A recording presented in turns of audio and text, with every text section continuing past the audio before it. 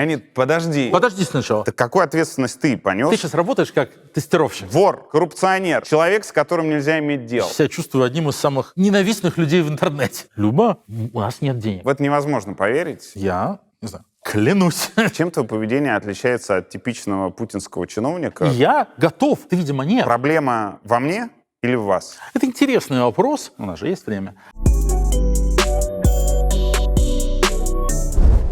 Перед тем, как начать смотреть, подпишитесь на наш телеграм-канал. Пока в России блокируют YouTube, так нам будет проще не терять связь. Все новые видео мы целиком выкладываем и в Телеграм. Вот адрес канала, в описании ссылка. Леонид, мы начали договариваться с тобой об интервью еще в октябре, но никак не могли наложить календари друг на друга. У меня за время, что мы договаривались, сложилось впечатление, что ты в топ самых занятых гостей за 8 лет существования в Дудя. У тебя бывало по 1,5 свободных дня в месяц. Чем ты занимался все это время? Работу работал.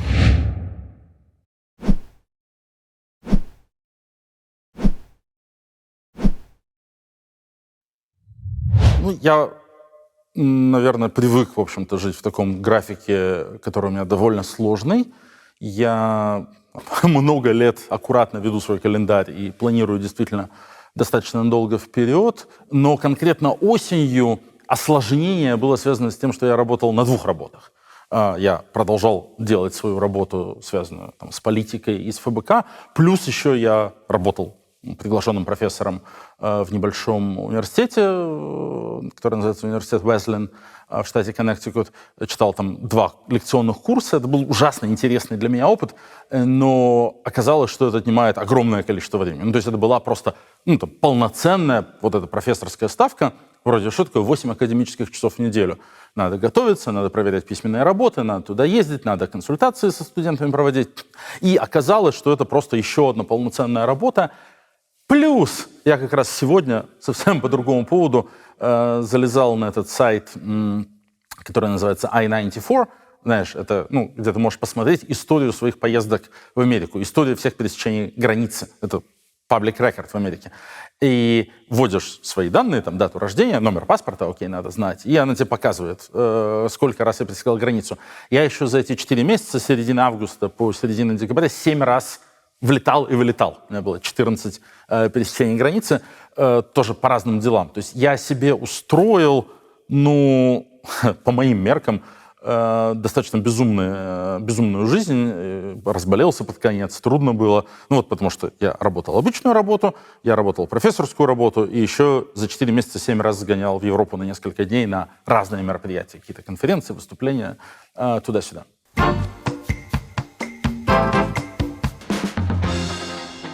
Важная новость.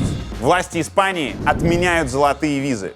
И текущая программа ВНЖ-инвестора будет действовать только до 3 апреля 2025 года. Если вы рассматривали получение испанских документов, но еще не приняли решение, ближайшие недели последние, чтобы запустить все процессы и успеть до закрытия программы. А пока напомню, как это работает. ВНЖ-инвестора выдается при покупке жилой или коммерческой недвижимости общей стоимостью от 500 тысяч евро. Он оформляется сразу на 3 года с возможностью продления еще на 5 лет. Важно! Это правило распространяется на все заявки, которые будут поданы до 3 апреля включительно, и вы сможете продлить ВНЖ на тех же условиях, что и в момент действия программы. ВНЖ выдается на всю семью, по нему не надо проводить определенное количество времени в Испании и становиться ее налоговым резидентом. С этим ВНЖ можно без ограничений открывать счета в местных банках. ВНЖ инвестора дает право на работу и ведение бизнеса в Испании. Помочь с покупкой недвижимости и оформлением ВНЖ могут в Estate Барселона. При переезде агентство решает 2 главных вопроса: где жить и на что жить. Если вам нравится Барселона и вы мечтаете сюда переехать, в каталоге Estate Барселона большой выбор объектов в разных районах города. А если вы ищете недвижимость у моря, с помощью агентства можно найти подходящий вариант в самых популярных прибрежных районах: Коста-Брава, Коста-дель-Маресме, Коста-Дорадо и Коста-Гарав. На протяжении сделки специалисты Estate Барселона будут сопровождать вас на всех этапах, вплоть до подписания документов у нотариуса. А после оформления документов, в случае переезда семьи, вам помогут со всеми бытовыми вопросами, включая помощь в организации ремонта и подбор школы для детей. Estate Barcelona работает не только с жилой, но и коммерческой недвижимостью в двух крупнейших городах Испании – Барселоне и Мадриде. В большинстве помещений, которые выставлены на продажу, уже есть работающий бизнес, с которого вы будете получать гарантированный пассивный доход. Пассивный в прямом смысле. В Estate Barcelona закрывают все вопросы с постпродажным управлением. От общения с действующим арендатором до контроля всех оплат и отчетов. А еще у агентства большая экспертиза в испанском налогообложении, поэтому вам помогут легально оптимизировать налоговые выплаты по сделке и при дальнейшей коммерческой деятельности. Если вы хотите успеть инвестировать в коммерческую или жилую недвижимость в Испании с доходностью до 10% в год в евро и получить золотую визу для всей семьи, переходите по этому QR-коду или связывайтесь с Estate Barcelona в WhatsApp по ссылке в описании. В агентстве помогают заключать сделки за 2 недели, включая подачу на ВНЖ. А по этому промокоду ВНЖ на заявителя будет оформлен бесплатно. Вперед и удачи!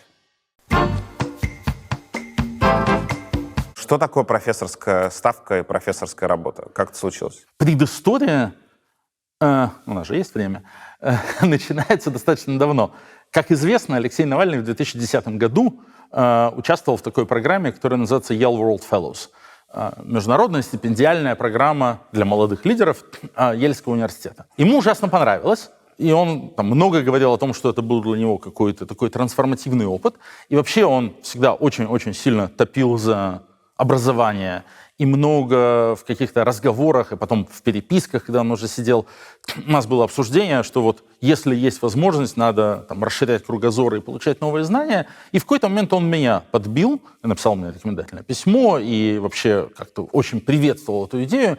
И я туда смог отобраться в 2018 году. И тоже мне это очень понравилось, и тоже для меня было очень важно. Я провел там осенний семестр в 2018 году. Теперь в 2022 году мы с женой были на 20-летие этой программы. Там съехались все выпускники последних 20 лет, какие-то были праздничные мероприятия. Был очень трогательный момент, когда они поставили пустой стул для 3 выпускников программы политзаключенных. Это был Алексей Навальный, Феликс Мародиага из Никарагуа, оппозиционер, и Хакан Алтынай из Турции. И что интересно, в течение последующих 1,5 лет все они перестали быть заключенными, только Алексея убили, а Мародиагу и Алтыная отпустили, соответственно, Ортега и Эрдоган. И мы ходили с Аней вот по этому Нью-Хейвену, очень красивому городку, в котором находится кампус Еля, и мы такие обсуждали, типа, вот, мы здесь были 4 года назад, какие мы были молодые и глупые, как мы не понимали, какие возможности эта программа дает. Если бы сейчас с нашим каким-то жизненным опытом мы сюда приехали, мы бы там больше всего успели сделать. И такие, жалко этот опыт не повторить. Я говорю, тут у меня вдруг была такая мысль, вообще повторить? Они говорят, в смысле? Я говорю, ты можешь податься и попробовать пройти? Она говорит, да что ты? Я говорю, давай, ты сможешь, я в тебя верю. Я и правда верю, жена у меня очень умная и классная, и замечательная. И она подала на 23-й год, ее не взяли. Там огромный конкурс на 16 мест, около 4000 заявок. Потом мы еще раз с ней поговорили, и я говорю, давай еще раз. И она подала еще раз, там написала какие-то эссе, записала какое-то видео, мотивационное письмо. И потом март 2024 года, через реально типа неделю после того, как на меня напали, я еще ходить не могу, я лежу, там она мне каждый вечер там перевязывает ногу, руку, я там весь в каких-то синяках страшных. И тут ей звонок, типа, Анна, это вот мы звоним из этой программы Yale World Fellows, не хотите ли вы принять, значит, наше предложение и к нам приехать? Мы все понимаем, у вас сложная ситуация, там на Леонида напали, мы следим, вы, может быть, и не сможете, но если бы вы смогли, было бы классно. То есть она прошла, ее взяли. Но по сравнению с 2018 годом для нас ситуация, как для семьи, все довольно сильно изменилось. В 2018 году у нас был 1 ребенок, и Ель давал просто маленькую квартиру, совсем крохотную, в которой мы прекрасно жили. А сейчас 3 детей. Семья успела сильно подрасти. И мы понимаем, что в ту квартиру, в которой мы тогда жили в 2018 году, они ее снова предлагают, мы просто не помещаемся, нам надо больше спален. Я спрашиваю, ребята, а если вы можете нам снять что-то побольше? Они говорят, нет, только сами. Я всю эту логическую цепочку рассказываю, чтобы восстановить, как так получилось. И я понимаю, нам надо снимать дом. Это стоит очень дорого. Сколько? Ну, типа мы платили 3500 в месяц за очень маленький домик. Надо заработать каких-то денег. Там вся стипендия 5000. Ну, то есть как бы там приехать и потратить всю эту стипендию просто на съем дома, ну, как-то обидно. 5000 на все 4 месяца или на каждый? На каждый месяц.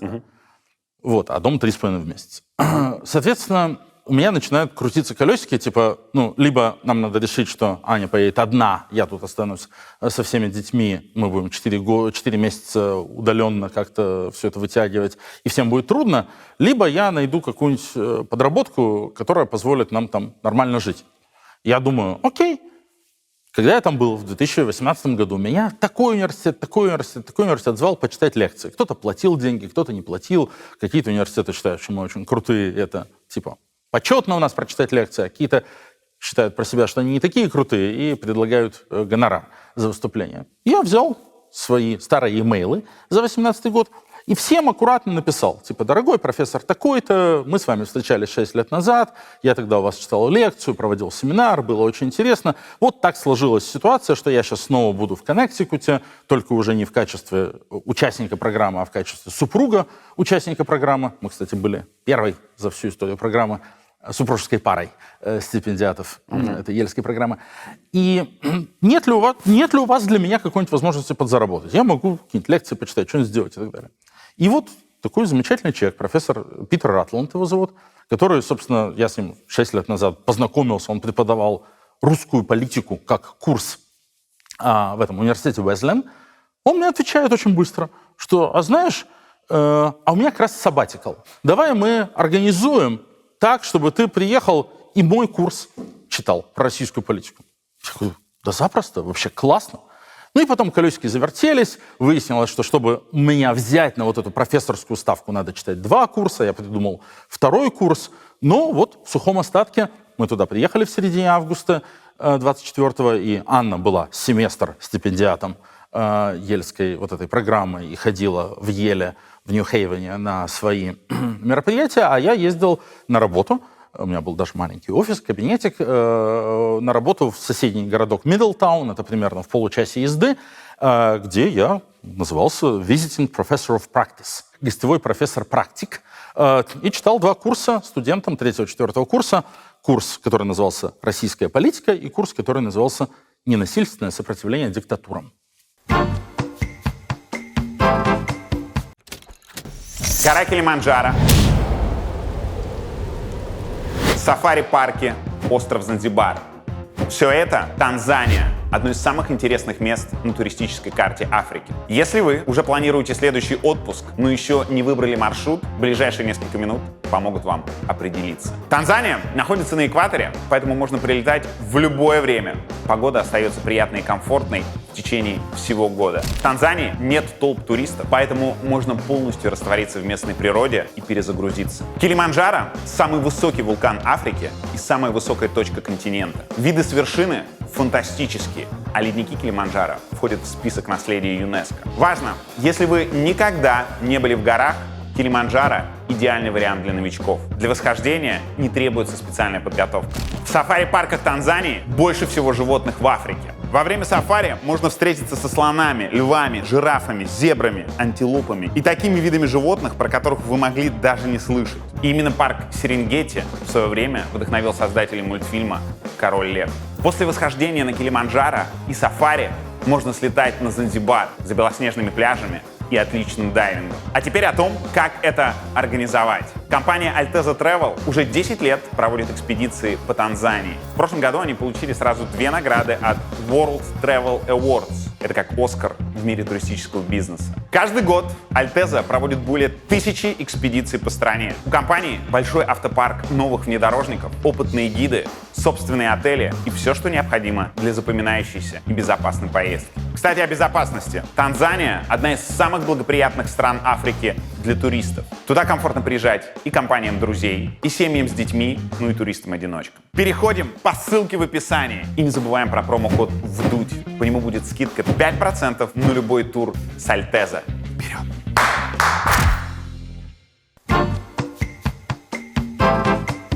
Весной 23 года разразился скандал, когда стало известно, что ты тайком от соратников вписался за Фридмана и других бизнесменов Альфа-групп с тем, чтобы с них сняли санкции. Ты очень подробно про свою мотивацию, почему ты решил так сделать и почему это произошло, говорил на интервью Ири Шихман. По ссылке в описании оно будет, можно будет посмотреть. Поскольку там было очень подробно, я не хотел бы на этом останавливаться. Я хотел бы остановиться на другом и задать несколько вопросов на этот счет. Ты тогда признал ошибку и сказал: я принял решение взять паузу в своей публичной общественной политической деятельности в качестве сопредседателя правления фонда ACV International. В скором времени мы соберемся с коллегами, и они будут принимать решения о том, как они видят в себе возможные форматы нашей совместной работы. И видят ли. Сколько продолжалась эта пауза? Во-первых, не сопредседателя, а председателя. Вот когда у нас был этот ACF, я был председатель правления. Я ушел действительно с этой позиции немедленно. Ее сейчас занимает, собственно, Мария Певчих. Она у нас председатель правления. Пауза продолжалась, наверное, недели 3. В течение которых мы действительно решали, как вообще дальше строить работу. Плюс была существенная задержка по времени, потому что была тогда еще возможность переписываться с Алексеем, но письма ходили медленно, долго, через цензуру, ну и так далее, все особенности тюремной почты. И, конечно, было очень важно понять его позицию, его мнение. И если ты помнишь, или если зрители помнят, то потом Навальный опубликовал такое обращение ко мне, /анализ всей этой ситуации, сказал, что, я уж не помню дословно, там довольно длинный текст он написал, в котором меня поругал, похвалил, поругал за то, что я это сделал, похвалил за признание ошибок и принятие ответственности, и отметил, что это вообще довольно редкая штука, что случается, и сказал, что он хотел бы, чтобы я продолжал работу в команде, и чтобы мы с коллегами определили и придумали, как она дальше будет строиться. И то, что мы определили и придумали, это то, что я перестал иметь какие-либо отношения к вот этой всей нашей санкционной и околосанкционной деятельности, ну, просто потому что это было бы... Ну, дальше это всегда воспринималось бы какими-то мыслями и подозрениями, что я тут опять что-то там намутить пытаюсь. Смотри, то есть у нас была группа по санкционным спискам, в которой я входил, я из нее вышел, то есть я перестал участвовать в принятии решения о том, кого мы предлагаем включить в санкционные списки или исключить. И у нас была часть работы, моей работы, которая была связана с тем, что я, собственно, ездил, встречался с разными там западными лидерами и политиками и как-то вот там лоббировал включение людей под санкции и лоббировал создание механизмов для исключения людей из-под санкций, потому что мне и тогда казалось, и сейчас кажется, что это важно. Мне кажется, что европейская санкционная политика в плане персональных санкций там сильно не удалась, потому что они вообще не предусмотрели никакого механизма выхода. Да, об этом отдельно поговорим. Вот этим я перестал заниматься. Так. То есть полностью вот этот там кусок работы перешел Маше. И ты сосредоточился на российских проектах. Да, ты это много раз говорил. Смотри, Алексей Навальный в том же письме пишет, он говорит о правилах, которые... которых хотелось бы иметь, видеть в политике, в том числе придерживаться самим. И он пишет: одним из таких правил, по нашему мнению, должна быть ответственность руководителей за принимаемые решения, включая ее важнейший и, увы, практически отсутствующий в России вид — добровольную ответственность. Так какую ответственность ты понес за ту ошибку? У меня изменилось мое положение в организации. И формальная надпись на визитке. Я, кстати, перестал быть председателем правления фонда международного. И фактическое распределение задач довольно существенно поменялось. Не прямо вот кардинально, но довольно существенно. И надо сказать, что, давай честно, в плане политической такой ответственности я получил по полной программе и от сторонников и от противников. Мне это припоминают, еще 2 года прошло. Это репутационная ответственность. Припоминают. Подожди, тоже... это репутационная ответственность. Да. Но подожди, а в чем ответ? Вот ты говоришь, что надпись на визитке — это первая ответственность, а вторая, что у тебя изменился какой-то инструментарий политический. Ты как оставался в лидерах ФБК, так и остаешься. Это правда? Триумвират, Певчик, Жданов, Волков. Как было до, так и осталось после. Ну, как? Ну, и со стороны выглядит, что никакой ответственности нет, кроме надписи на визитке. Ну, не только надписи на визитке, кроме конкретных задач, которые с этой надписью на визитке были связаны, которые мне нравилось делать, которые, ну, там, типа, давали статус. Я в этом качестве встречался там с Борреллом, с министром иностранных дел Европейского Союза. Ну, вот, как бы, грубо говоря, после этого там, меня на такие встречи не берут, грубо говоря. Это было достаточно неприятно и достаточно болезненно. При этом, да, у нас было там большое внутреннее разбирательство. Хотим ли мы и можем ли мы там сохранить вот эту штуку, связанную там с триумвиратом. Кризис доверия, конечно. Претензии от коллег, связанные с тем, что, реально, ты подписал, нам не сказал. Как так вообще можно? Как мы тебе можем дальше доверять? Я там извинялся, давал некие гарантии, объяснял. Мы думали над созданием механизмов, которые позволят гарантировать, что в будущем такого не будет. Ну, включая чисто технические вещи, типа там сквозной нумерации бланков писем, чтобы не могло ниоткуда появиться не только мной, а кем угодно подписанное письмо ФБК. Чисто технические, такие бюрократические вещи делали. Ну и тоже какие-то сущностные, принципиальные. Ну, то есть вот, не знаю, наверное, сторонний наблюдатель какой-то может сказать, Волков не понес достаточной ответственности. Да никакой. Я так не чувствую. Смотри, Леонид, подожди секундочку. Сейчас позанудствую. Ага. Но смотри, история, что было? Леонид Волков, топ-менеджер организации ФБК. Давай для удобства так ее называть, поскольку это так понятней. ФБК. Случился косяк, случился скандал.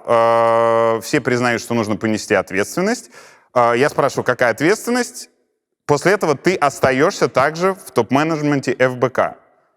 И со стороны это выглядит как так, что никакой ответственности нет. У организации ФБК было много разных важных проектов. Одним из проектов был вот этот вот, то, что мы назвали ACF, как бы наше международное юрлицо, международное направление деятельности. Тут еще надо добавить контекста, что мы придумывали вообще всю эту штуку, связанную с ACF. У нас была ацетроцессия осенью 2021 года. Мы думали, что мы будем делать в 2022, и мы придумали, что нам надо там развивать международное политическое направление, лоббировать санкции и бла-бла-бла и так далее. Потом война началась, полномасштабное вторжение 24 февраля, и довольно сильно смешало карты, и на самом деле по этому самому ACF мы не сделали много из того, что планировали. Но вообще-то это была довольно амбициозная штука. Как бы сделать, вырастить из ФБК, из ведущей, типа российской международной антикоррупционной организации, вырастить ведущую международную антикоррупционную организацию, и я должен был всю эту штуку возглавлять. После 24 февраля работа ICF в основном свелась к санкционным спискам, потому что нам показалось, что это сейчас самое важное, что мы можем сделать, вложить наше знание, понимание того, как устроена путинская элита, в то, чтобы персональные санкции были правильными и эффективными. И я реально ездил весь 22 год как угорелый, занимаясь этим самым санкционным лоббизмом. И то, что произошло после так называемого Фридман-гейта, я утратил руководство этим проектом. Я перестал руководить этим проектом. И когда в будущем этот проект, я все-таки надеюсь, после войны, когда-то еще снова станет таким амбициозным, каким мы его планировали осенью 2021 года, видимо, я не буду уже иметь к нему отношения. Это, еще раз, можно обсуждать, серьезная это санкция или нет, в моей системе координат, да, достаточно серьезно. И коллеги с этим согласились. Чем твое поведение отличается от типичного путинского чиновника, который был дискредитирован, отсиделся чуточку в сторонке, снова вернулся на похожую должность с абсолютно тем же уровнем влияния? Во-первых, я по факту не согласен про абсолютно тот же уровень влияния. Я постарался достаточно подробно объяснить, что изменилось. Ключевые политические решения ВБК принимаешь ты? Ключевые политические решения принимаем мы втроем. То есть так же, как и было до? Так же, как это было до. как все изменилось после 16 февраля 2024 года. До этого ключевые политические решения обсуждали мы и согласовывали с Алексеем. Сейчас обсуждаем мы, согласовываем с Юлей. Вот это еще очень важный фактор, который, конечно, поменялся. Это не изменилось в отношении тех проектов, которые делает ФБК, многих не изменилось. Круг проектов, по которым у меня есть право голоса, по которым я участвую в обсуждении, он сократился. Достаточно существенно. Второе, чем это отличается, как ты говоришь, от путинского чиновника, собственно, тем, что я публично признал ошибку и дал про это множество интервью, и, в общем-то, не стесняюсь про это разговаривать, объяснял свою мотивацию, объяснял, почему я эту ошибку сделал, и потому что мы, как организация, по крайней мере, попробовали, в общем-то, создали инструменты и механизмы, необходимые для того, чтобы такая ошибка в будущем не происходила. Это тоже важно. Понимаешь ли ты, что для людей со стороны тогда заявление твое и даже комментарий Алексея выглядел так, что твоя ответственность за это уход из ФБК? Есть такие люди, которые это так поняли, которые, может быть, поверхностно читали, в том числе не понимали разницу между ФБК и вот этим вот нашим международным проектом, вот этим так называемым ACF International. Безусловно, есть люди, которым мы не смогли понятно это объяснить, но как раз ответный текст Алексея, где он говорит, опять же, я сейчас уже не могу близко к тексту процитировать, но Леонид сам выберет, чем себе заниматься дальше внутри ФБК, он, по-моему, совершенно однозначно читается. Я вижу даже под своими видео или под эфирами вот уже 2 года достаточно однотипные комментарии. А что ты вообще Волков делает на популярной политике? Он же от вас уходил. И иногда это пишут боты, иногда это пишут живые люди, с которыми мы недостаточно хорошо скоммуницировали тогда весной 23 года.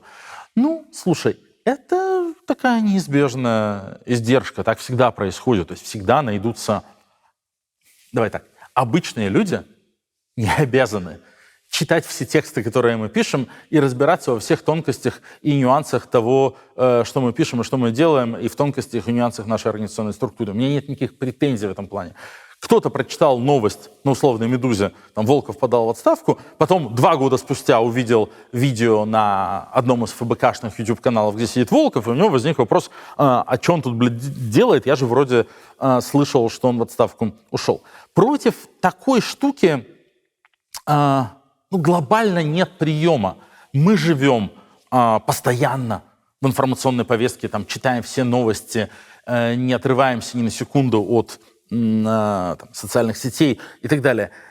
Это не так с подавляющим большинством людей, даже которые следят, симпатизируют и так далее. Поэтому да, и это тоже проблематичное следствие любых косяков, потому что часто косяк запоминается, а реакции и последующие действия уже не запоминаются, потому что выпадают из фокуса внимания. Кажется, есть прием. Поступить более благородно и уйти. Не кажется ли тебе, что если бы ты тогда ушел, то, учитывая вот этот кризис доверия, первый кризис доверия, который тогда случился, и то, что ты сам его увидишь, потому что под каждым твоим видео есть вопросы относительно того, почему ты еще вещаешь в популярной политике. Не кажется ли тебе, что если бы ты тогда ушел, то для ФБК и для себя ты сделал бы гораздо больше хорошего? Это... для себя-то точно я сделал бы, наверное, больше хорошего. У меня было бы куча свободного времени, и я мог бы чем-то позаниматься, какие-нибудь деньги позарабатывать. Но для ФБК, во-первых, есть и была позиция Алексея, который этого не хотел. И который это считал... не ясно из его письма. Окей, из его письма ясно, что Леонид, он максимально тепло о тебе говорит, но он произносит, давайте зачитаю, чтобы это было точнее. На чем сосредоточит работу Леонид, решит он сам. Мы не государственная организация с должностями и постами. У нас есть формальная структура, ACF, ключевая из них, но в целом мы политическое движение, добровольная группа единомышленников. И терминология Кремля, экстремистское сообщество, и в нем всегда найдется место для выдающегося политического менеджера, каким Леонид неоднократно проявлял себя. Ты знаешь, я когда читал это 2 года назад, мне казалось это таким, знаешь, это легко интерпретировать, как то, что на чем сосредоточит работу не обязательно в ФБК Леонид, решит он сам. Оставляясь частью этой группы единомышленников или экстремистского сообщества. Да, Смотри. Это непонятно. Подожди секундочку. Слушай. И более того, и в нем всегда найдется место для выдающегося политического менеджера, каким Леонид неоднократно себя проявлял. Это тоже легко интерпретировать, что когда-нибудь снова наши пути пересекутся. Понятно, что мы обсуждали это с ним и в нашей частной переписке. И переписка там была примерно такая. Говорит: Леонид, я тебя поздравляю. У тебя, в стиле Алексея очень сильно, тебе не надо сейчас будет ездить по всем этим встречам с сенаторами, конгрессменами и министрами, у тебя освободилась куча времени, поэтому подумай над тем, чтобы позаниматься этим. У Алексея было всегда там очень много проектов. Например, в частности, он очень много думал, и мы с ним очень много обсуждали вот эту агитмашину, попытку организовать инфраструктуру для звонков, агитационных звонков из-за границы россиянам, для переубеждения россиян по телефону. И он очень хотел, чтобы мы это делали, ни у кого не доходили руки. Он такой: вот сейчас у тебя, значит, будет время, ты перестанешь этим всем заниматься, всей этой условно дипломатической работой, иди позанимайся этим. То есть, это было достаточно понятно, что он хочет, чтобы я остался. Я, безусловно, все мы делаем ошибки, но я, конечно, остался частью коллектива единомышленников. И я также понимал ответственность, которая лежит, которая связана с тем, что, да, на меня завязаны достаточно существенные процессы, связанные с тем, чтобы ФБК функционировал. Связанные и с фандрайзингом, и с организационной работой, и с придумыванием каких-то политических проектов. И я, безусловно, думал тогда о том, что надо уходить совсем. И, безусловно, при этом понимал, что это будет тоже очень большим по ФБК ударом. И выруливать будет из этой всей ситуации очень-очень трудно. Окей, история не терпит сослагательного наклонения. Да? Мы не знаем. Если бы я тогда реально совсем ушел, может быть, реально сейчас ФБК бы просто жил и процветал гораздо лучше без вот этой истории в бэкграунде, а те задачи, которые я решал, как-то бы перераспределились и делались. Но я видел и вижу, давай я так сформулирую, большую ценность вот в этой системе сдержек и противовесов, которую Алексей придумал и построил, которая завязана, на меня, Ивана и Марию. Мы ужасно разные люди. Мы очень много проводим времени реально в спорах и ругаемся. Мы разные по темпераменту, по взглядах и так далее. И то, что Алексей смог придумать вот эту конфигурацию, и она 4 года вот уже работает, да, с января 2021 года, и мы не разбежались, не развалили, мы смогли ФБК как организацию сохранить, показывает, что в этой структуре, в этой системе сдержек и противовесов 3 разных людей, которые как-то себя балансируют, в ней есть достаточно большая ценность. И тогда, в марте 2023 года, в очень трудные и грустные дни моей жизни, мне было понятно, и Алексей про это писал нам, что ему кажется важным эту структуру сохранить. При этом мне не кажется, что меня вообще нельзя заменить, или что я какой-то незаменимый.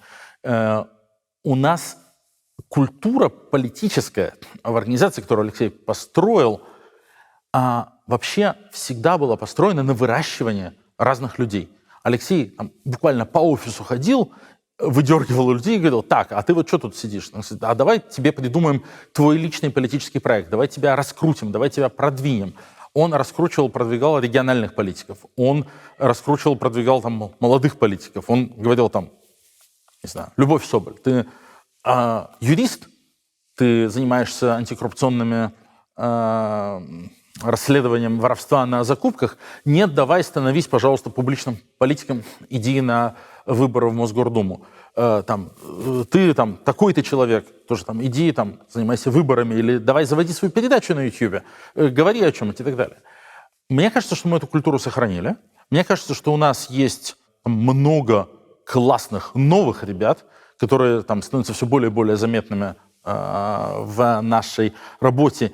и у нас есть цель и понимание, что мы хотим, чтобы они принимали больше и больше участия в принятии решений, потому что, да, безусловно, нам нужна какая-то сменяемость, и вот эта система, она, не навсегда. Но сейчас она пока так работает. Ну, ты вообще как Путин сейчас заговорил. Раз система регенерирует новые кадры, почему тогда было не уйти? Еще раз. Потому что в том моменте весной 23 года, в конце концов, Алексей принял такое решение, что не надо. И мы с коллегами решили, что мы вытащим все это дальше в такой конфигурации. Правы мы были или нет, не знаю, вечность рассудит. Но слушай, еще раз, мне кажется, что с весны 23 года, если вспомнить все, что ФБК сумел сделать, мы немало классных штук успели сделать, и я был частью многих из этих штук, которыми я могу гордиться. Вы с 2021 года не публикуете бюджет ФБК. Почему? Мы в 2021 году, как ты знаешь, были признаны экстремистской организацией в России. Любое сотрудничество с нами – это уголовная статья. Любой донат нам – это уголовная статья из России для граждан России. Есть дела, возбуждаются уголовные дела в отношении людей, которые нам донатили, в том числе ретроспективно, в том числе в отношении людей, которые нам донатили, когда это было совершенно легально и так далее. Есть история человека, который донатил нам из-за границы, потом приехал в Россию, у него нашли эти переводы и посадили. Маляревский его фамилия, ужасная история. И в связи с этим все, что связано с нашим финансированием, с нашими деньгами, с 2021 года, это такая серьезная очень зона уязвимости. То есть мы понимаем, что через атаку на нашу финансовую инфраструктуру, которая очень неустойчивая, надо честно это сказать, мы с трудом собираем деньги и с трудом все эти годы организуем и тащим финансирование нашей структуры. Через атаку на нашу финансовую инфраструктуру нас можно сделать очень сильно слабее, и публикуя полностью всю нашу отчетность, мы покажем нашим оппонентам, так сказать, как нас раздолбать, какие у нас основные источники денег, какие у нас каналы, какие у нас маршруты, и, может быть, мы себя ослабим. Мы имели эту дискуссию в очередной раз буквально 2 недели назад. У нас было такое стратегическое планирование на 25-й год, и мы видим, мы видим, что есть эта критика. Почему ФБК стал таким непрозрачным? Почему ФБК не показывает полностью всю свою финансовую отчетность? И мы даже это вынесли, мы так обычно не делаем, на общее собрание сотрудников. Мы реально устроили какой-то такой акт демократии, в хорошем смысле слова, разумеется. Пугающая усмешка была. Да, потому что это внутренняя шутка, извини, пожалуйста. Есть такая внутренняя шутка, что эффективная политическая организация должна быть очень, на самом деле, такой вертикально простроенной, потому что в политической организации всегда очень сильно важна проектная работа. Есть у тебя избирательная кампания, у тебя есть дата выборов, она через 2 месяца, есть ответственные зоны и так далее. Это просто известный факт всем, кто занимался выборами, что когда ты строишь штаб избирательной кампании, скажем, по принципам внутренней демократии и горизонтального safe space, то там все разваливается со страшной силой и ничего не работает. Поэтому А диктатура норм такая проектная? Такой, не диктатура, а... Поавторитарней? Менеджмент корпоративного стиля. Окей. То есть менеджмент, как вы вынесли на голосование. Так вот, поэтому мы обычно не делаем. Это у нас какая-то есть внутренняя шутка про то, что у нас вообще-то решения не принимаются демократическим способом. Но тут у нас реально была большая дискуссия, и мы решили спросить мнение у сотрудников, тоже как-то предъявили аргументы за большую публичность, против большей публичности. Вроде все согласились, что и так плохо, но все-таки хуже будет, если мы сейчас все полностью раскроем. Слушай, я приведу пример. было такое интервью Михаила Ходорковского Юлии Латыниной, в котором Ходорковский прямым текстом говорит, типа, я найду всех, кто ФБК дает деньги, и там, смогу их убедить ФБК денег не давать. Это довольно серьезная угроза. Слушай, я помню, как финансовый отчет, может, я что-то не то видел, это PDF-файл на несколько страничек в 2021 году, где просто общие расходы ФБК, если я ничего не путаю, 106 миллионов рублей они тогда были в 2021 году. И просто схема, где что на что ушло. Сколько сотрудников, сколько там юридические услуги, сколько техподдержка, там, кстати, цифра 0 стояла, сколько там на интернет и прочие дела. И все. Там нет никакого откуда поступило, от кого поступило и все остальное. Но так или иначе, это дает какое-то структурное понимание о том, сколько есть денег. Каким образом вот такая табличка, которая как сейчас здесь появится, она ей мешает признание экстремистской организации? Потому что возникают вопросы, откуда что берется и откуда эти деньги поступают. Они поступают из разных источников. Окей, слушай, давай я расскажу. Мы тратим почти 80% денег на зарплаты и налоги. То есть это с огромным отрывом самая большая статья расходов. В Литве высокие налоги. Большая часть сотрудников работает в офисе в Литве.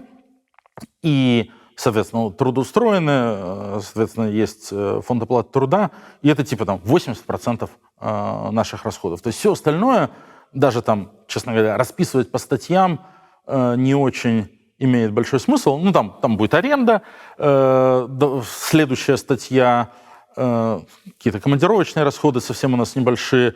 И, кстати, все, что связано с техподдержкой, потому что у нас довольно много всяких проектов, которые требуют аренды серверов. YouTube сжирает достаточно много денег в плане технологической инфраструктуры. 80% от какой суммы? Расходы в год? У нас общий годовой бюджет организации за 2024 год был примерно 6 миллионов евро. Михаил Ходорковский у нас на интервью говорил, что он на медиаимперию тратит точно меньше, чем ФБК. Он сказал, что они тратят между 2 и 5 миллионами евро в год, и это точно не 5. ФБК не тратит все свои деньги на медиаимперию, да? То есть наши медийные проекты, все, что связано с YouTube, это заметная и важная часть нашей работы. Но я бы сказал, что это примерно около 40%, наверное, наших сотрудников, соответственно, 40% нашего фонда оплаты труда и так далее. А 60 остальных? Слушай, у нас есть юристы, у нас есть социологи, у нас есть политический проект, у нас есть IT-отдел, у нас есть куча всего, SMM, дизайн, отдел расследований, конечно же, разумеется, все равно самое... Все это звучит как медиа тоже. Ядерная часть. Нет, почему это медиа? Слушай... Социологии, может быть, нет, но... А что там? А санкционный список, а черный блокнот? Это медиа, что ли? Окей, наверное, в широком смысле да, но если брать конкретно YouTube-каналы, наши 3 больших YouTube-канала, это, наверное, да, 40%. И... Знаешь, в чем большое отличие между нами и Михаилом Ходорковским? Его почему-то очень сильно волнует, сколько каких денег у ФБК и на что ФБК их тратит. Он не в первый, не второй раз много про это говорит. А нас это совершенно не волнует. Мы не занимаемся расследованиями в адрес Михаила Ходорковского. Нас не интересует, как он финансирует свои медиапроекты или любые свои другие проекты. Пока его друзья и соратники за нами не шпионят и не бьют нас молотками, у нас вообще нет к нему никаких вопросов. Все-таки мы пытаемся оставаться сконцентрированными максимально на России, на Путине и на том, что мы можем сделать, чтобы скорее закончился путинизм и война. И в этой ситуации... ты процитировал, я до этого процитировал интервью Латыниной. Тот факт, что, очевидно, Михаил Ходорковский существенную часть своих мыслей уделяет тому, чтобы разобраться в том, какой у ФБК бюджет и на что ФБК тратит свои деньги, это мысль, эта штука показывает, как у него расставлены приоритеты, давай я так сформулирую. А у ФБК нет фиксации на Ходорковском? Нет. Ну окей, мы чуть позже про это поговорим. Я проверим, нет или есть. На что живешь ты и твоя семья? Я и моя семья живу на деньги из разных источников. У меня есть небольшая зарплата в ФБК. Когда я стал... Ты можешь сказать, какая? У нас вообще сотрудники подписывают NDA. Окей. Если не можешь... И не разглашают зарплаты. Я сейчас объясню. Я когда начал работать с Алексеем full-time, это было в марте 2015 года, после убийства Бориса Немцова. Я до этого, у меня была работа в IT-сфере, и плюс я очень много волонтерил в ФБК, но после того, как убили Немцова, я как-то понял, что невозможно дальше сидеть на этих двух стульях, что мне надо определяться, делать выбор. Я пришел к Алексею и сказал: окей, я готов работать типа full-time, только в ФБК. Он сказал: мы тебе не можем платить зарплату, как сказать, по рынку. Тебе будет на что жить? Я сказал: я решу этот вопрос. И с 2015 до 2019 я в ФБК не получал ни копейки, никогда.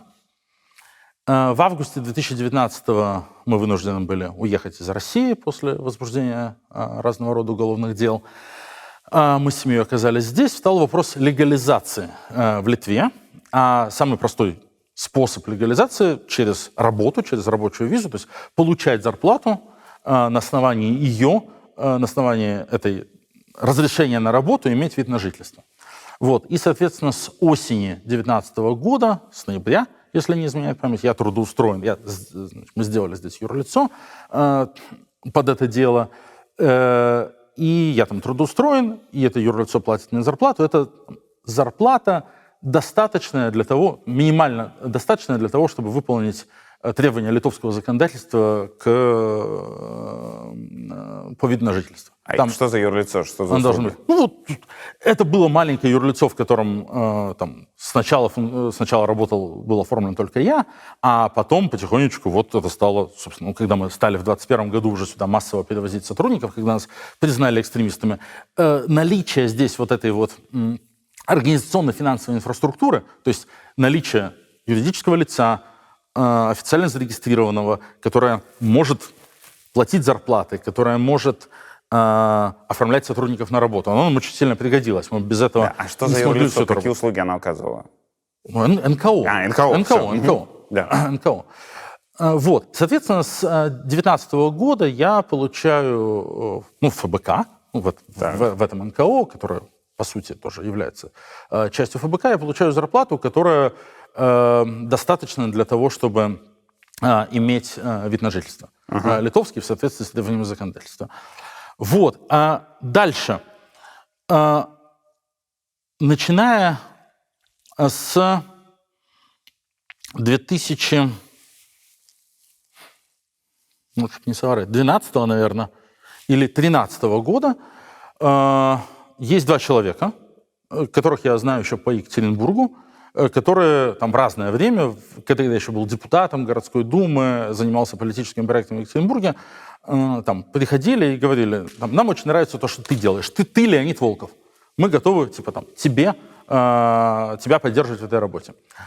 Вот. И когда в 2015 году я принял решение, что я ухожу со своей обычной работы в IT-компании, то я пошел к этим людям и говорю: вот так и так. У меня стоит такая передо мной дилемма, или такая у меня есть идея, что я хочу полностью посвятить себя вот этой вот работе в некоммерческой организации, где у меня не будет никакой нормальной зарплаты, и вообще никакой зарплаты поначалу не будет. Мне надо на что-то жить, у меня семья, у меня алименты, у меня первая жена, дети от первого брака, все дела.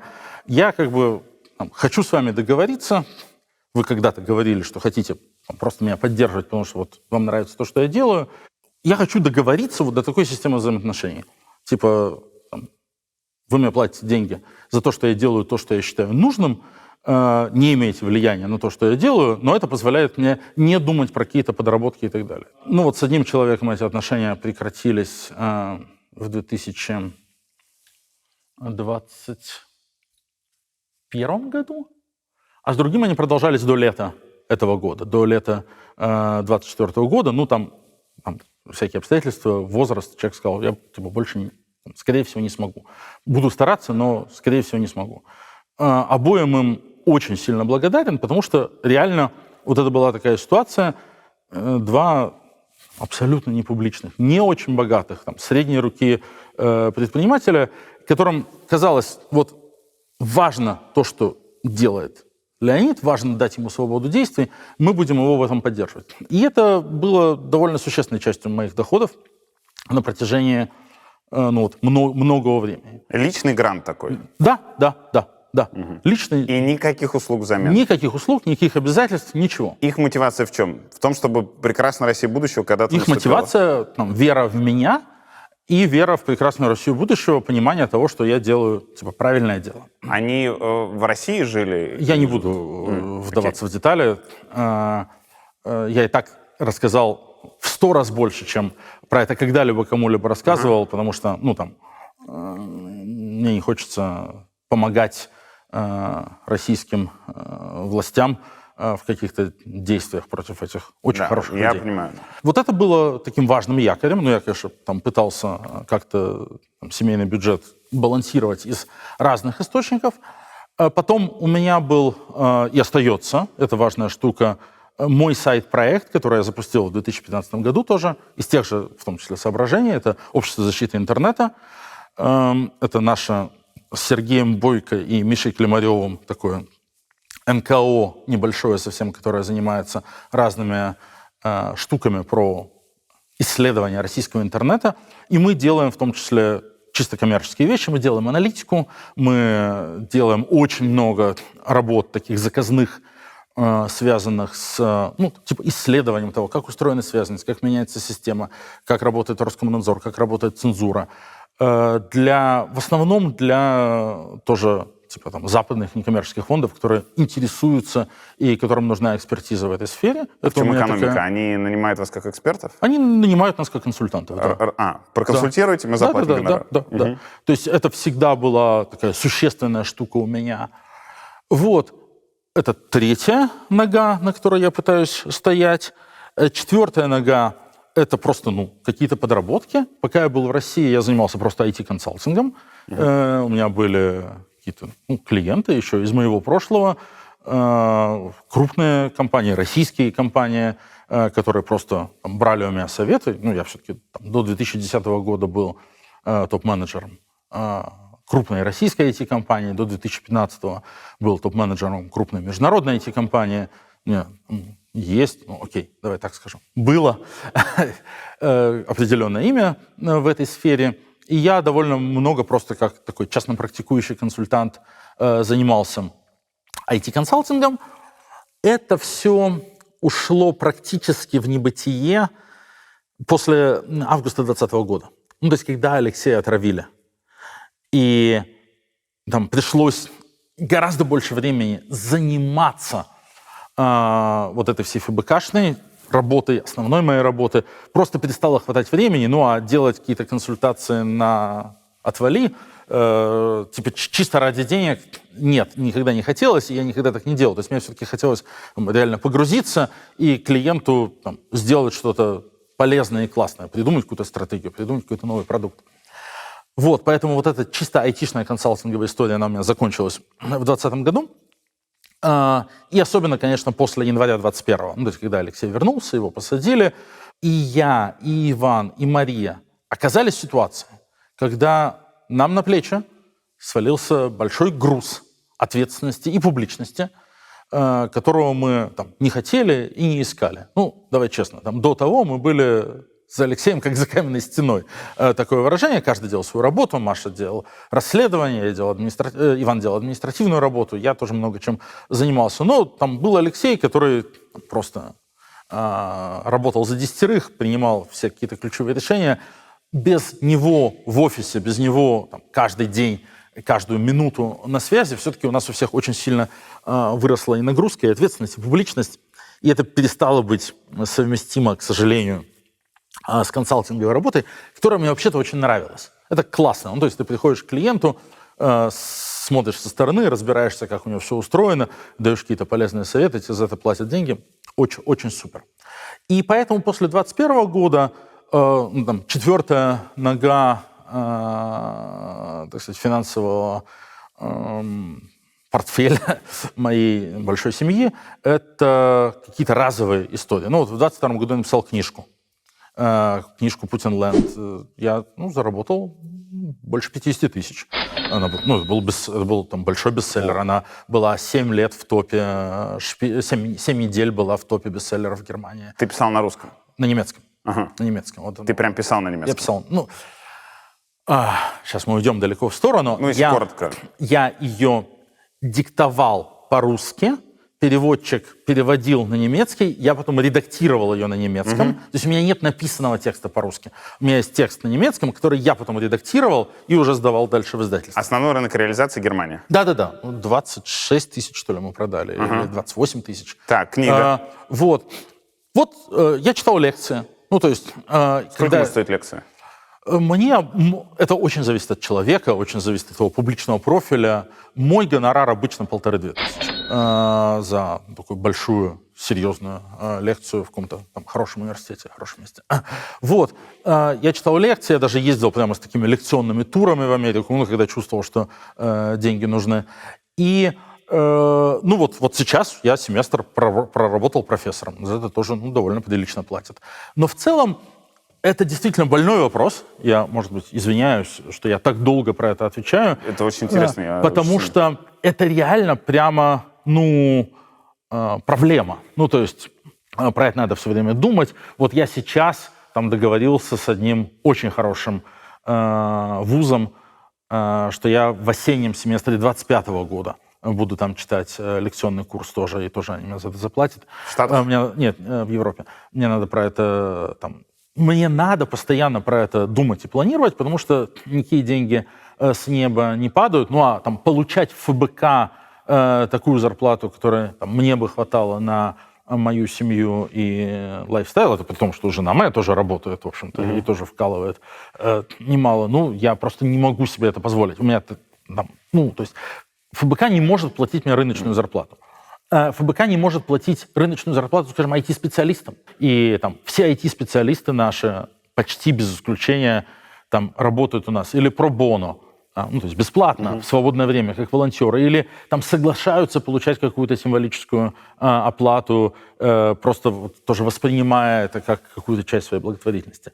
И у меня тоже есть такая задача, чтобы ФБК не был моим единственным источником доходов, что-то придумывать, как-то крутиться и вертеться. Слушай, голова есть на плечах вроде, что-то я понимаю, что-то умею, пытаюсь сделать. И у меня есть, конечно, заначка какая-то. Я все-таки в свое время был достаточно состоятельным человеком, но я ее реально пытаюсь не трогать. То есть мне очень важно, чтобы если со мной что-то случится, чтобы было то есть у меня отложены деньги на образование детей, грубо говоря. И в них я стараюсь не залезать ни при каких обстоятельствах. Константин Эггерт несколько месяцев назад брал интервью у Ивана Жданова и сказал, что район, где находится дом, в котором ты живешь, это Вильнюсская Рублевка. Дальше пошло обсуждение, что Евгений Чеваркин сказал, что, насколько я знаю, Волков купил его на стадии котлована. Ты сказал, что ты дом снимаешь, а не купил. Как на самом деле? Когда мы приехали в Литву в 2019 году, перед нами стал вопрос о том, чтобы снимать жилье. Мы долго думали, выбирали между квартирой в центре или домом на окраине, и нам не очень хотелось дом, потому что, ездить все время за рулем, но в какой-то момент мы решили, что окей, нам надо больше места, больше воздуха, мы хотим дом. Мы в ковид ужасно были этому рады, потому что жили реально в лесу, выходишь за околицу, и просто можно погулять, а так в квартире бы сидели. В Литве был очень жесткий локдаун в 2020 году.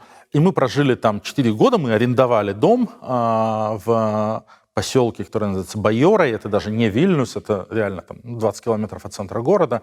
Ночью он был хороший и совсем недорогой. Он стоил дешевле, чем аренда квартиры. А 1,5 года назад мы переехали в район более престижный, это правда. По одной простой причине: сын пошел в школу, и нам его было час возить. По вильнюсским меркам это очень много. Оттуда, где мы жили, поэтому мы стали искать, где поближе. Действительно, мы сейчас платим больше.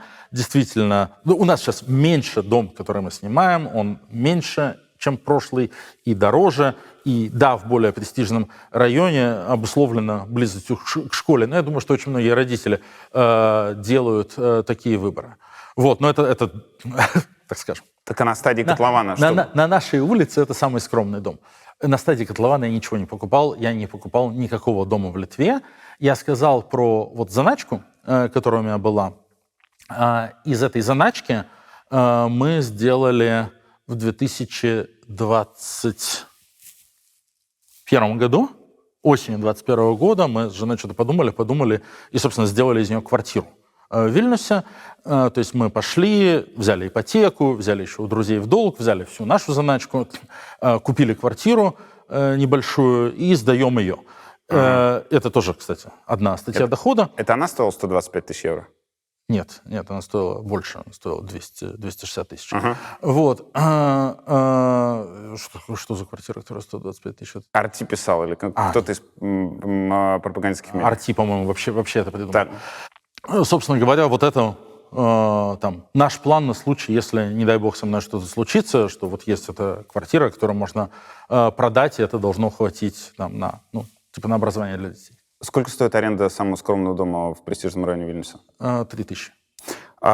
Еще про недвижимость, кажется, последнее. Ты когда в Люксембурге работал, ты рассказывал в интервью, что купил там дом, потому что в ипотеку было взять в ипотеку дешевле, чем снимать. Что стало с этим домом?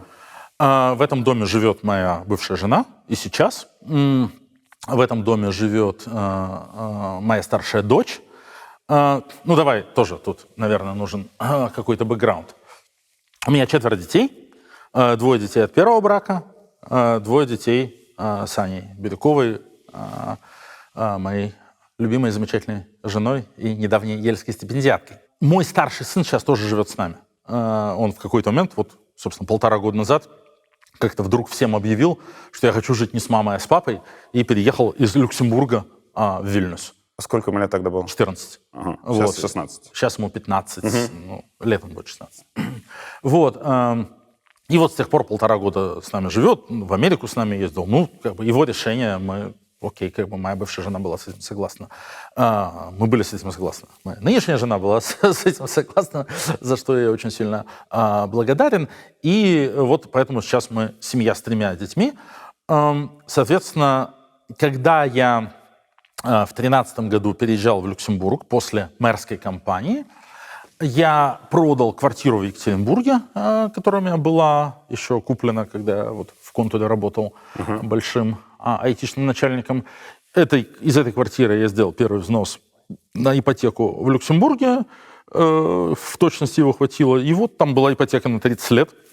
Она так и продолжает выплачиваться. Это часть моих элементов. То есть этот дом, он принадлежит моей бывшей жене, но наша договоренность в том числе заключается в том, что я помогаю выплачивать эту ипотеку. Как сын объяснил, что он захотел в разгар тинейджерства переехать к тебе? Ты знаешь, душа подростка потемки.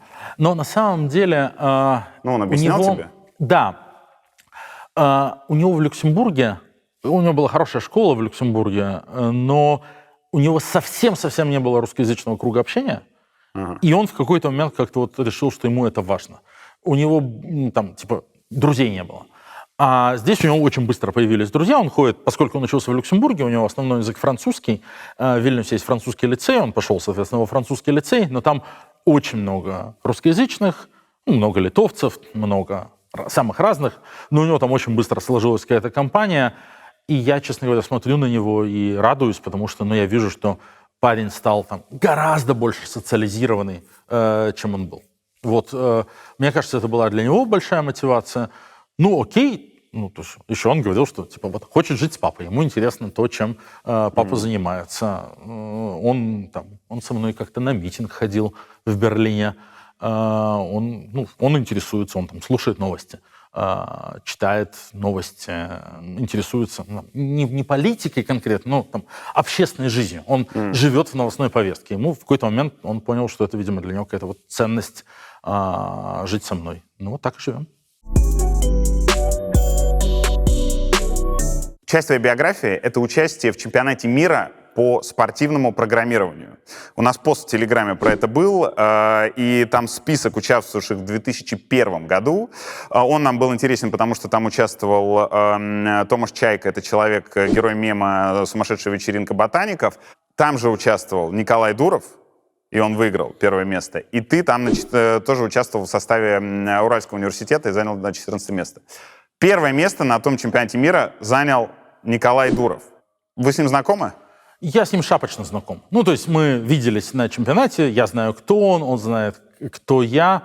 Мы один раз с ним переписывались году в 2015 или 2016, может быть, когда еще можно было делать какие-то штуки на платформе ВКонтакте.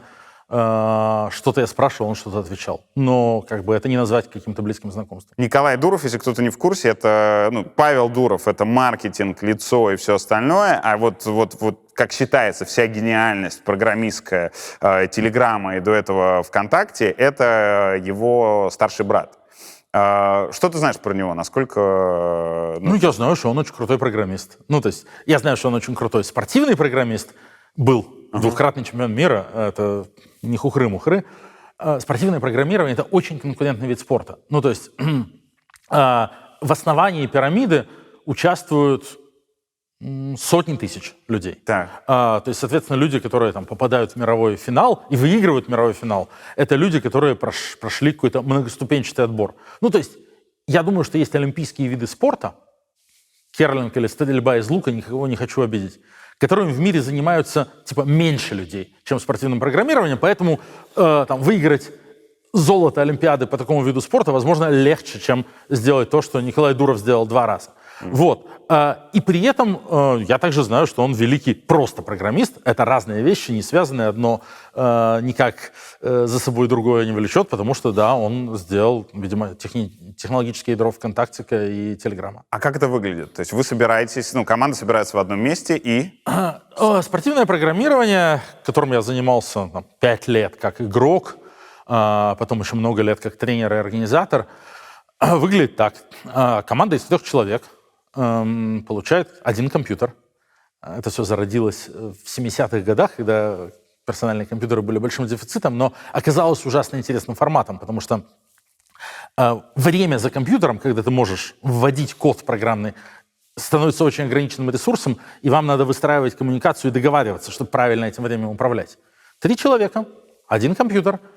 Все это происходит в одном зале. Там собирается 50 или 100 команд. Если финал чемпионата мира, то команд 130. Если это отборочные соревнования, полуфинал, то, может быть, даже и больше. Сотни команд.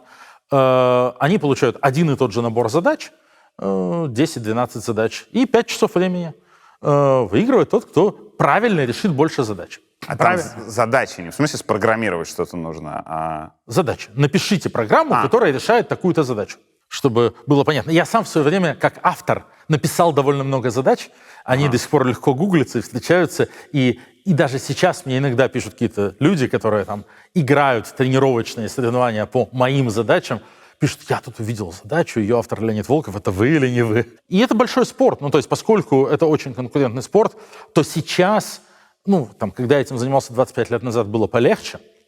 А сейчас команда, которая идет к высшим спортивным достижениям, то есть хочет выиграть чемпионат мира, но это команда, которая должна делать круглый год 4 полноценных 5-часовых тренировки в неделю или что-то типа того. То есть 20 часов в неделю. 4 в неделю. Да, 20 часов в неделю ты тратишь только на сами тренировки, плюс на чтение. И это не только студенты. Когда я этим занимался, это были только студенты. Сейчас существуют форматы и не для студентов тоже. Это был всегда студенческий спорт много-много лет. Он так зародился, это было соревнование. И самое престижное соревнование, вот этот чемпионат мира, это по-прежнему чемпионат мира среди студенческих команд. Но сейчас есть уже и форматы, где участвуют и не студенты, и заслуженные ветераны. А что за атмосфера? Насколько она была похожа на этот мем из «Сумасшедшей вечеринки»? Нет, слушай, ни капли не похоже. На самом деле людям, которые втроем решают задачи, надо хорошо взаимодействовать и коммуницировать. Команда не выезжает на одном гении. То есть, если у тебя есть один гений, который просто сел за компьютер, никого больше не пускает, и 2 других в качестве балласта, какой бы он крутой ни был гений, он проиграет 3 крепким среднячкам, потому что они могут разделить между собой разные задачи и решать по-разному. То есть все равно надо договариваться, взаимодействовать, поэтому атмосфера такая соревновательная. Стоит гвалт, люди между собой общаются, очень много азарта. Я пишу код, значит, пока мой партнер по команде пишет код на бумажке, ну, чтобы сэкономить время. Я отправляю задачу на проверку в жюри, отсаживаюсь, пока ждем ответа от жюри, правильно или неправильно. Он садится, быстро набивает, мне прилетает ошибка, значит, мне надо отлаживать решение, придумать какие-то тесты, чтобы его отладить. Он злится, мой партнер, потому что он уже вбивал свое решение, нам надо как-то договориться и так далее. Это очень интересная, большая, классная сфера жизни, вот, которая, да, была важной частью моей жизни на протяжении многих лет. Ты рассказывал, что рекордный донат в истории ФБК — это $750 тысяч в США. Это правда? Человек из Америки, посмотревший фильм «Навальный», проникшийся и решивший пожертвовать такие деньги. Верно, но там еще был фактор, он был друг актера. Господи, моя память. Был, короче, голливудский актер, который, фамилию которого я сейчас не вспомню. У меня очень плохо с этим, потому что я очень мало смотрю фильмов и очень плохо в этом ориентируюсь. Но это можно легко нагуглить. Был голливудский актер, который в какой-то момент публично, тоже посмотрев фильм, сказал: «Вау, Навальный, так круто», пожертвовал нам $25 тысяч. Это не Камбербэтч был? Нет, не Камбербэтч. Он публично пожертвовал $25 тысяч и написал про это у себя там, в Твиттере большом. И вот это его друг какой-то был, тоже там, через него он как-то узнал, восхитился и реально вот взял просто и вот выписал нам чек на такую сумму. Но это, конечно, совершенно что-то outstanding. Никакого другого подобного доната в нашей истории не было. А вот когда такой большой донат случается, это обязывает тебя или кого-то из другого из руководства как-то выйти на связь с человеком? Мы ему написали письмо с благодарностью, предложили встретиться, ну, как бы интересно, конечно, но человек ничего не ответил. Ну, то есть я с ним ни разу не встречался. Вообще, конечно, ну, давай, мы много с тобой говорим о деньгах, да. И тема денег обычно в российской политике там очень табуирована, тема денег используется для атак, там, а у этих гранты Госдепа, а у этих там непонятные мутные олигархи, то есть это 10-е. На тему денег обычно довольно некомфортно говорить. Будем ломать эти табу. Смотри, это нормальная часть работы человека, который отвечает за фандрайзинг в крупной организации. Встречаться с донорами, ужинать с донорами, отвечать на вопросы доноров, привлекать новых доноров, искать. Если ты посмотришь на любую большую американскую НКО, то там все руководители такой НКО в такую работу вовлечены. Не только специальный человек, который отвечает за фандрайзинг, но там все ее публичные лица будут ездить, будут искать контакты, будут искать, как нам привлечь новых доноров в организацию. И это много лет важная часть моей работы. И эта работа очень сложная. Ты встречаешься с самыми разными людьми, отвечаешь на самые разные вопросы. И она требует большой культуры.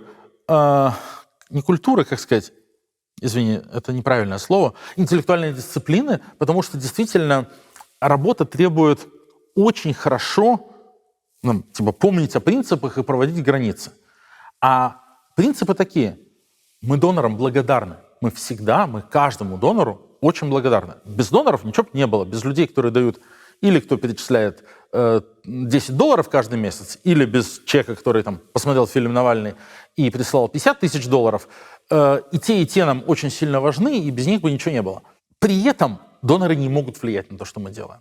Вот есть большая разница, да, между грантовым финансированием и пожертвованием. Грантовое финансирование, тебе какая-то организация дала деньги на конкретную цель. То есть не ты решаешь, на что ты их потратишь. Тебе дали грант на, не знаю, создание филиалов ФБК в Казахстане. Вот там пришла к нам какая-нибудь организация или человек, сказал: вы так классно работаете в России, так хорошо выводите на свет жуликов, вот вам $1 миллион, сделайте филиал ФБК в Казахстане и расследуйте тамошних жуликов. Вот это для нас неприемлемо, потому что это означало бы, что другой человек, организация или кто угодно решает, чем мы будем заниматься. Вот такого нет. Да? при том, что мы доноров уважаем, любим, отвечаем их на все вопросы, взаимодействуем с ними и там, пишем для них рассылки, никогда не отказываемся встретиться, мы при этом вот здесь вот есть такая типа китайская стена, очень важная, что доноры не могут влиять на то, чем мы занимаемся. Любое пожертвование нам, будь то $10 или $10 000, это пожертвование, на котором мы распоряжаемся по нашему усмотрению, на наши проекты. Нравятся тебе штуки, которые делает ФБК, или конкретная штука, которую делает ФБК? Ты нам перечисляешь деньги, мы их тратим на нашу работу. Ну, в основном на зарплату. Есть ли в структуре финансирования ФБК гранты? В структуре финансирования ФБК после 2021 года, когда мы стали экстремистами, и когда основной поток наших денег, это был краудфандинг из России, и там, на 90% был краудфандинг из России, перестал быть возможным, и мы оказались перед лицом там, полной катастрофы, мы стали работать с институциональными донорами, но деньги... Институциональный донор — это гранты? Нет, институциональные доноры — это значит не частные лица. Так. То есть ФБК стоит финансово сейчас на 3 опорах. Одна опора, и самое важное, это краудфандинг. Так. Вот люди, которые подписаны на ежемесячные мелкие пожертвования. Спасибо большое всем и каждому. Но во времена нашего расцвета, ну то есть вот когда мы были в России, и наши доноры были из России, у нас таких людей, которые были подписаны на ежемесячные пожертвования, было на пике больше 30 000 человек. Сейчас это около 4-5 тысяч. 4,5 тысяч человек, потому что мы не можем принимать деньги из России, потому что это россияне за рубежом, так, это первый столб. Иностранцы. Да. Второй столб — это то, что называется high net worth individuals. Богатые люди, отдельные богатые люди, которые там, платят, дают большие донаты. Дают большие донаты. Третий. Это в основном не россияне, это вот в основном это какие-то реально богатые люди, которым вот там понравился Алексей, понравился фильм Навальный, книга Алексея, что-то такое. И третье — это институциональные доноры, то есть это организации, фонды. Условия, на которых мы сотрудничаем с фондами, ровно такое же, на котором мы сотрудничаем с частными донорами. Мы решаем, на что тратить деньги, а не они. То есть, грубо говоря, ну, есть птичий язык, в любой сфере деятельности есть свой профессиональный жаргон. Вот на птичьем языке вот этой вот НКОшной сферы это называется core support, то есть поддержка базовой деятельности. Да? То есть мы не говорим, там, нам нужны деньги на, там, не знаю, там, на проект такой-то. Ни разу в жизни, никогда мы не начинали проект там, потому, что у нас есть целевое финансирование на этот проект. Мы начинали проект, потому что мы считали, в этом проекте есть политическая целесообразность. Это лучше поможет бороться с Путиным, это лучше, это приблизит прекрасную Россию будущего. Вот мы работаем с институциональными донорами, которые согласны работать на таких условиях, а это, кстати говоря, сугубое меньшинство. Большинство институциональных доноров действительно заточены на грантовую модель, то есть когда они дают деньги на что-то конкретное. Есть ли среди этих фондов те, которые связаны с правительством США? Это очень смешная штука. Я не вижу в целом никакого фундаментального табу. И мне не кажется, что это что-то такое невозможное. Опять же, если мы соблюдаем вот такие условия, то есть если мы говорим, типа, мы сами решаем, куда тратить деньги, то в конце концов, казалось бы, какая разница, откуда такие деньги. Но фонды, которые связаны с правительством США, типа USAID, они управляются очень жестким мандатом. Ну, то есть там, у правительства США есть очень четкие правила, на что можно давать деньги, на что нельзя. И в этих правилах есть прямо правило «We don't support regime change». Мы не имеем права финансировать что-то, что, так сказать, направлено на смену режима. Правозащитники, права ЛГБТ, свободные медиа, пожалуйста. Мы для них, типа, слишком политические. Мы никогда напрямую не просили, но я там сталкивался на каких-то конференциях, на каких-то мероприятиях с людьми из того же USAID и имел какие-то когда-то разговоры, и всегда это было такое, ну типа, вы же понимаете, что мы вас поддерживать не можем, потому что вот у нас типа там в уставе, в мандате написано we cannot support regime change, а вы, ФБК, ставите прямо публично декларируете своей целью Смену политического режима в России. Если бы они готовы были финансировать, ты бы взял у них деньги? Если к нам приходит кто угодно и предлагает денег вот на наших условиях, то есть без обязательств с нашей стороны, просто как поддержку той работы, что мы делаем. Мы не должны отчитываться, мы тратим их так, как считаем нужными на наши проекты. Я не вижу никакой проблемы брать деньги у кого угодно. Я не вижу. Сделаю здесь оговорку. Я знаю, что даже в нашей организации существуют разные точки зрения по этому вопросу. Есть и кому это неприемлемо. Да, есть и коллеги, для кого это неприемлемо. Но наш спор на эту тему носит очень гипотетический характер, потому что нам не предлагают. Как донором ФБК стал бывший топ-менеджер ЮКОСа Константин Коголовский? Как и очень многие, он очень сильно проникся историей, связанной с отравлением. Ну, то есть вот Алексея отравили, он чудом выжил, все за него боролись. В этот момент к нам очень много людей пришло. Ну, то есть вот эта история отравления и расследования, когда вот звонок Кудрявцеву, да, когда Алексей там сам позвонил одному из отряда убийц, такая жутко кинематографическая, жутко трогательная, она реально привела к нам многих людей, и на этих же самых условиях мы со многими такими людьми соглашались взаимодействовать, то есть вы нам донатите, мы вам за это благодарны, а делаем то, что считаем нужным. Константин Коголовский был нашим довольно крупным донором. С осени 2020-го, наверное, я думаю, по лето или по осень 2022 года. Потом перестал. Не знаю почему. То есть его правое решение, как и другие доноры, он не имел никакого влияния на то, что мы делаем, и никаким образом, так сказать, там, не указывал и не говорил нам, что нам делать или как нам эти деньги использовать. Дай по порядку. Насколько верно, что он пожертвовал $500 000? Я думаю, что вот за этот весь период, за 1,5 или 2 года, что он был донором, я думаю, да, может, даже немного больше. Я думаю, что скорее 1600-700. Что мы читаем про Коголовского? Коголовский — автор идеи приватизации через залоговые аукционы и топ-менеджер Минотепа, который лично договаривался с конкурентами, чтобы ЮКОС перешел Ходорковскому. Коголовский — человек, которого называют архитектором приватизации. И возникает вопрос, каково одной рукой снимать фильм «Предатели», другой рукой брать деньги человека, который, собственно, вот всю ту движуху организовывал, про которую вы там пишете? Так абсолютно великолепно. Именно потому, что никакого влияния на то, что мы делаем, у Коголовского, как и любого другого нашего донора, нет и не было. Именно потому, что он нам не может сказать, не знаю, там, не снимайте фильм «Предатели», или снимайте, но, там, не знаю, меня оттуда вычеркните, или там, мою роль как-то по-другому подскажите.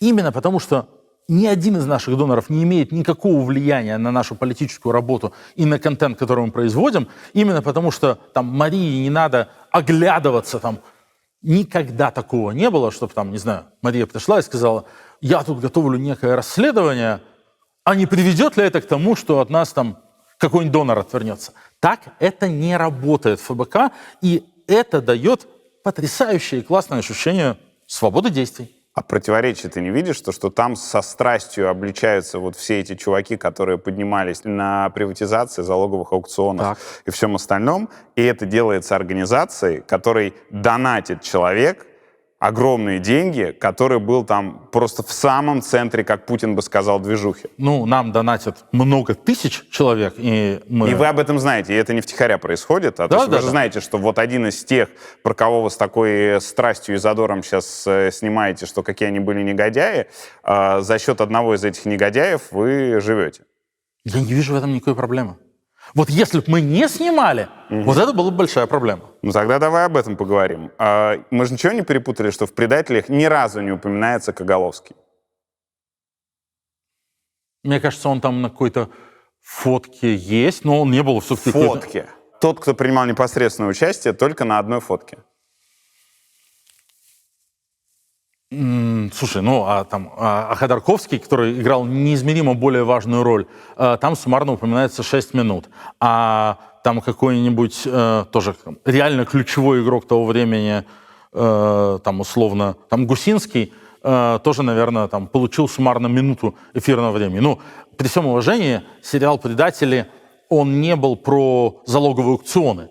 Сериал «Предатели», он был про что не так пошло в 90-е, про то, как Путин пришел к власти, и про то, какие ошибки сделало окружение Ельцина, предав те ценности, которые они декларировали, которые они заявляли. Ну, по крайней мере, с моей точки зрения, главный герой, ну или там антигерой сериала «Предатели» — это Юмашев.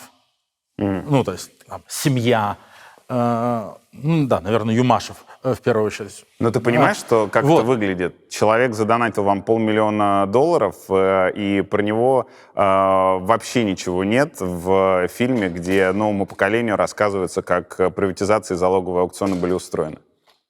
Новое поколение в Википедии все видит и читает. Слушай. Это выглядит как... Я говорю, как это выглядит. Как блок на негатив.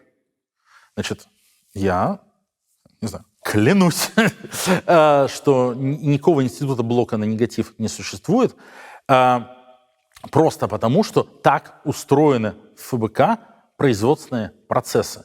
Когда отдел расследований что-то снимает и что-то выпускает, это всегда делается в крайне узком кругу.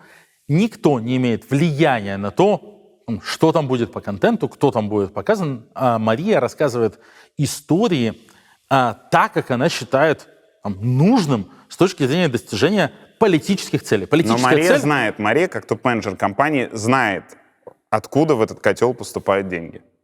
И она, делая этот фильм, в курсе, что Коголовский задонатил туда $500 000. Так ведь? Это интересный вопрос. У нас нет практики, что мы всем топ-менеджерам рассказываем про всех крупных доноров, но Коголовский, он донатил в том числе на американское юрлицо, которое публикует отчетность. В 2021 году он был в публичной отчетности.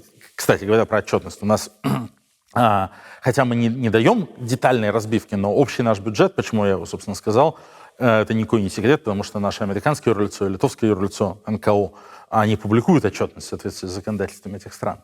Вот. И поскольку в 2021-2022 году наш американский фонд был обязан публиковать всех доноров, которые перевели больше, чем $5000, то Коголовский там был.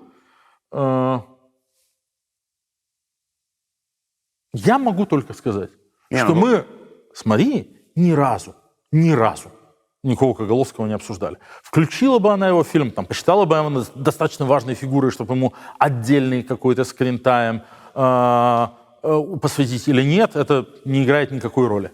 Если что, я сейчас в этом нет обвинений каких-то, что ага, он вам забашлял, значит, вы намеренно промолчали, хотя это может выглядеть так. Для многих так и будет выглядеть.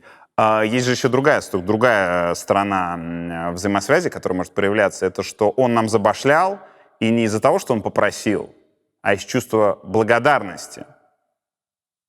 Ну, хорошо. Мы не включим этот фильм. Я к тому, что это может работать по-разному. Окей, вот. Я тебе говорю, что это не работает не так.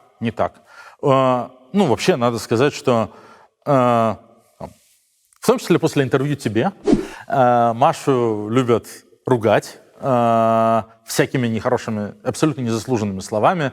Розалия землячка, комиссары в кожаных пальто и так далее. Какая она там непримиримая и так далее. Но, конечно, она человек совершенно потрясающий, уникальный с точки зрения там, моральных качеств, какого-то стержня. И там никто, кто мечтает остаться в живых, в своем уме не подойдет к Маше и не скажет: слушай, у нас тут мы договорились, обкашляли вопросик там с чувачком, вот этого чувачка надо не обидеть, или там мы вот очень благодарны там такому-то, поэтому там не дай бог его упомянуть. Это вызовет приступ ярости, рядом с которым никому из живущих не захочется оказаться. Это может по-другому проявляться. Чувство может возникать без разговоров. Оно просто может, потому что человек может быть настолько, ну не знаю, порядочным или каким-то еще, что вот у него внутренний дискомфорт появится. С одной стороны, я сотрудникам зарплаты плачу, и вот если не будет этих денег Коголовского, Мне просто нечем будет платить зарплату людям, которые... Нет. Это же тоже большая передержка. Ни один из наших доноров никогда не формировал больше, чем 15% бюджета фонда. Ну, то есть, как бы, мы всегда понимали, что оказаться в зависимости у крупного донора — это тоже там последнее дело, и не дай бог такому приключиться. Готов ли ты взять деньги у Путина? Нет. Готов ли ты взять деньги у Ходорковского? Нет.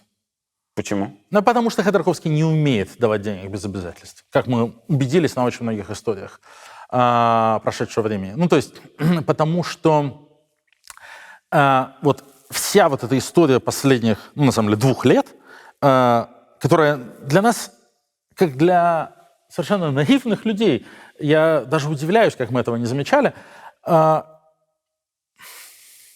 Сейчас сформулирую лучше. Март 24 года на меня нападают. Июль 24 года на нас выходит этот информатор Матус. Мы получаем материалы, которые очень правдоподобно указывают на то, что за этими нападениями стоит Леонид Невзлин. Не только за нападением на меня, но за нападением на Ивана Жданова, на Александру Петрачкову, жену Максима Миронова. И мы начинаем в этом разбираться, раскручивать, смотреть. И тут для нас становятся явными какие-то вещи. Мы видим, что есть, оказывается, целая сетка так называемых лидеров общественного мнения, публичных интеллектуалов, которые готовы называть черное белым, говорить, что 2 × 2 = 7, потому что им когда-то Невзлин или Ходорковский помог, или потому что им Ходорковский и Невзлин платят зарплату, или потому что Ходорковский и Невзлин очень просят. Вот реально вам сказать, что 2 × 2 = 15, а видео нападения на жену Миронова, которая идет по улице Буэнос-Айреса с коляской, с ребенком, снятое от первого лица, сгенерировала ФСБшная нейросеть. Вот находятся люди, которые из чувства благодарности или за зарплату готовы такое писать. И тут мы отматываем назад и понимаем, что это, оказывается, типа всегда было. И что последние 1,5 года, 2 года, по крайней мере, а может и больше, мы дальше не смотрели просто, все так называемые там, скандалы вокруг ФБК, история про то, что Навальный якобы не сам пишет свои тексты, история про то, что у нас есть якобы там фабрика эльфов, фабрика троллей, с помощью которой мы якобы, значит, как-то мочим наших политических оппонентов. Еще какие-то вещи. История про то, что мы там воруем донаты и так далее. Что, оказывается, все эти истории имеют искусственное происхождение, что они были нам вброшены через одну и ту же сетку медиаресурсов, раскручены одними и теми же лидерами общественного мнения. И нам, конечно, стоило озаботиться этим гораздо раньше, а мы это все стали понимать только там, в июле, августе, сентябре 2024 года, занимаясь верификацией материалов Матуса и проведением собственного расследования. А как же там все у них на самом деле устроено вот в этом огромном медиа и политическом холдинге Невзлина и Ходорковского. И тут мы поняли, что, оказывается, они нас там уже несколько лет мочат, используя для этого вот всяких своих там, ну, прокси, каких-то персонажей, которым они там помогали или помогли, или давали денег, или дали денег. И там выяснилось, что вот их образ действий, их модус операнди — это реально давать денег, а потом просить взамен об услугах.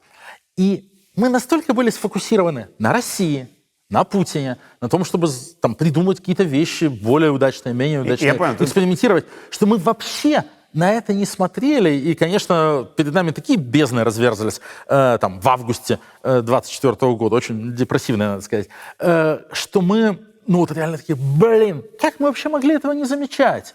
Как можно было это не видеть, что они нас мочат более или менее с утра до ночи? Поэтому, возвращаясь к ответу на твой вопрос, нет, денег у Ходорковского я бы не взял, потому что он так не умеет. Потому что за последние годы стало совершенно понятно, что вот эта модель взаимоотношений, типа дать денег на хорошие дела и не просить ничего взамен, она не для него. А если бы ради вас научился? Если бы вы заключили договор, или просто не договор, а он просто бы отправил бы вам, не знаю, $500 000? Без всяких обязательств. Ну, что ему мешает это сейчас сделать? Пожалуйста, наши криптокошельки на сайте. Можно же, в том-то и дело, что можно с нами Тогда не договариваться. Берешь крипту, отправляешь. Самый лучший способ дать нам денег без обязательств. Мы не будем знать, откуда эта крипта А деньги пришла. Коголовского от деньги Ходорковского тогда бы отличались чем-то? Ну, Коголовский никогда не пытался ставить никаких условий. Так, ну так а если бы Ходорковский дал вам денег без условий, то ты бы взял? Тогда, там, типа, в 2020 году, он, наверное, взял бы. А сейчас? А сейчас нет. Ну, сейчас я там гораздо больше про него понимаю. Так, а деньги Коголовского ты сейчас бы взял? Сейчас бы тоже не взял, конечно. Ага, почему? Ну, потому что я не до конца понимаю, как у них устроены взаимоотношения. Потому что я сейчас уже... Стоп, деньги Коголовского ты бы не взял только из-за близости к Ходорковскому? Да. Не из-за того, что человек причастен к тому, слушай, что страну обворовали в 90-х стой. и демократию переломили через колено? Мне кажется, что сейчас, невозможно представить себе какие-то взаимоотношения после того поста, который Константин Коголовский 14 написал. раз редактировал, оскорбляя Марию Певчих в таких выражениях, которых там никто не должен ни про кого писать. Так еще раз, то есть тебе эти деньги стали токсичными не из-за того, что их источник — это чудовищные 90-е, про которые, напомню, фильм снят многосерийный у ФБК, а только из-за того, что он в одной связке с Ходорковским, который ваш оппонент и враг? Ну да, который нас пытается уничтожить. Который там, пытается нас уничтожить. Но я не смогу отделаться от мысли, что эти деньги — это часть какого-то там хитрого плана по созданию какого-то инструмента давления и потому, чтобы уничтожить. Моя важная задача защищать ФБК, делать так, чтобы ФБК, организация, основанная Алексеем Навальным, там, жила и существовала. И если сейчас придет Константин Коголовский и скажет: я хочу возобновить финансирование, я, наверное, скажу: Константин Григорьевич, ну, во-первых, вы за пост забыли извиниться, а во-вторых, нет, потому что у меня будут достаточные основания полагать, что тут есть какая-то hidden agenda. В 2020 году, когда он пришел после отравления Алексея, он пенсионер, он давно отошел от всяких дел, ничем не занимается, и говорит: вот меня так тронула эта история, я хочу вам помогать, мне кажется, вы такие молодцы. Я в этом никакой hidden agenda не увидел. Если бы Юмашев пришел вам с деньгами? Ну, тоже нет. А чем отличается Юмашев от Коголовского? Слушай, смотри, в целом вот эта история вся, там, гипотетическая, да, у кого бы взяли, у кого бы не взяли, это же история, про какой-то там моральный компас, нравственный закон внутри нас. И, естественно, ты сейчас работаешь как тестировщик программного обеспечения, да? Можно там задавать разные граничные условия. Очевидно, что есть Путин, есть американский меценат, у которого нет никаких интересов в России, и который посмотрел фильм «Навальный» и просто хочет дать денег. Это два полюса. А между ними есть там много-много разного спектра, и очевидно, что где-то проходит граница. Да? Вот досюда взял бы, досюда не взял бы. И я тебе сейчас, когда даю быстрые ответы, у меня вот в голове этот там, мой моральный компас, он как-то как-то на этой шкале выстроен. Вот отсюда до сюда да, а отсюда до сюда нет. Но на самом деле это же, конечно, спектр. На самом деле это какая-то есть там большая серая зона, и понятно, что можно придумывать примеры, про которые там, моя первая реакция будет, может быть, там, спонтанная, там, да, а потом я подумаю еще, скажу нет. На самом деле правильный ответ. Если возникнет там, гипотетическая ситуация, про которую я сомневаюсь, я пойду обсуждать это с коллегами, и мы будем решать это коллегиально. Вот и все. Когда вы познакомились с Александром Железняком? И как? С Александром Железняком я познакомился осенью 2018 года, когда я был в Еле. Он тогда уже жил в Бостоне. Он там с 2015 года жил, если не ошибаюсь. Я не очень помню, кто меня с ним представил. Но сказали, вот есть такой... Кто-то русскоязычный? Да, кто-то русскоязычный. Кто-то из ФБК? Я не помню, я правда не помню. Надо там e-mail смотреть. Наверное, это остался какой-то след. А вот есть такой чувак, у которого есть там история расследовательская, которую он хочет рассказать. И он пришел с материалами по этому Черкалину, ну вот по АСВ, по схеме АСВ, то есть как ФСБшники плюс АСВ банкротили банки под эгидой и по команде Набиуллиной, занимались санацией российского банковского сектора. Сначала убивали банки с большими проблемами, а потом просто поняли, что можно приходить в любой банк и говорить, там, типа, плати нам за крышу, иначе мы у тебя отзовем лицензии, а проблему потом найдем и насчитаем. Я тогда все это почитал, это совсем не моя область экспертизы, и я сказал, что, ну, типа, окей, я там отдам в отдел расследования, может, они что-то интересное из этого сделают. Но в итоге вот этот огромный материал, я так понимаю, во многом основанный на тех материалах, которые собрал Железняк, вышел в 2019 году у проекта и «Медузы». Большое расследование про то, как вот Кирилл Черкалин как его звали-то, господи, с Мирошниковым, заместителем главы АСВ, устроили вот доильный аппарат из российского банковского сектора. Потом был 20-й год, отравление Навального, и 21-й год, возвращение Навального. Мы стали выстраивать работу с диаспорой, потому что люди во всех странах стали устраивать митинги. Когда вот, типа, в январе 21 года Алексей вернулся в Россию, его задержали в аэропорту, были огромные митинги в январе, феврале, то впервые, наверное, также очень много людей выходило за пределами России в диаспоры.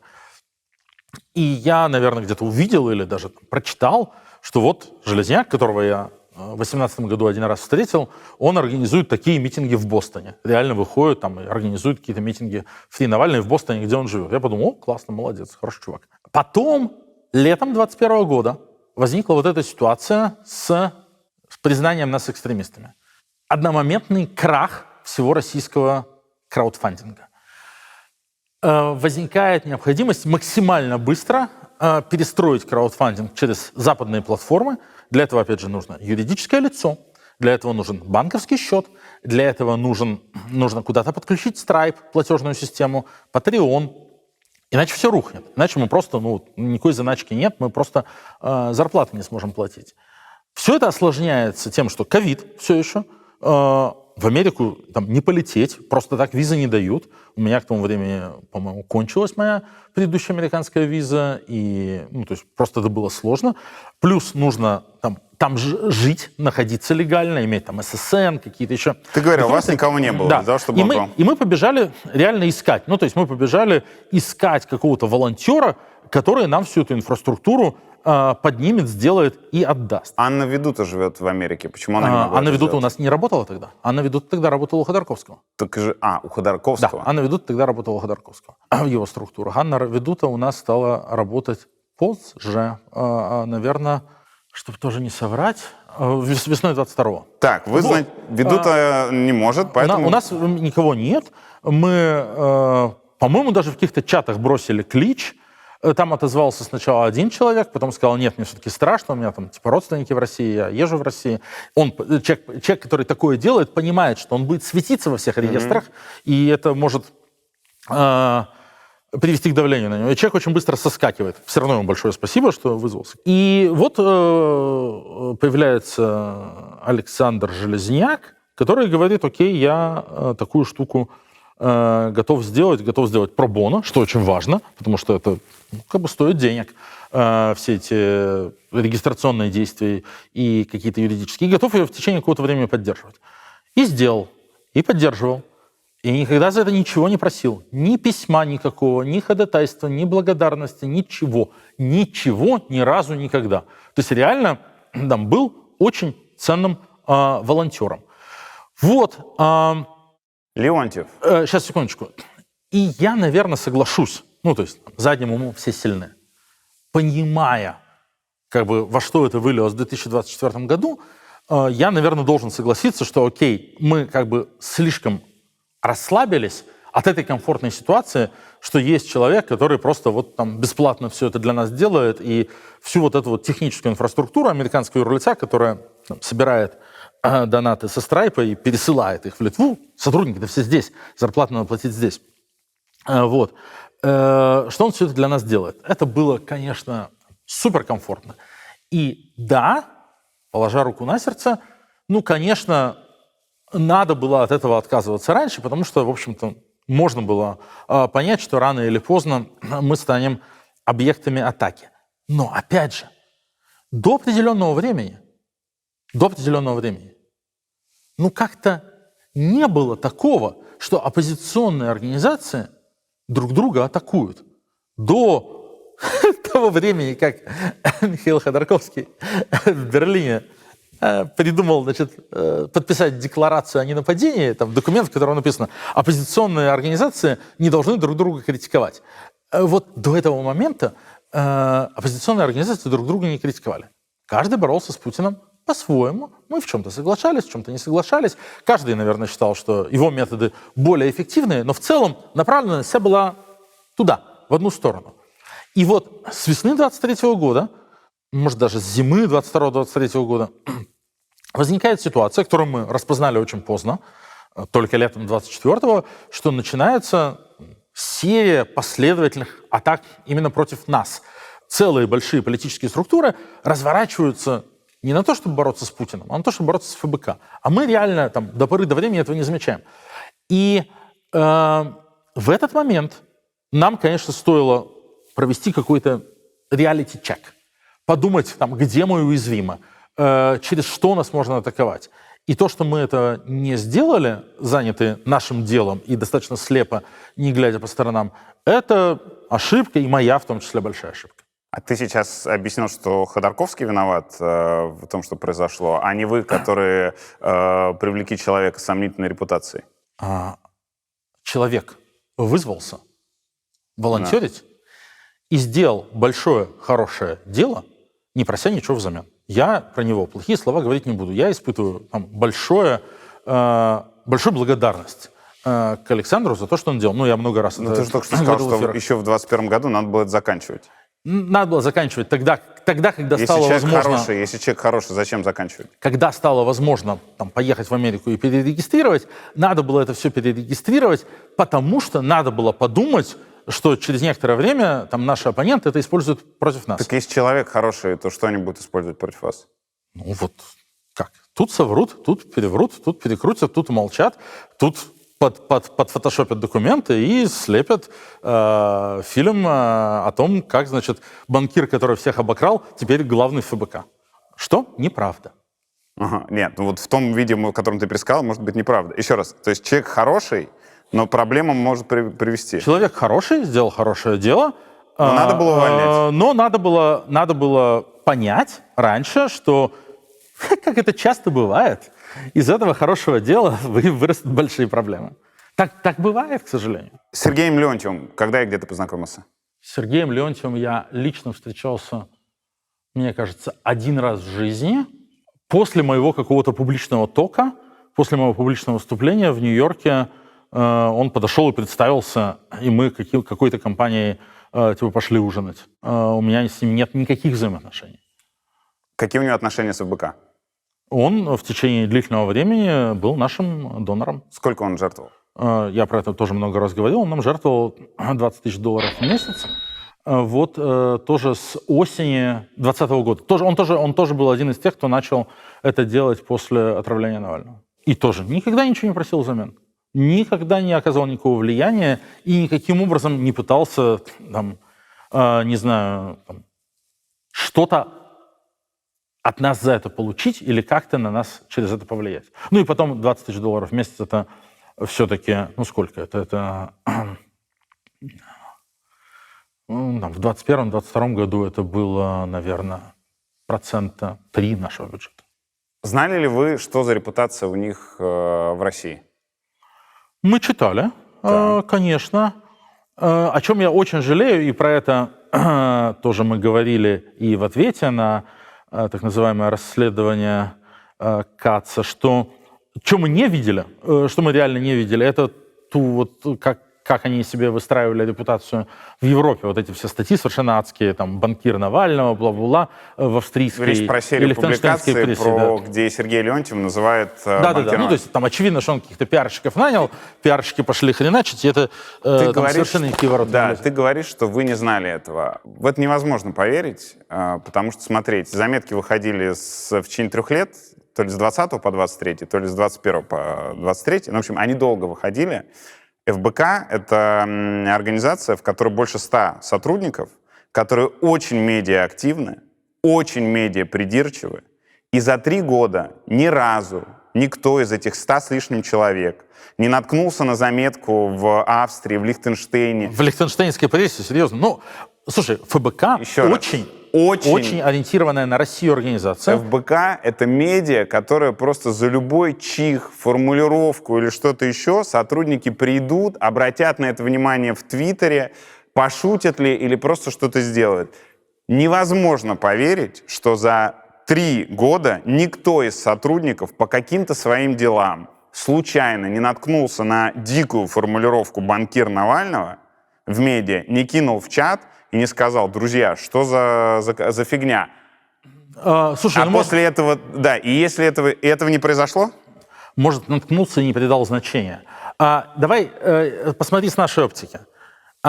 Детей лейтенанта Шмидта невероятное количество. Людей, которые пытаются оптом и в розницу торговать именем Алексея Навального. Их много, вы рассказывали. Я когда приехал в Литву первый раз, мне говорят: как здорово, что вы приехали. Вы, наверное, хотите же встретиться с таким-то, имя, фамилия. Я говорю: а кто это? Говорит: в смысле, кто это? Это же адвокат Навального. Я говорю: что? Так вот же человек нам пришел, еще в 2012 году эмигрировал, принес, значит, нам кейс на политубежище, и за это время уже успел гражданство литовское получить, легализовавшись как адвокат Навального. Я там даже у Алексея тогда спросил: а ты знаешь такого? Говорит: типа, нет, не знаю такого. Ну, то есть то, что какие-то люди называют себя там кем-то, соратниками, сторонниками, адвокатами, активистами, часто не имея на это оснований, это известный феномен, с которым довольно сложно бороться. Я пытался, и мы выстраивали некую систему, например, связанную с тем, что, ну, хотя бы, когда люди приезжают и просят политического убежища, там, в Нидерландах, в других европейских странах, в Швеции, скажем, мы прямо общались с какими-то МИДами, и в своих кейсах пишут: а мы вот там самые-самые ключевые люди в команде Навального, ну, чтобы к нам обращались, и мы проверяли эти кейсы, чтобы, ну, какие-то откровенные жулики не пролезали, и там более или менее это было. Если бы к нам обратилась там Лихтенштейнская газета, типа реально, за комментарием: а вот такой-то человек называется банкиром Навального, правда это или нет, мы бы сказали: нет, неправда. Но никто не обращался. Я думаю, что... Но это не просто человек, это банкир с очень сомнительной репутацией, а у тебя, и ты показывал это в фильме, в ответе на фильм Каца, у тебя есть личная переписка с ним. Да, она очень обрывочная и все остальное, там он тебя с чем-то поздравляет или просто предлагает какой-то проект по NFT, но у тебя есть с ним история отношений, пусть и короткая. И как, когда человек выставляет себя адвокатом Навального, очевидно... банкиром Навального, да, слишком убедительная история была про литовца. Банкиром Навального, очевидно, как бы марая репутацию Алексея, что тебе мешает написать в этот чат: Сергей, какого фига? Очевидно же, что он инспирирует, или его юристы, эти заметки. Ну, еще раз, я тебе хочу сказать, что когда мы поняли, там, сколько они наследили вот этими публикациями, ну, окей, сколько, там было 4 или 5, может быть, публикаций, вот про банкира Навального, мы очень сильно возмутились и посвятили этому отдельный большой раздел вот в нашем ответе про материал казначей, в котором мы в самых жестких терминах сказали, что нет, это неправда, так было делать нельзя, это абсолютно неэтично, недопустимо, и типа так продолжаться не может. А раньше вы этого не сделали, потому что были в Твиттере войной с Ходорковским заняты? Мы не занимаемся в Твиттере войной с Ходорковским. Ну, с Кацем, с кем-то еще. Разве не вот это более полезная работа, когда сделать так, чтобы человек, который пытается на очень сомнительной репутации выехать на имени вашего соратника, который в тюрьме к тому моменту еще и сидел, вот, не вот эта работа, предъявить ему, разумеется, в сдержанных формулировках, но вполне конкретных, чтобы он так больше не делал. Не это более эффективная и созидательная работа? Давай еще раз скажу. Если бы там ко мне попалась на глаза там, в те годы эта лихтенштейнская статья, я бы, конечно, ему написал. Она мне не попадалась. И никто тебе не присылал ее? Нет, никто мне не присылал. Возможно, она всплывала в каких-то мониторингах, но, наверное, просто никто не придал значения. Смотри, как выглядит все сейчас. Есть люди с очень сомнительной репутацией, которые натворили делов с Пробизнесбанком и другими компаниями. Они вдруг оказываются каким-то образом связаны с ФБК. Леонтьева сейчас убираем в сторону, он просто донатит, допустим, вот, делает какие-то совершенно некрасивые вещи с «Я банкир Навального» и все остальное, но в сторонку. Берем Железняка. Человек из этого банка с очень сомнительной репутацией, он назначается в юридическое лицо американское ФБК. Казначеем и управляющим, как я понимаю. Казначеем, трежерер, да. Казначеем. Вот. Ну, он фактически назначается. Неважно, номинальная эта должность и номинальная, он как бы связан. Вы перед тем, как это сделать, вообще никак не проводите комплайнс. Вы никак не проверяете его репутацию. Напомню, ФБК очень крутая расследовательская организация, которая имя себе в целом и сделала на расследованиях. Вы не делаете этого. Слушай, потому что смотри, не хотите или по какой-то другой причине? мне не очень хочется прямо пересказывать вот этот весь октябрьский диалог, там, двухчасовое видео Максима Каца и там, полуторачасовой наш ответ на него, а мы сейчас занимаемся буквально этим. Там все эти вопросы заданы, и все эти ответы даны. Но я попробую как-то, наверное, Нет, коротко именно на этот вопрос. Смотри, коротко сформулировать. Главная расследовательская организация в российской политике или на русском языке, и человек, которому очень много было бы вопросов у этой организации, если она вдруг решила бы его расследовать, становится в юрлице ФБК. И вы никаким образом не погружаетесь в те дела, которые у него были до. Я объясню еще раз, что с нашей оптики, мы его там не назначали никем в юрлице, с нашей оптики пришел волонтер и сказал: ребят, я вам сделаю очень классную штуку, которая вам сэкономит огромное количество геморроя. Ну, то есть там надо на эти должности в американском юрлице,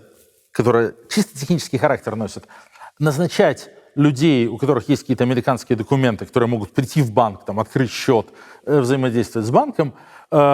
И мы для себя понимали, что ну вот он делает эту работу.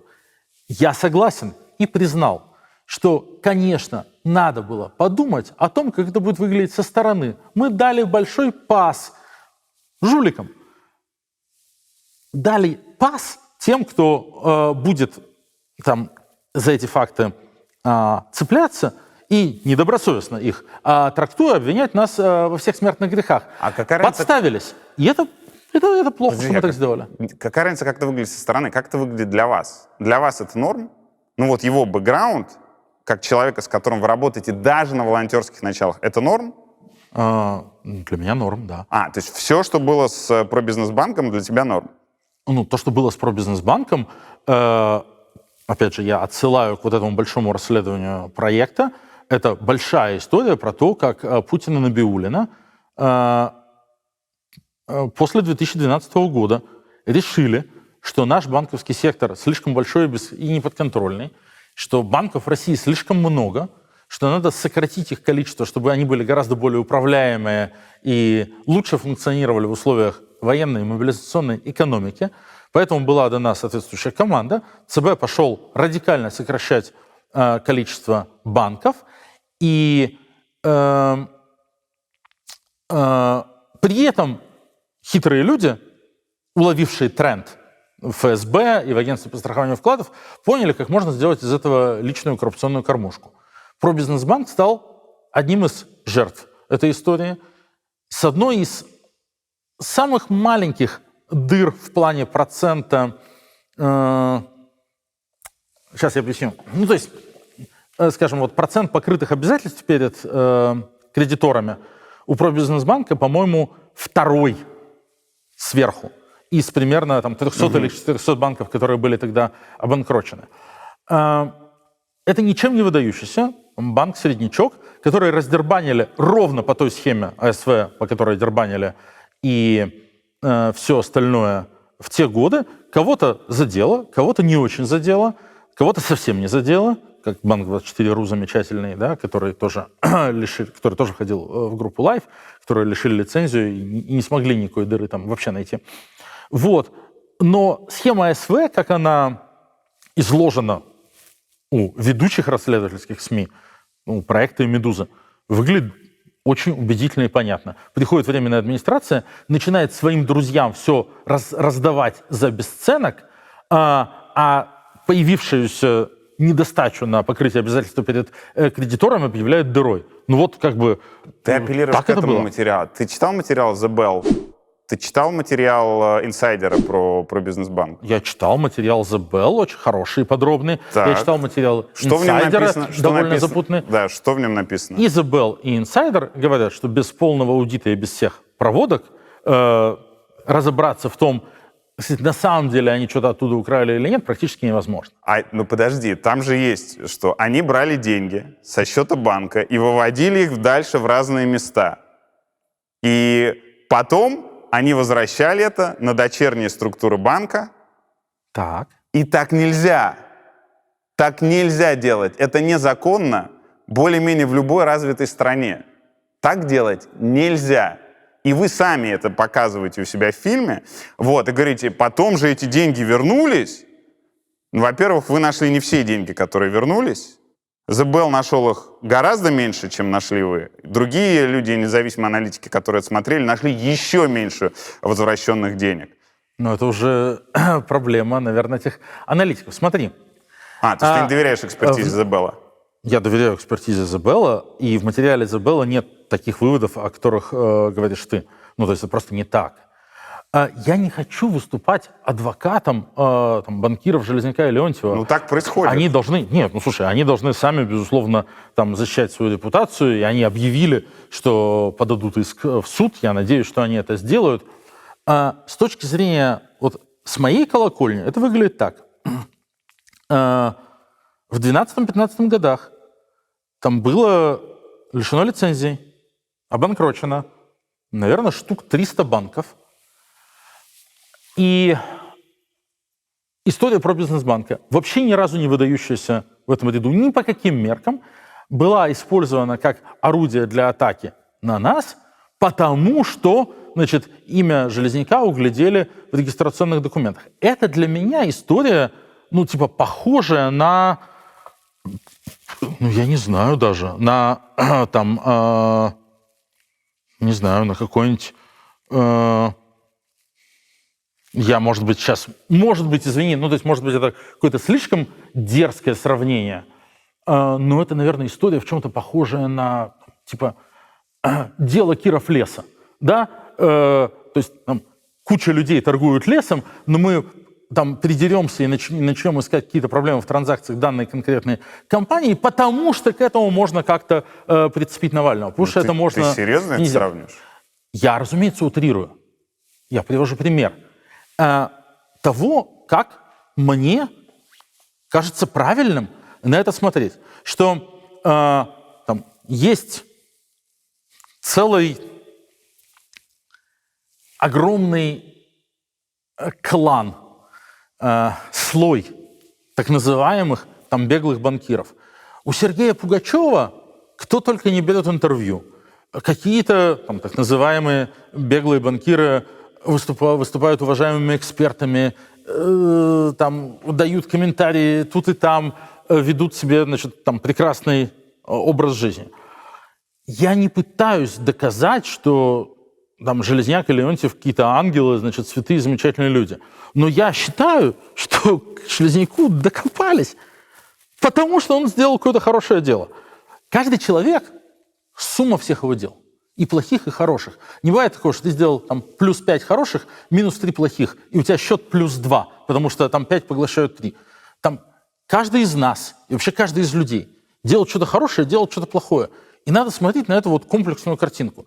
Я вижу, что за 2020 года то, что я видел, то, что делал Александр Железняк, это были хорошие, правильные дела. И это мне не мешает быть за это благодарным. Вкладчики, которые лишились своих денег, по чьей вине их лишились? Я считаю, во-первых, не вкладчики, это тоже, кстати, пример передергивания, а кредиторы. Когда, это такой же важный пример манипуляции, когда говорят вкладчики, ты представляешь собой бабушку в косыночке, у которой там был, вклад, как у физического лица, там она себе на похороны копила и так далее. У человека ИП, если свой был, он деньги там держал, он вкладчик или нет? Он кредитор. Это Окей, по-разному юрлицо, которое хранит там деньги. Просто это... это из таких нюансов и складывается картина вот такой, информационная. Хорошо, простые бизнесмены, предприниматели. Просто это важно, что в отличие от большинства других банкротств, в случае про бизнес-банка все вкладчики, физические лица, все деньги получили. А кредиторы третьей очереди, так называемые, предприятия, у которых была какая-то расчетная счетная оборотка, получили 47 или 48, что-то такое, что, конечно, мало. Я считаю, что есть очень серьезное основание полагать, что в первую очередь к этой дыре привели действия АСВ по раздербаниванию банка. Смотри, я читаю Романа Доброхотова, главный редактор «Инсайдера», как я понимаю, довольно близкий вам человек. То есть человек, которого нельзя... Роман Доброхотов — главный редактор «Инсайдера». Да, человек. Да, человека, которого нельзя назвать каким-то оппонентом БК или человеком, который просто будет принимать участие в атаке. Как он рецензирует то, что он прочитал в этих всех многозапутанных историях? Представьте, что у вас человек взял в долг, а потом пошел в казино и все проиграл. Денег вам не вернул. Он не положил к себе в карман, то есть как бы не украл, но вас все равно обманул. Мы не нашли доказательств, что Леонтьев или Железняк безвозмездно клали деньги в свой личный карман. Это очень сложно проверить. Но они, несомненно, несут ответственность за несколько сотен миллионов исчезнувших средств вкладчиков, среди которых далеко не все были мерзкими коррупционерами. Как ты относишься к такой экспертизе? Роман Доброхотов имеет право на свое мнение. Он посвятил достаточно много времени анализу этих материалов, и он сформулировал такое мнение. Я, наверное, хочу оставить за собой право с этим мнением не соглашаться. Мне кажется, что здесь акценты расставлены не так, как я бы их расставил. Из того, что я понимаю про это дело, из того, что я видел, да, Сергей Леонтьев, по сути дела, очень упрощая, играл на деньги вкладчиков, на деньги кредиторов в казино, выиграл, выигрыш положил себе в карман, что очень некрасиво, неэтично, неправильно и так далее. Но, тем не менее, попытки кредиторов и АСВ у Леонтьева отобрать эти деньги, не у Железняка, между прочим, Железняк там не фигурирует нигде, и надо не забывать про то, что они два разных человека. Эти попытки оканчиваются неудачей, пока, по крайней мере, именно потому, что Леонтьев умеет убедительно доказывать в судах, в самых разных, на островах Кука, в Лихтенштейне, в Австрии, где-то еще, что он не брал денег кредиторов, а брал то, что... унес себе свой выигрыш в казино, то, что он разместил на фондовом рынке и выиграл. К этике этих действий есть огромное количество вопросов. Кражей это не называется, и у Леонтьева пока получается защитить эту позицию в западных судах. Но я совершенно к этому индифферентен. У него получится дальше это защитить. Окей, у него не получится, и кредиторы смогут какие-то деньги у него отсудить. Это тоже окей. Это суды, которые происходят в западных юрисдикциях. То есть там мы имеем возможность и право на них полагаться. Эти суды не рассматривались по существу. Это неправда. Это неправда. Это одно из утверждений Максима Каца, которое является прямой и ложью, которую как раз мы в ответе очень подробно разобрали. Правильно, нет, секундочку. Эти суды рассматривали по существу. Правильно я понимаю, что для тебя аргумент, что суды не признали их виновными, ни в одном суде не доказано, что они виновны, это фактор считать их невиновными? Презумпция невиновности вообще так работает, да? То есть, еще раз, мне, во-первых, не их, а его, Сергея Леонтьева, значит, если так случится, что все эти судебные процессы приведут к тому, что вкладчики отсудят у Сергея Леонтьева какие-то деньги, я не буду ни рад, ни опечален. Мне на это будет все равно. Если они приведут к тому, что вкладчики не отсудят какие-то деньги, я, наверное, буду самую малость рад, потому что это лучше соответствует моей картине мира, потому что это больше соответствует моему пониманию того, что произошло. Я про себя буду думать, ага, значит, я все-таки правильно там разобрался и правильно понимал. Но в целом мне тоже будет на это более или менее все равно. Почему тебе не нужно решение суда для того, чтобы называть Невзлина заказчиком покушения на себя? Потому что я живой человек, который провел Но месяцы, для того, чтобы... изучая огромное количество материалов, и эти материалы меня убедили, то, что называется beyond reasonable doubt, да, за пределами разумных сомнений. Здесь... Но для того, чтобы, но для того, чтобы понять, что про бизнес-банк делал с деньгами вкладчиков, тебе нужно решение суда.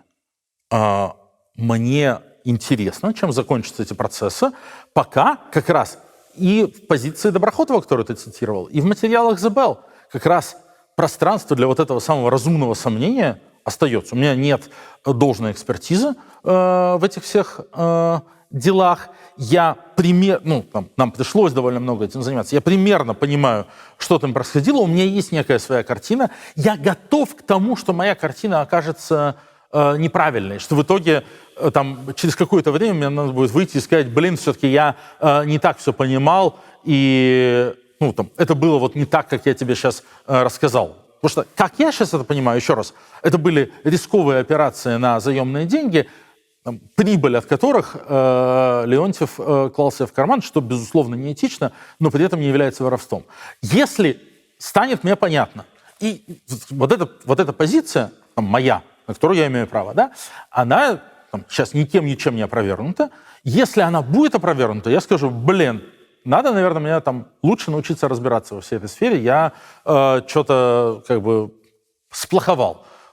Так бывает, слушай. Почему тебе не нужно тебе и вам, ФБК, не нужно решение суда для того, чтобы называть коррупционерами и ворами героев ваших расследований?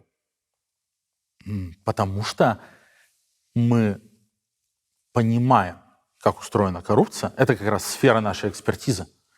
И мы понимаем, что вот если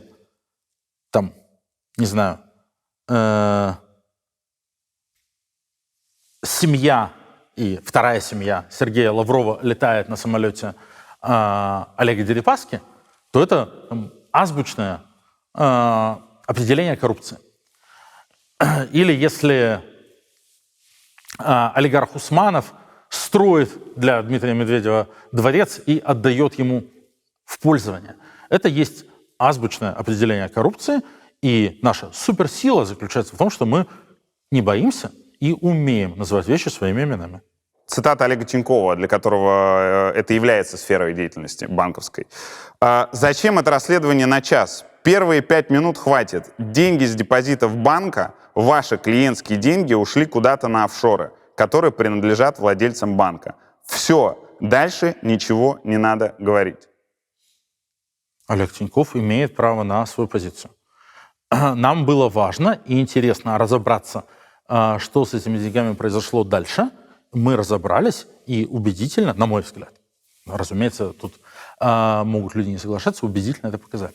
Показали что? Что они вернулись потом туда, куда надо? Что они потом вернулись, да. На счета. Но они не вернулись на счета банка. И это позиция The Bell, журналистов, которые это делали, и всех остальных. Это универсальная позиция людей, экспертов в деловой журналистике, и не только, в том, что туда вернулась какая-то часть. Но вообще не ровно столько же, сколько было выведено. Я себя чувствую довольно глупо сейчас, потому что я реально занимаюсь пересказом нашего ответа, при этом не имея цифр и таблиц под руками, да?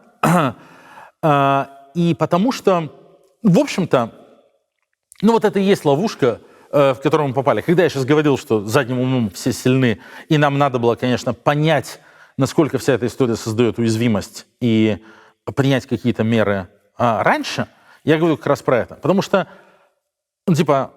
когда я говорю, нет, вот мы проследили, вот там кредиты с Верменды на Вандерворкс все вернул, мы показали все транзакции, входящие, исходящие, которые Максим Кац просто не показал, о которых он просто умолчал. А ты говоришь, нет, Изабелл считает иначе. И получается, что я занимаюсь выгораживанием банкиров, которым я не хочу заниматься. Вот. А когда я говорю, да, они там жулики, воры, все украли. Но, во-первых, я не могу так сказать, потому что я в этом не убежден. А во-вторых, ну, как бы, это тоже, ну, получается, там, ставит под сомнение то, что мы делали в прошлом, а прошлое уже не изменить.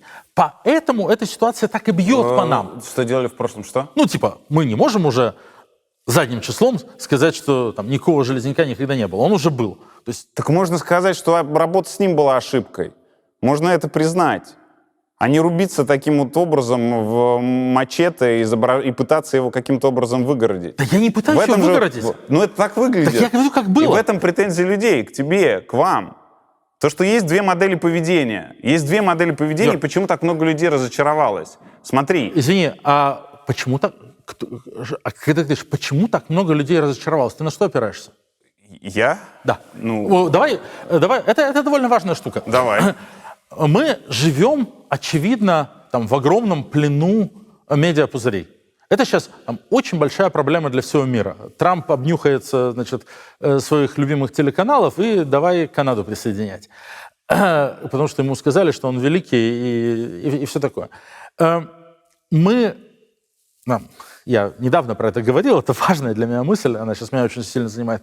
Человечество, человечество в целом, кажется, не очень справилось с социальными сетями. У нас там перестало получаться отделять реальность от образа этой реальности в преломлении социальных сетей. Ты вот сейчас говоришь такую штуку, там, так много людей разочаровалось. Я смотрю на цифры, и цифры свидетельствуют об обратном. После нашего ответа на ролик Каца, где мы показали, что Кац наврал и сманипулировал тут, тут и тут, подменил документы, вычеркнул, там, заретушировал в PDF-ках существенные вещи, не показал обратные транзакции и так далее. Это была наша цель. Мы не хотели выгораживать банкиров. Мы хотели объяснить, что вот этот наброс был лживым. После этого на нас подписалось на наши медиа, подписалось на рекуррентные пожертвования больше людей, чем отписалось после выхода ролика «Каца казначей». То есть ты говоришь, вас все разочаровались, потому я что так не сказал. в какой-то... Кто-то сейчас дал манипулятором, мне кажется, Да. нет? Я не говорил все. В какой-то из эхокамер социальных сетей может сложиться впечатление, что там ФБК стали все очень сильно не любить, очень сильно ругать, очень сильно разочаровались. Вот мне очень сильно в этой всей истории помогают объективные данные, цифры, и цифры говорят об обратном. Они говорят о том, что когда мы смогли показать, насколько манипулятивным и лживым был этот наброс на нас, то наша поддержка выросла, а не снизилась. Хотя в соцсети иногда страшно зайти. И это отдельная проблема, о которой мне хотелось бы поговорить. Под видео соотношение лайков и дизлайков под вашим ответом какое? Я не смотрел. Ну, там 32 тысячи лайков. Дизлайки, к сожалению, нельзя увидеть. Может быть, есть какой-то софт, и через него люди узнали, что там 42 тысячи. То есть дизлайков там больше. Окей, ну хорошо. Почему у ответа ФБК авторам видео назначена сортировка комментариев по последним? Хотя обычно она по самым залайканным комментариям. Я не знаю ответ на этот вопрос. Это выглядит так для того, чтобы смягчить репутационный удар. Потому что как только ты переходишь в самые залайканные комментарии, и они у абсолютного большинства людей установлены, секундочку, ты попадаешь там просто под разгром авторов этого видео. И это никак иначе, кроме как намеренным решением для того, чтобы чуть-чуть картину восприятия изменить, не выглядит. Окей, смотри. Во-первых, я готов отвечать за свои действия, слова, поступки и так далее. Вот вся сфера финансовой инфраструктуры, наших юрлиц, организация нашей работы, это мой домен, моя сфера ответственности. Видео я не занимаюсь. Я реально, вот ты мне сейчас это сказал, у меня нет оснований не доверять, наверное, так и сделали. Я могу гипотетически предположить, что именно потому, что решили, что надо избежать манипуляций. Слишком легко взять, быстро написать комментарий, его залайкать, вывести в залайкин, он будет показываться как первый, его дальше будут лайкать, и он там уже удержится. Это так действуют и кремлевские фабрики, и так действует много кто. Но, к сожалению, YouTube'ом вообще довольно легко манипулировать. и лайками, дизлайками, и комментариями, как раз создавать впечатление очень легко. Поэтому и хочется ориентироваться на объективные метрики и объективные показатели. Что ты думаешь про прокурорский нал, который они брали? Ну, я так понимаю, что большой и важной частью бизнеса про бизнес-банка было обслуживание структур холдинга «Авилон». Это был их якорный клиент. Холдинг «Авилон» крышевали прокурорские. Холдинг «Авилон» — это крупнейший, второй по величине в России автодилер. У них была крыша в Генпрокуратуре по линии этого совладельца холдинга, как его звали, Камуава Гумяна. Он, я так понимаю, дружил с семьей Исаака Карапетяна, бывшего покойного заместителя генпрокурора. И насколько я понимаю, насколько вот все это вылезло, как бы обслуживание «Авилона» как VIP-клиента было важной частью их бизнеса. И, насколько я понимаю, соответственно, там прокуроры тоже какие-то свои деньги там размещали, тоже там угорели, когда про Бизнесбанк раздербанили. И поэтому прокуроры тоже там пытались с ними судиться, ну или там представители прокуроров, и гоняться за ними. Окей. Такая часть биографии тебя не смущала у этих людей? У пробизнесбанка? Ну вот это то, что там «Авилон» был каким-то их крупным корпоративным клиентом важнейшим, это как раз, наверное, то, что там стало ясно вот в ходе всех этих там разборок в 2024 году. Мне кажется, что до этого я не знал про это. Нет, прокурорский нал, вот как бы тебя не смущал? То, что его приносили и отдавали под большую программу? Разумеется, смущал бы, если бы я про это знал. Ну, то есть мы в 2015 году делали фильм «Чайка», где, опять же, там громили прокурорских и объясняли, как Генпрокуратура превратилась в организованную преступную группировку. Хорошо, почему вот это, то, что есть такая часть биографии, не мешает тебе говорить про Железняка как про замечательного, хорошего человека? Я говорю про то, что в те годы, когда я его знал и с ним общался, он делал хорошие дела, за которые я ему благодарен, без всякого там двойного я, по крайней мере, не видел никакого двойного дна. Я ровно про это говорю. Я не говорю, что он там замечательный, святой, классный. Твое видео, ты говоришь про Железняка. Классный, абсолютно замечательный человек. Поэтому иди ты в задницу, значит, Алексей Венедиктов со своей клеветой на хорошего, классного человека. Это твоя цитата. А вот здесь чемоданы прокурорского нала или сумки. Ну, это был прямой эфир, наверное. В прямом эфире я бываю иногда, может быть, там, слишком эмоционален, и в прямом эфире люди в целом чаще делают какие-то ошибки, к которым легко придираться, и это потом становится... Это целая отдельная индустрия, отсмотра наших прямых эфиров и использования цитат из них. Но, тем не менее, ну, то есть вот этот весь наезд на нас... Леонид, подожди. Подожди сначала. Его сначала придумал Илья Ремесло, там самый нищенский отброс кремлевской пропаганды. Когда у него эта тема не зашла, это стал делать Алексей Венедиктов, к которому я действительно отношусь очень сильно плохо. Вот. И потом третьим уже за эту тему взялся Максим Кац. Причем эта тема была задумана и реализована. Михаил Ходорковский ходил и рассказывал многим людям, много людей это может подтвердить, что это им ответочка, значит, сейчас прилетит за Невзлина. Ну, то есть это вот, к сожалению, все это должно быть погружено в контекст. Какой контекст? Вот этого большого конфликта. Смотри, между российскими политическими структурами. В сторону конфликт, в сторону, еще раз, твоя цитата многослойная про классного, замечательного человека и прокурорский нал. Как сочетается одно с другим? Как классный человек, почему тебе вот наличие этого прокурорского нала в больших количествах и прочие, видимо, нарушения закона, они тебе не мешают называть классным, замечательным человеком того, кто имел к этому отношение? Я тебе сейчас только что на протяжении достаточно длительного времени объяснял, как я к этому отношусь, что я хотел бы воспринимать всех людей как совокупность, а не сумму их положительных черт и положительных действий и отрицательных действий, цацки, шашни с прокурорскими и там, размещение денег из прокурорского общака под нерыночный процент, это дело абсолютно плохое, я это категорически осуждаю. А то, что он делал в качестве помощи нам, я это категорически не осуждаю. В этом контексте я готов отозвать свою цитату про классного человека. Я хочу сказать, это, как я сейчас говорил, человек, который делал конкретные хорошие дела, за которые я благодарен. Знаешь, что это напоминает? Это сейчас тоже вся медиа-обслуга Невзлина и Ходорковского бегает в куче разных стримов и рассказывает, да как вы смеете? Ведь Леонид Борисович оплатил лечение святому человеку, одному из основателей мемориала Арсению Рогинскому. Как вы смеете, ведь Леонид Борисович оплатил лечение тому. Как вы смеете, ведь он меценат поддержал такому-то фонду. А я очень просто смею.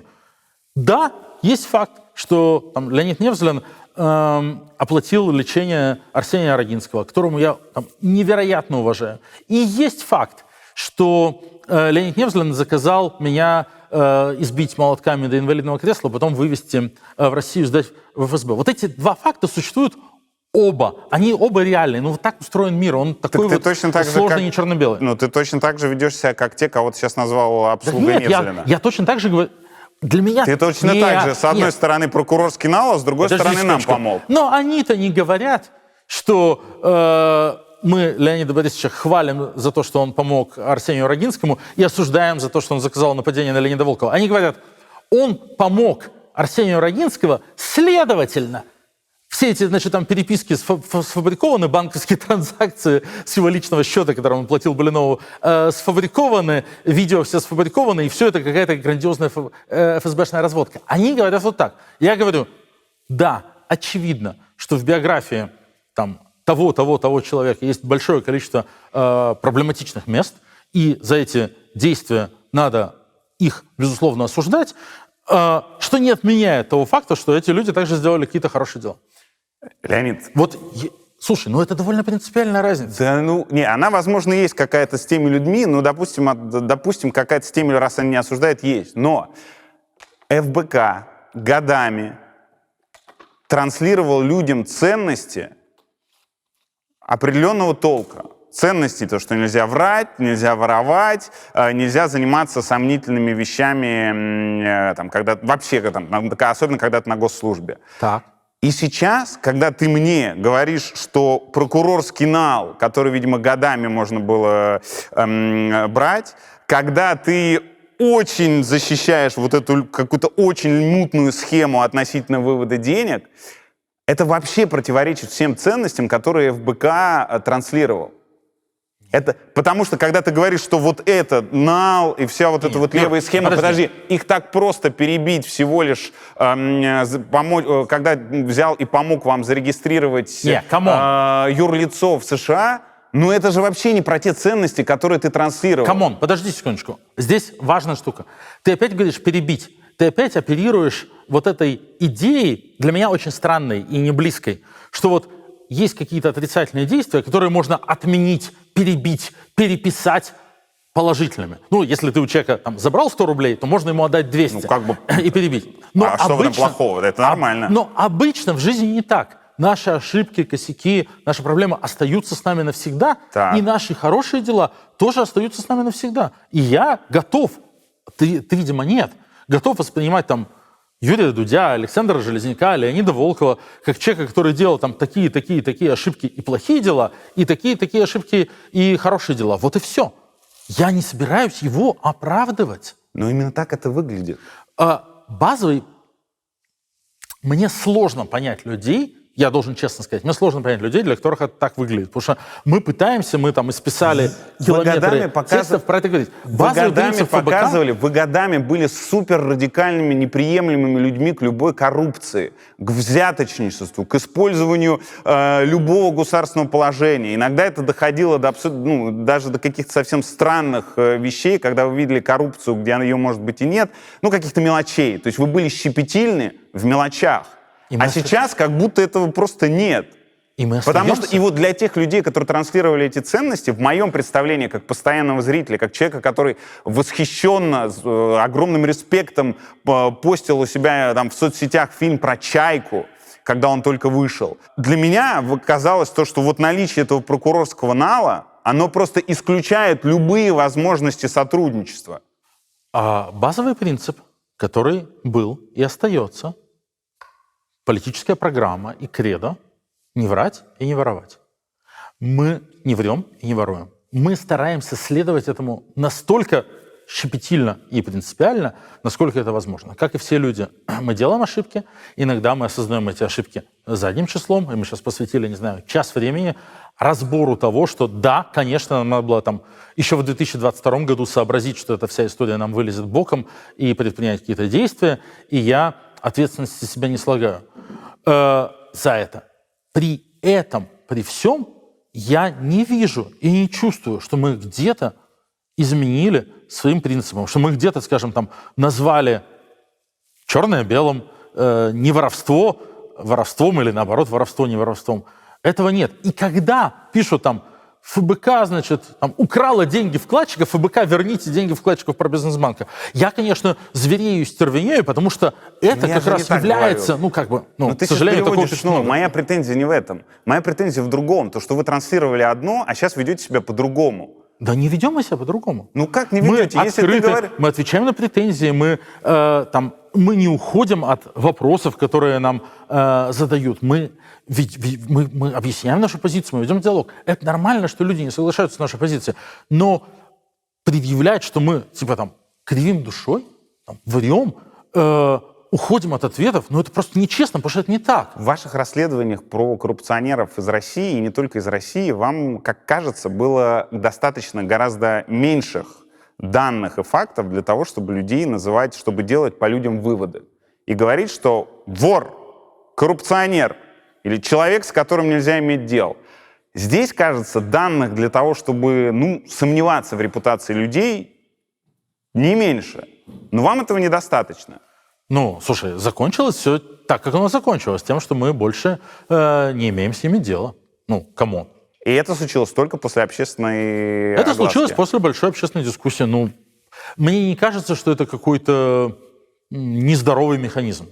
Да, случилась большая общественная дискуссия. Еще раз, я сожалею о том, что мы не смогли предугадать, что вот эта штука вся так сработает и выстрелит, и не сделали каких-то превентивных шагов сами. Протупили. Это было неправильно. Почему она... Но при этом, слон в комнате заключается в том, что 95% претензий, которые были к нам предъявлены в ходе этой общественной дискуссии, несправедливые. Несправедливые. Какая несправедливость тех, которые я сейчас предъявлял? Я не цитирую фильм Максима Каца. Да. Я говорю за конкретные претензии свои, которые у меня возникают, как у человека, который много лет является... Юр, смотри. Несправедливость твоей последней претензии, скажем, в ее ретроспективности. Ты говоришь, из материала The Bell 2024 года мы узнали, что одним из крупных клиентов пробизнесбанка был Авилон, где была прокурорская крыша. Поэтому в 2021 году нельзя было принимать помощь от волонтера Александра Железняка. Это требует машины времени. Впервые материал про это был написан, если я ничего не путаю, в 2019 году. Они судиться стали в Америке друг с другом, и вот здесь появится ссылка, расследовательское издание, аббревиатура на английском SRP, да. Там большой текст был про это, потому что из-за этих судов, когда Варшавский с ними судился, стало про это известно, и очень большой текст, и там тоже были и прокурорские, и расследователи. Очень удивительно, что этот текст в 2019 году появился, а в 2021 ФБК, мастера расследования, вообще никак на него не обратили внимания. Возможно, это как раз... Давай, если еще про эту тему говорить, возможно, это как раз последствия той структуры, о которой мы говорили с тобой до того, китайской стены между расследованиями и всем остальным. Никто не может сказать Марии, что расследовать. Мария никому не говорит, кого она расследует и чем она будет заниматься.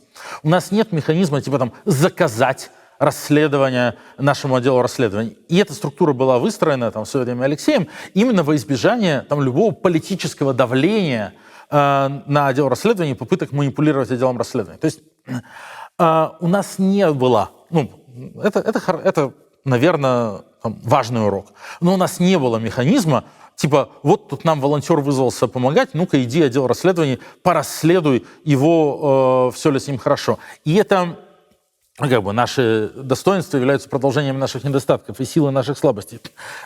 Отгороженность отдела расследования от всего остального и невозможность на него влиять через там, финансовые, политические и другие рычаги, это штука, которая может и злую шутку сыграть. Наверное, вот такой вывод я бы из этой части разговора сделал. Последние пару вопросов по этой теме и дальше.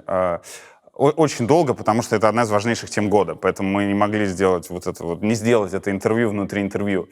Так тебе жалко из-за того, что вы связались с предположительно мошенниками, или жалко, что попались? Мне жалко, что давай я буду про себя говорить. Мне жалко, что в 2021 году, находясь в достаточно отчаянной ситуации и пытаясь спасти ФБК от полного уничтожения Путиным, когда нас признали экстремистами, я не подумал о последствиях тех решений, которые принимались. Я не подумал о стратегических последствиях тех решений, которые я принимал, так сказать, тактически в моменте. То есть реально, в моменте вот ты тонешь, подгребает лодка, ты запрыгиваешь и не думаешь о том, что на борту у этой лодки написано. У нее там, не знаю, флаг Хамас на борту, условно говоря. В такие моменты ты про это не думаешь. И я за это себя ругаю, безусловно, и ругаю много.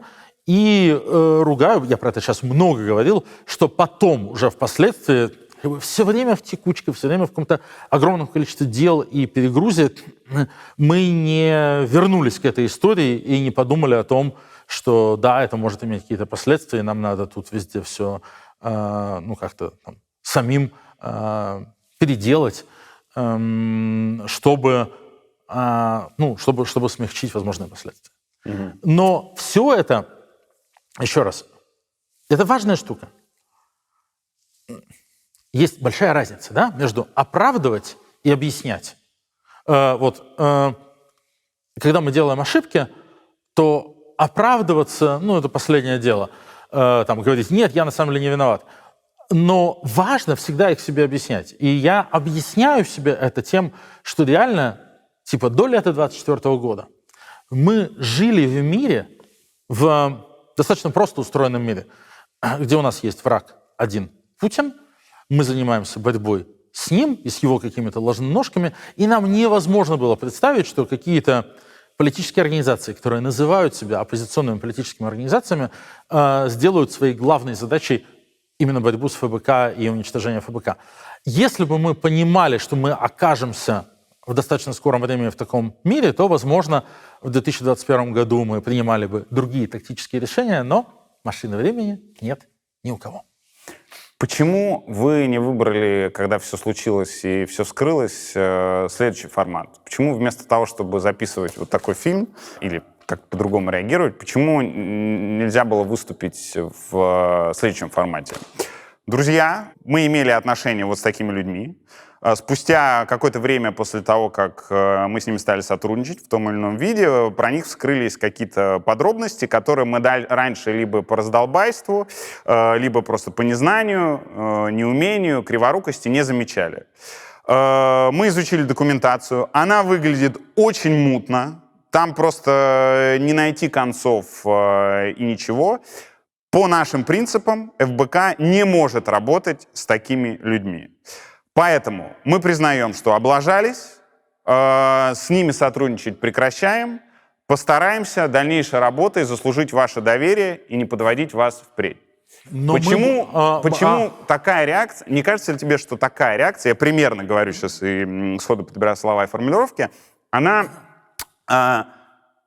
вызвала бы совершенно другую реакцию, чем та, которая случилась? Вот такой ответ и предшествовавшие этому постоянные оскорбления, подколы и прочие вещи относительно того, что, публичные заявления относительно тех оппонентов, которые каким-то образом вам обвинения предъявляли. Мне кажется, что наша реакция выглядела достаточно похоже на то, что ты сказал. То есть мы прервали сотрудничество, Мы признали ошибки, мы много сказали об ошибках, которые были сделаны, и про эти там, статьи в Австрии, и про эти транзакции, в том числе мы осудили, очень подробно разобрали и осудили эту практику, но, по-моему, правильно, что мы также и не могли умолчать про то, что и при этом, при всем, там, в значительной части наезда на нас просто наврали, просто подменили факты, просто там, не показали часть транзакций, выморали какие-то вещи из документов. Почему мы должны были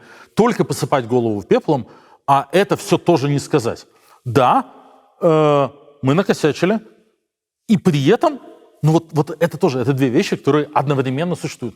Да, мы накосячили, мы там сделали какие-то ошибки, и при этом мы стали жертвой абсолютно несправедливого манипулятивного наезда. Мы сказали и то, и еще раз, судя по реакции публики, судя по реакции аудитории, судя по цифрам, которые я вижу, этот ответ был принят нашими сторонниками. Мы пишем это интервью на следующий день после того, как стало известно, что Тигран Кеосаян находится в коме и пережил клиническую смерть. Как ты отреагировал, когда узнал эту новость? Как легко можно заметить по моим социальным сетям, я отреагировал на это никак. То есть мне глубоко, фундаментально пофиг на Тиграна Кеосаяна. Я не написал и не напишу ни одного твита или текста по этому поводу. Он гнусный пропагандист, которого мне хотелось бы видеть на скамье подсудимых, поэтому хочется, чтобы он там выкарабкался и дожил до честного, справедливого суда. Но в целом я просто не считаю, что это какая-то штука, заслуживающая комментариев. То есть там я имею все основания ненавидеть Маргариту Симоньян. Она там делала и продолжает делать огромное количество очень злых дел. Мы не забудем ни Рафаэлку в августе 2020 года, ни ее комментариев 16 февраля 2024 года, когда по приказу ее начальника был убит Алексей Навальный, и для очень многих людей в России была убита надежда на будущее. Но понятно при этом, что там люди болеют и умирают, и какая-то там штука, связанная с каким-то злорадством, тоже не кажется мне полезной или там нужной, необходимой. Вопрос, который обсуждал с Марией Певчих, и очень хочу обсудить с тобой. Про манеру общения в соцсетях вашего триумвирата. Можно я за себя буду отвечать? Да, но... Мы действительно все очень разные люди, и мы можем во многом друг с другом не соглашаться, и это нормально. Вот в нашей культуре, и это тоже важная часть про ФБК, каким его сделал Алексей, каких людей он набрал и какую культуру привел. Спорить внутри, не соглашаться и уважать мнение другого и говорить: окей, давай согласимся в этом не соглашаться, это прямо важная такая краеугольная штука. Окей, но просто мне кажется, что вы в этом смысле выступаете единым фронтом. Это Нет. применимая претензия. Просто я когда читаю, например, Ивана Жданова, который там называет соту Аббас сотой, посылает людей нахуй, пишет Венедиктову «Чё лохматый?» или отвечает людям мемом «А тебя это ебать не должно». Я в целом вижу это очень похожим, например, на то, как общаешься ты периодически. Поскольку, например, ты используешь единорожье «мразь» в адрес сторонников, можешь себе позволить использовать в адрес сторонников Максима Каца. Пишешь Венедиктову «Синька, чмо, аптека за углом». Слушай, давай мы не будем цитировать твиты из контекста. Там Венедиктов понаписал огромное количество пьяных твитов, обвиняя меня и Марию в каких-то безумных смертных грехах, и я вернул ему его на фразу. На его языке, да. Ты решил за углом. Ему, да. Там человек абсолютно, очевидно, просто напившийся в хламину, вылез в Твиттер. Да, иногда ты реагируешь как живой человек и хочется поставить на место. Это правда. И точно так же пишешь ты. То есть Алиев посоветовался с Эрдоганом и публично велел Путину пересасывать. Это ройзмановский мем, который мне показался здесь уместным, хотя меня за него действительно поругали немножечко. Точно ли... понятно, что такими вещами можно в личных чатах перекидываться. Точно ли это допустимая лексика для человека, который является топ-менеджером политической организации и встречается с политиками, ведущими США и западных стран? Социальная сеть X, ранее известная как Twitter, это очень специфическая среда, очень специфическая субкультура, которую очень многие не любят, и я тоже не очень люблю, в которой есть там определенные правила, я бы сказал, даже общения, в которой есть определенные контексты, там, определенные мемы, определенные заходы. Кому-то что-то нравится, кому-то не нравится. Ну, я привел пример Евгения Ройзмана, у которого просто весь его твиттер состоит, как известно, только из хлестких матерных реплаев, и при этом за это его многие любят. Я в твиттере себе позволяю быть живым человеком, потому что твиттер — это не мир, потому что твиттер — это бесконечно нишевая фигня. Твиттер настолько нерепрезентативен, насколько это возможно. Твиттер не является отражением российского общества, не является отражением российской оппозиции. Твиттер — это площадка на 30-50 тысяч эмигрировавших российских активистов и журналистов. Довольно токсичная, потому что Твиттер — это площадка для людей очень фрустрированных, людей, у которых максимально испортилась, изменилась их жизнь после февраля 2022 года, где они выплескивают эту фрустрацию, не стесняясь в выражениях, и где манипуляторы типа Максима Каца или Алексея Венедиктова направляют эту фрустрацию для атак. Да, у меня нет никакого уважения к единорогам, то есть к людям, которые по команде нацепили на себя какую-то аватарку и участвуют в скоординированных атаках. И я могу себе позволить это высказать. Иногда жалею, иногда думаю, хорошо ответил. Какие-то мои ответы становятся удачными мемами. Заслуживаете Путина, конечно. До сих пор горжусь этим реплаем. Понимаешь ли ты, что... Сейчас, извини, пожалуйста. Мой твиттер не читают западные политики и не знаю, люди, с которыми я встречаюсь в реальном мире. Твиттер — это настолько сильно не реальный мир, насколько это возможно. Но при этом я захожу в твиттер, и я читаю каждый день какие-то сотни реплаев. «Сдохни! Жаль, тебя не добили молотком!» Бегают эти же самые люди с единорогами и говорят: «Жаль, тебя не добили». Я читаю это же самое в отношении моих коллег. И я хочу сказать важную вещь. Мне кажется, что это фундаментально неправильно. Я сам у себя отрастил... Сейчас объясню.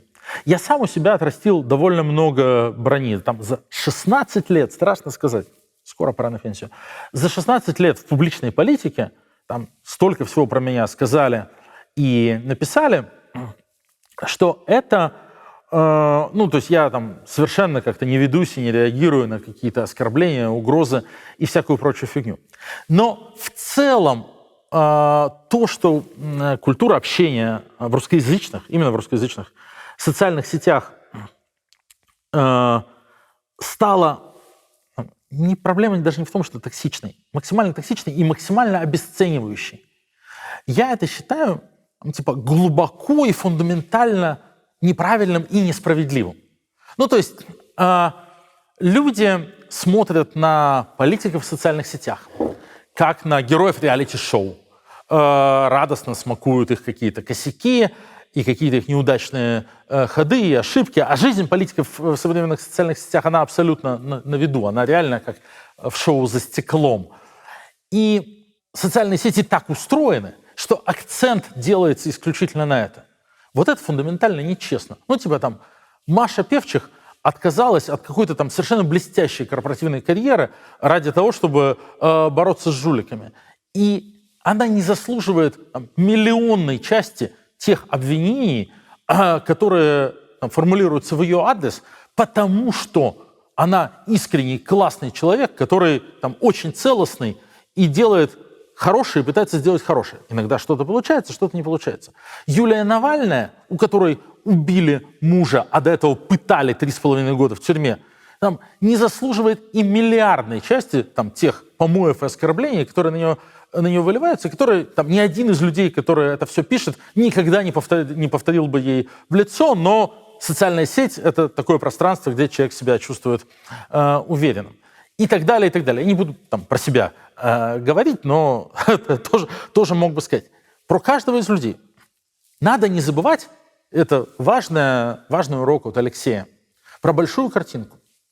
Есть ФБК, совсем небольшая команда энтузиастов, каждый из которых на корпоративном рынке мог бы зарабатывать гораздо больше, каждый из которых через очень многое прошел, через аресты, уголовные дела, вынужденную миграцию, отказался от очень многого в жизни, пытаясь что-то сделать и что-то изменить. И вот эта вот позиция со стороны, мы будем на это смотреть, ха-ха, опять не получилось, ха-ха, опять, значит, там накосячил. Она мне глубоко противна, потому что она, мне кажется, очень сильно несправедливой. Мне кажется, что, естественно, надо говорить про ошибки, но мне тоже кажется, что это важно, чтобы люди не стеснялись публично говорить о своей поддержке, чтобы люди понимали, что там очень многие, и не только ФБК, там другие оппозиционные структуры, политики, люди, деятели, многим жертвуют ради каких-то целей, идеалов, которые они, возможно, и не достигнут. И тем не менее они согласились вот там типа на это жизнь положить. И это заслуживает какого-то, ну что ли, типа уважения. Соцсети устроены так, что мы этого почти не можем видеть, а можем видеть только, ну типа там хейт. Илон Маск еще очень сильно осознанно испортил Твиттер в эту сторону. Вот эта штука кажется мне фундаментально несправедливой. Я борюсь тут, наверное, с ветряными мельницами. Я понимаю, что я с этим не сделаю ничего. У меня есть один призыв. Иногда бывает так, что я или там кто-то из моих коллег иду там по аэропорту или по какому-то публичному месту, и кто-то подходит и говорит: ой, там, Леонид, спасибо за вашу работу, можно с вами сделать селфи? Я говорю: ну типа, да, конечно. И человек потом говорит: вы знаете, я очень сомневался, там, можно ли к вам подойти, там,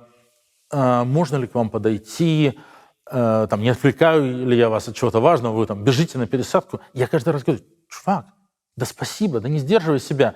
Реально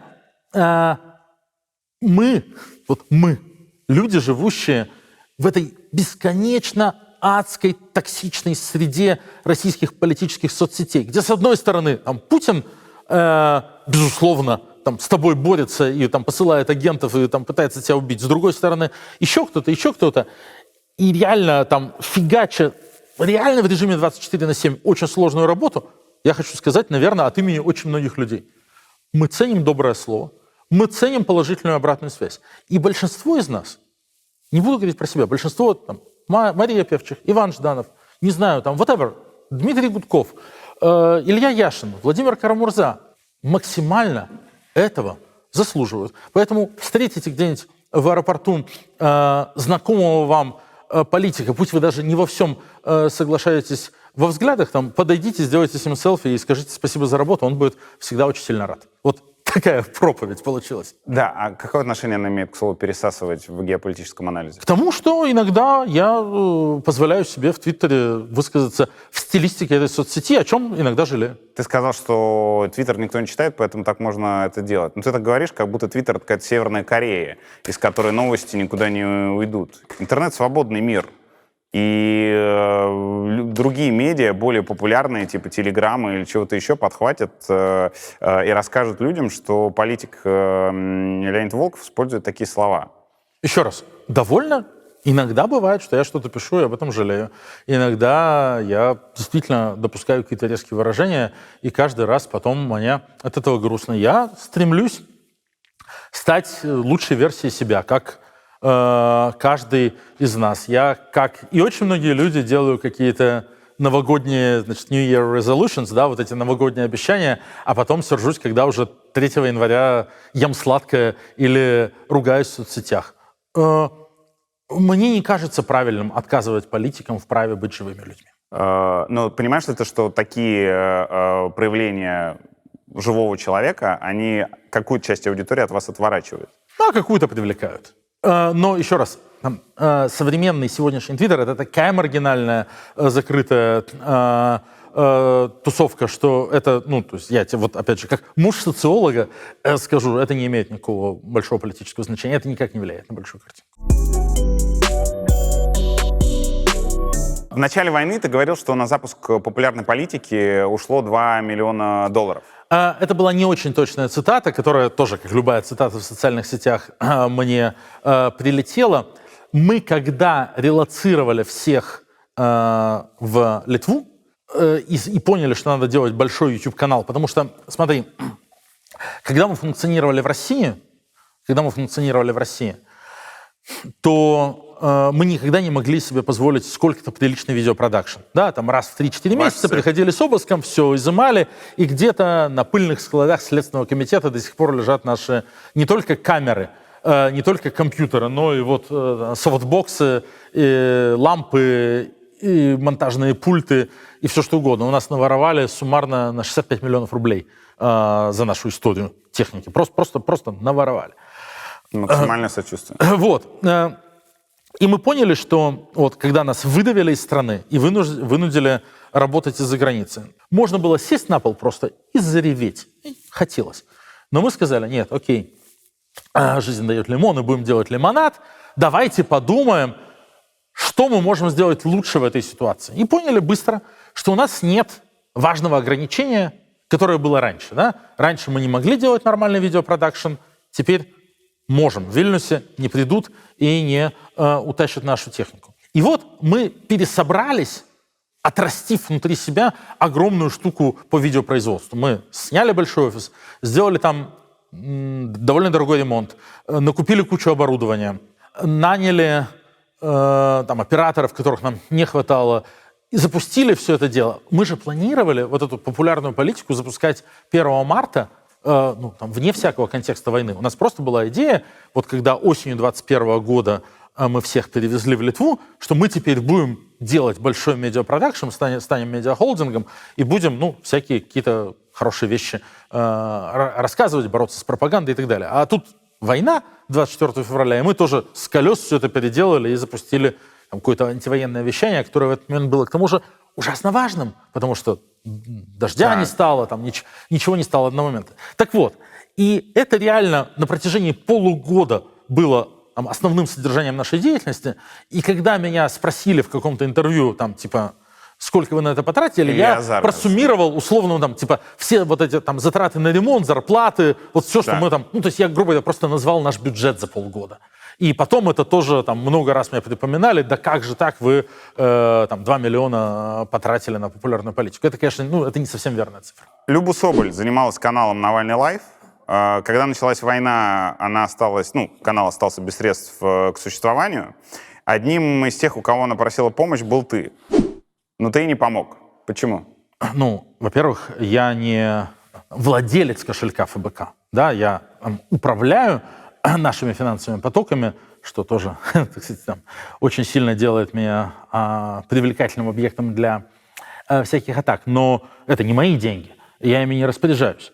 Люба действительно пришла и действительно искала возможности, чтобы мы профинансировали ее канал в ситуации, когда после 24 февраля у всех одномоментно отключили монетизацию, а до этого она жила на монетизацию, так ее точно так же и у нас отключили, и у нас реально была ситуация, задержек зарплат и так далее. Мы сказали, Люба, у нас нет денег, мы не можем, просто их неоткуда взять, давай думать над какой-то оптимизацией. Потому что она сидела с командой своей в Таллине, мы в Вильнюсе, давай придумаем какой-то формат, сэкономим какие-то ставки и так далее. Она сказала, нет, я хочу сохранить эту автономность, я найду деньги где-то еще. Пошла искать деньги где-то еще. Вот так все было. В итоге она одолжила деньги у Леонида Невзлина. Да, как мы узнали летом 24 года, после всего этого Невзлин-гейта, в сентябре, она публично написала, что один из людей, у которых она одолжила деньги, это был Леонид Невзлин. Смотри, у вас есть $2 миллиона, чтобы сделать ремонт. К этому времени у нас уже не было никаких 2 миллионов. Но мы сделали и запустили популярную политику. А Люба Соболь пришла к вам, когда это, в феврале? Она пришла в марте. В марте, окей. К тому моменту 2 миллиона уже потрачено. К тому моменту все уже было сделано и запущено, да. То есть еще раз, 2 миллиона это был, наш бюджет нашей организации в периоде примерно с ноября 21 по февраль 22, когда мы занимались релокацией сотрудников, ремонтом в офисе и запуском, подготовкой к запуску Большого канала. То есть я, отвечая Илье Азару на вопрос, в голове прикинул, что, наверное, вот если по чесноку сложить все наши расходы на запуск популярной политики, то получится примерно такая сумма. Ну да. Эти деньги были к этому моменту потрачены. В итоге она взяла деньги у Леонида Невзлина, который и отказалась от этих денег в 24 году, когда стало известно, появились обвинения в адрес Леонида Невзлина, что он заказал тебя и других своих оппонентов. Люба Соболь публично рассказала об этом и начала сбор для того, чтобы как можно скорее с этим долгом рассчитаться. Какие чувства у тебя были, когда ты об этом узнал? У меня было чувство уважения к Любе, которая сделала очень непростой шаг. Она повела себя очень честно, открыто, хотя понятно, что ей было очень трудно, и она была лично в очень уязвимом положении с этим долгом, потому что, опять же, выяснилось, что она деньги взяла в долг с обязательством вернуть. Поэтому я испытал большое к ней уважение. Не было ли у тебя чувства неловкости или стыда, что ты не смог ей помочь? Нет, потому что в той ситуации я просто никак не мог помочь. У меня не было никаких ситуаций. Давай я тоже еще объясню. Я взвалил на себя вот эту роль заниматься финансовой инфраструктурой вокруг ФБК осенью 2016 года. Мы готовили запуск президентской кампании Навального. Стало ясно, что на президентскую кампанию надо очень много денег. Значит, надо, во-первых, ездить с кем-то разговаривать и просить денег у каких-то богатых людей на запуск кампании. Если не получится, краудфандинг же штука непредсказуемая, мы запускаем краудфандинг, а получится или не получится, хрен знает. Надо было выстраивать этот краудфандинг, надо было собирать люди. В тот момент людям больше всего была понятная такая штука, как перевод денег, с карточки на карточку. Значит, должна быть чья-то карточка. И у нас было какое-то внутреннее обсуждение, и я говорю, Алексей, а кому еще? Я начальник штаба, давай я это все возьму на себя. Давай это будет моя зона ответственности. Он сказал, тебя за это, посадят, тебя за это будут ненавидеть. Потому что все, что связано с деньгами, это всегда штука, связанная с тем, что возникают какие-то конфликты, какие-то обиды. И плюс все, что связано с деньгами, всегда находится под микроскопом российского государства. Я это понимал прекрасно. А делать-то что надо было? Компанию-то надо было запускать и как-то финансировать. Я сказал, не жалею об этом. Я сказал, окей, я это понимаю, я на это готов. И с тех пор, что мне очень сильно помогало, и почему Алексей мне предложил этим заняться, я согласился, все-таки я был человеком, которому очень сложно такие претензии предъявлять, потому что я был человеком достаточно состоятельным. То есть я заработал довольно много денег в своей корпоративной IT-карьере. Я декларировал, что у меня было в 2010 году, когда я шел на выборы, в 2011 году, когда я шел на выборы в областную думу, куда меня не пустили, я декларировал, подавал публичную декларацию о доходах и имуществе, что у меня там было $2 миллиона. Я тогда продал свои акции Контура как раз. То есть было понимание, что, окей, понятно, что этот человек достаточно обеспеченный, поэтому ему легче, как говорится, фронтовать вот эту финансовую инфраструктуру. Но, конечно, все равно со временем это стало большой проблемой. И ты, наверное, не понимаешь. И многие люди, конечно, не понимают, и я не ожидаю, что будут понимать, но это, тем не менее, так.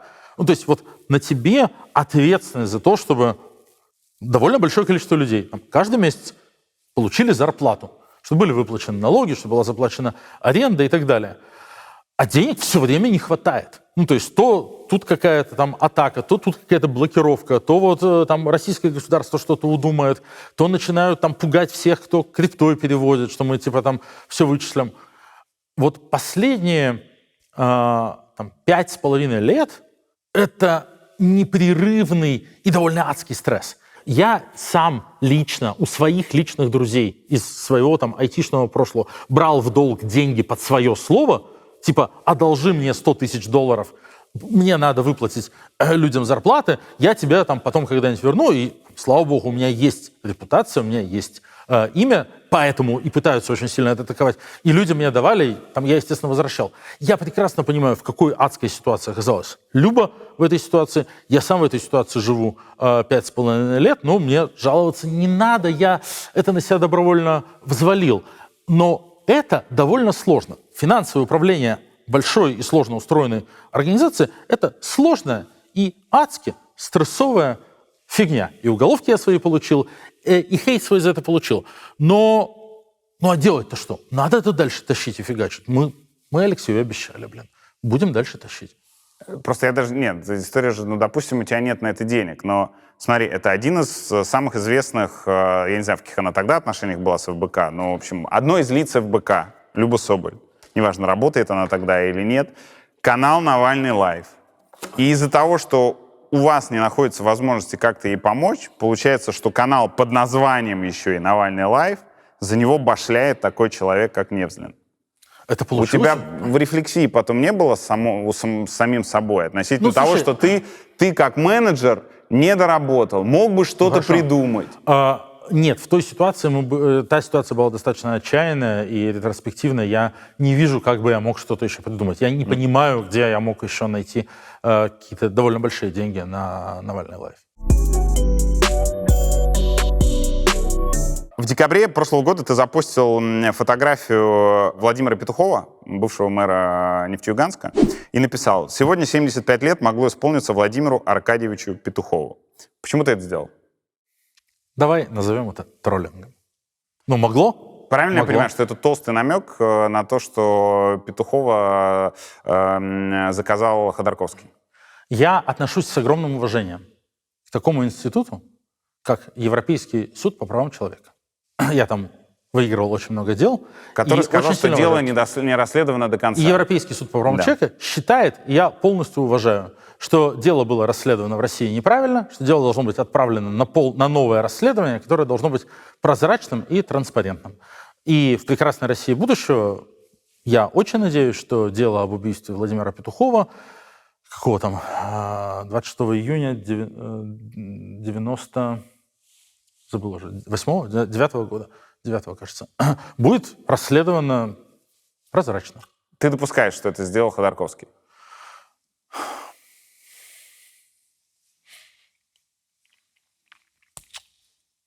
Я очень опасаюсь, что это действительно могло быть так, что Невзлин заказал Пичугину убийство Петухова. Да. Это как бы после известных событий у меня не могли не появиться разумные сомнения и опасения на этот счет. Назови 3 свои претензии к Ходорковскому. Интересный вопрос. Мне не хочется обсуждать Ходорковского, мне хочется Путина обсуждать. Вот эта вот идея, что мы постоянно сводим вот это вот то, что началось типа с весны 2023 года, реально адская, публичная, конфликтная борьба разных оппозиционных политиков, меня это приводит в большое бешенство, потому что это мешает заниматься Путиным. Ну, когда меня бьют молотком на глазах у жены и детей, и я не понимаю, так сказать, что со мной дальше будет, то это, знаешь, как-то немножко индивидуально, конечно, заводит и цепляет. Но ты просто все время вспоминаешь Ходорковского. Не я об этом интервью. Нет, ты его чаще вспоминаешь в нашем интервью. Да. И давай я отвечу на твой вопрос, как ты его задал. Моя большая претензия заключается в том, что он считает, что за деньги можно все купить. Что метод ведения политической работы — это скупка медиа, лояльности, лидеров мнений, решение вопросов вот таким образом. Это мне максимально не близко. Никогда в жизни никому не платил денег за мнение. А Михаил Ходорковский делает это постоянно. Что должен сделать Ходорковский, чтобы ваша война с ним закончилась? Перестать с нами воевать. Перестать с нами воевать. Выключить... позвонить, в редакцию своих медиа и сказать, не надо каждый день отсматривать все стримы всех людей из ФБК, в поиске до чего бы докопаться. Это иногда до смехотворного выходит. Знаешь, вот было знаменитое расследование, что у всех московских районных газет есть правило 3 Собяниных, что если ты упоминаешь Собянина, то ты должен сделать это 3 раза. Ну, им какие-то эти НЛП, деятели оказали такой консалтинг, и потом это журналист Алексей Ковалев, по-моему, заметил и про это писал, что если где-то в какой-то статье упоминается Собянин, то он обязательно там упоминается не меньше, чем 3 раза. Потому что якобы так это лучше закрепляется. Вот это же анекдот, это же смешно, вот это вот боевое НЛП, это такая чушь на самом деле, ну, и это антинаучно. Но открой издание из холдинга Невзлина и Ходорковского, там это реально доведено до абсурда. Есть, план-график. Каждый день надо как-нибудь докопаться до ФБК. ФБК дает повод. Ура! ФБК не дает повода. Высосим из пальца. Вот хорошо бы это выключить, конечно. Делается одним звонком. Точно так же, как звонками они ставили телефонный материал. Леонид Невзлин лично звонил в редакцию издания «Можем объяснить», чтобы разместить там, тоже такое слово из 90-х, размещалово, да, чтобы разместить там заказную статью о том, что Алексей Навальный не сам пишет свои посты. Это там факт, для которого у меня есть доказательства. Вот можно, пожалуйста, это не делать? Спасибо. Ты считаешь, что Ходорковский был в курсе того, что Невзлин тебя заказал? Нет, я так не думаю.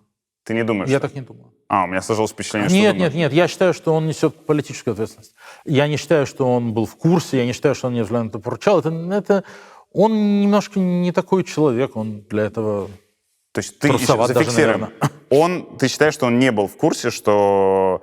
Смотри, тебя заказали? Тебе может показаться эта аналогия немножечко утрированной и натянутой, и она является утрированной и натянутой, как любая аналогия. С аналогиями и историческими параллелями всегда надо быть очень аккуратными. Но 2015 год. Путин много раз, 2014 год, много раз при Кадырове говорит о том, как его достал Немцов, и как Немцов плохо о нем отзывается, и как это неприлично, что Немцов его публично назвал известным словом «навукуё». Кадыров воспринимает это как руководство к действию и решает, что Путину будет очень сильно приятно, если Немцова не будет. Я думаю, что модель была такая.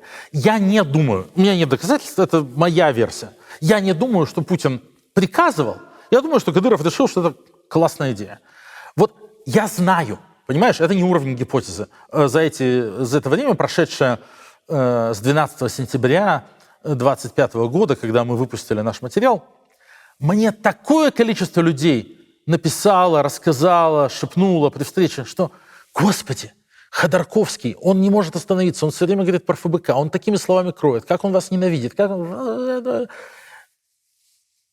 я знаю, что там в застольных беседах и личном общении Ходорковский не сдерживает себя, и вот эту зависть, ревность, ненависть, you name it, к ФБК, к Навальному, к тому, что мы делаем, постоянно транслирует. Я думаю, что вот Невзлин для него очень близкий человек, больше, чем брат, как они говорят. Я думаю, что Невзлин этого всего наслушался и в какой-то момент решил, что я знаю, как моему очень близкому человеку сделать так, что ему понравится. И поэтому, из того, что я сказал, я не считаю, что Ходорковский заказывал нападение на меня. Я считаю, что заказал Невзлин, и следствие придерживается, насколько мне известно, той же самой версии. И при этом я считаю, что Ходорковский несет за это политическую ответственность. И об этом же мы говорили в нашем расследовании. Коротко хочу про ваш список 6000 поговорить. Так. В этом списке есть Олег Кашин. Почему? По тем же критериям, по которым вносились туда другие пропагандисты, которые на большие аудитории, с большим количеством подписчиков, говорили про наших мальчиков, победы нашим, Украина как государство не должно существовать, в конце концов, надо, чтобы наши победили. Пропагандисты, которые транслируют эту позицию на очень большую аудиторию, опасны. Олег Кашин попал в этот список примерно тогда же и на таких же основаниях, как другие люди, которые говорили аналогичные вещи на большие аудитории. Как я понимаю, речь про то, каким образом он относился и освещал войну на Донбассе в период с 14 по 22 год. И к тому, что он писал в 22 году непосредственно после вторжения. Ну смотри, последний... Я не... Слушай, это было Последние... 3 года назад. Я не слежу... Я не помню, смотри, Олег Кашин последние почти 3 года акцентированно против войны. Окей. То, что писал Олег, это надо признать, то, что писал Олег Кашин там, относительно той фазы войны, которая в самом начале была на Донбассе, абсолютно попадает под пропагандистский нарратив Путина. Тут нет вопросов. Каждый может почитать и увидеть. Но он 3 года акцентированно против войны. Вся его работа на большую аудиторию этому посвящена. На него есть уголовное дело в России. Он в розыске. Что еще нужно, чтобы из этого списка выпасть? Ну, наш критерий, как ты знаешь, мы это много обсуждали, как ты знаешь, после марта 23 года я не занимаюсь списками, и там вышел, и не имею никакого отношения к формированию списков, но критерии-то известны, и они публичны. Это типа деятельное раскаяние.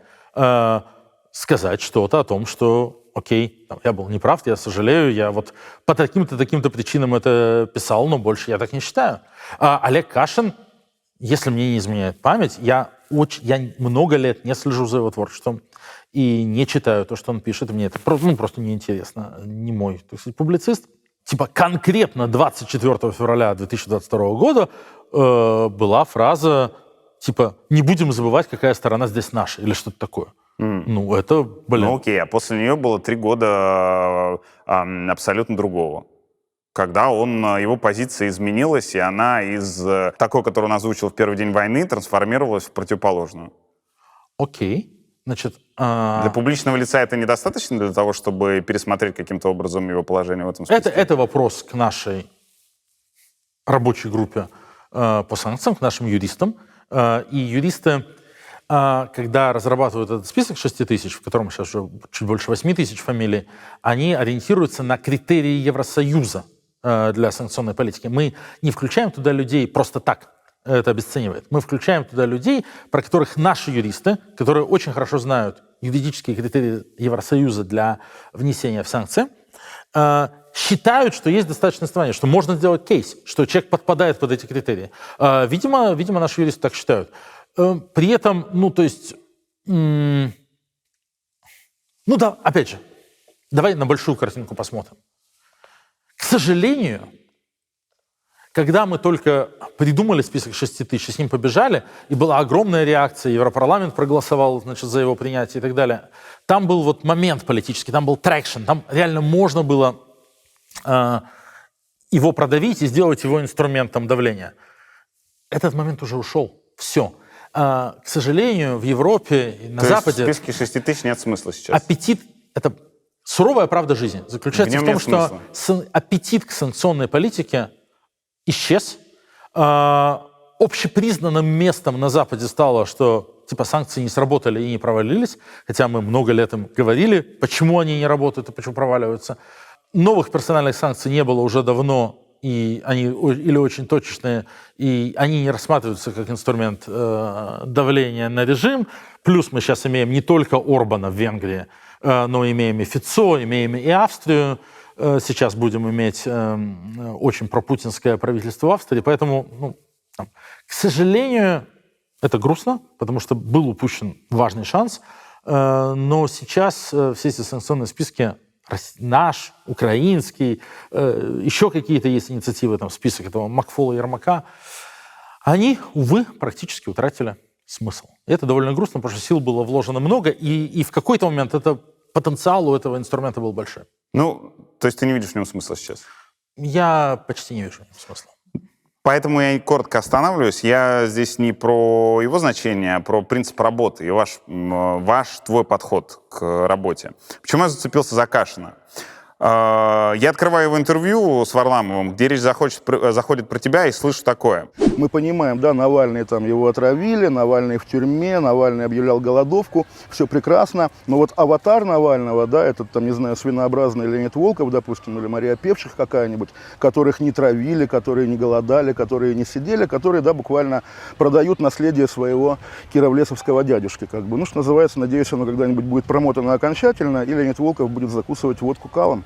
Это вполне типичное заявление Кашина. Да, именно поэтому Олег Кашин мне и не интересен как публицист. Понимаешь? Я все-таки как-то себя чуть больше уважаю, чтобы такое читать и такое комментировать. Но после этого тяжело не думать о том, что присутствие Олега Кашина в списке 6000 — это твоя личная обида.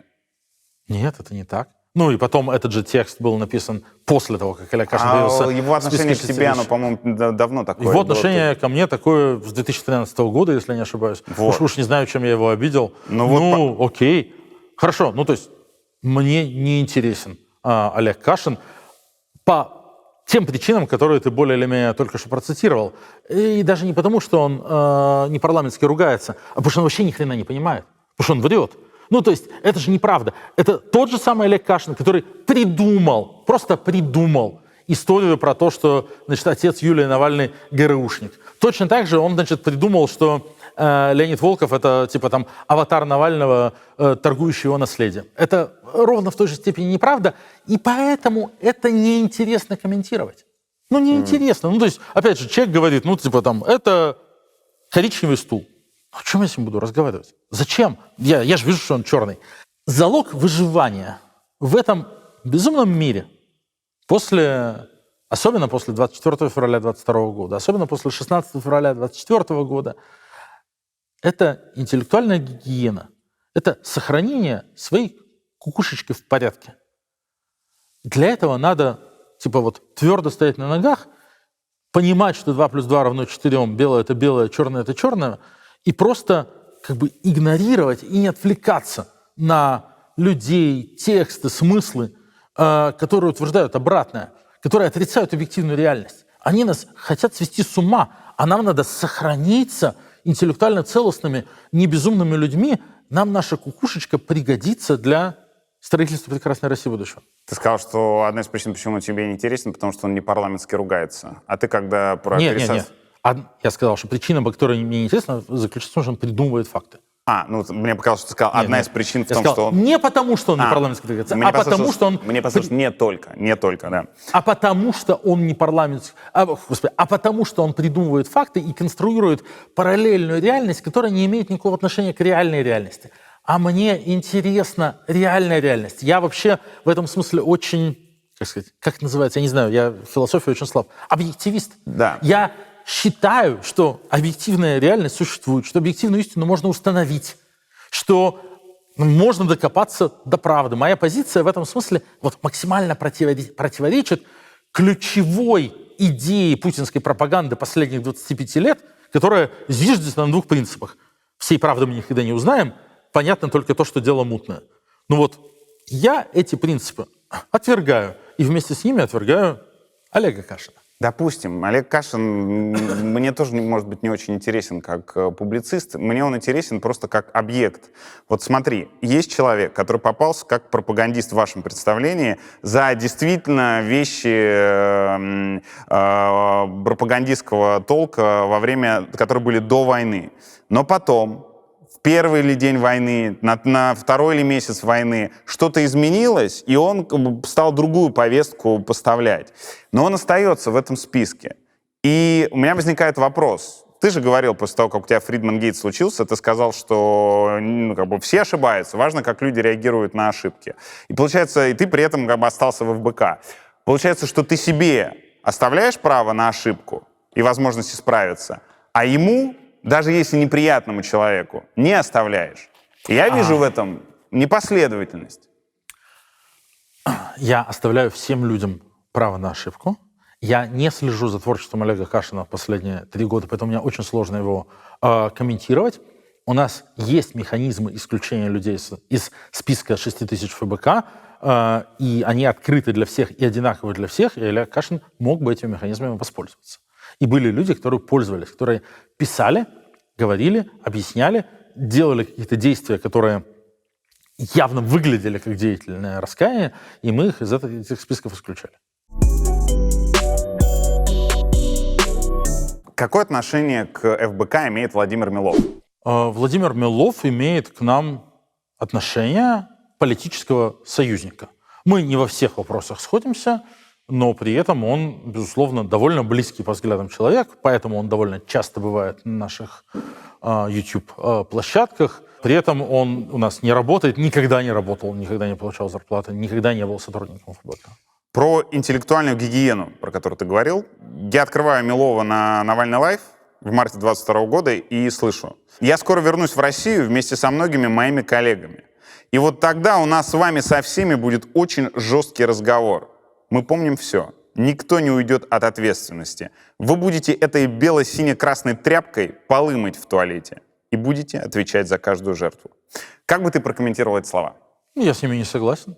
То есть в марте 2022 года у всех были очень разные настроения, уровень истеричности был, очевидно, очень высок, людям виделось скорое завершение войны. Я был одним из тех, кто говорил, что это не закончится быстро и что это на много лет. При этом это не значит, что я какой-то типа суперумный, а они суперглупые. Это в таком каком-то прогнозировании, вопрос, может быть, чутья, может быть, везения. Я давал и кучу неправильных прогнозов тоже.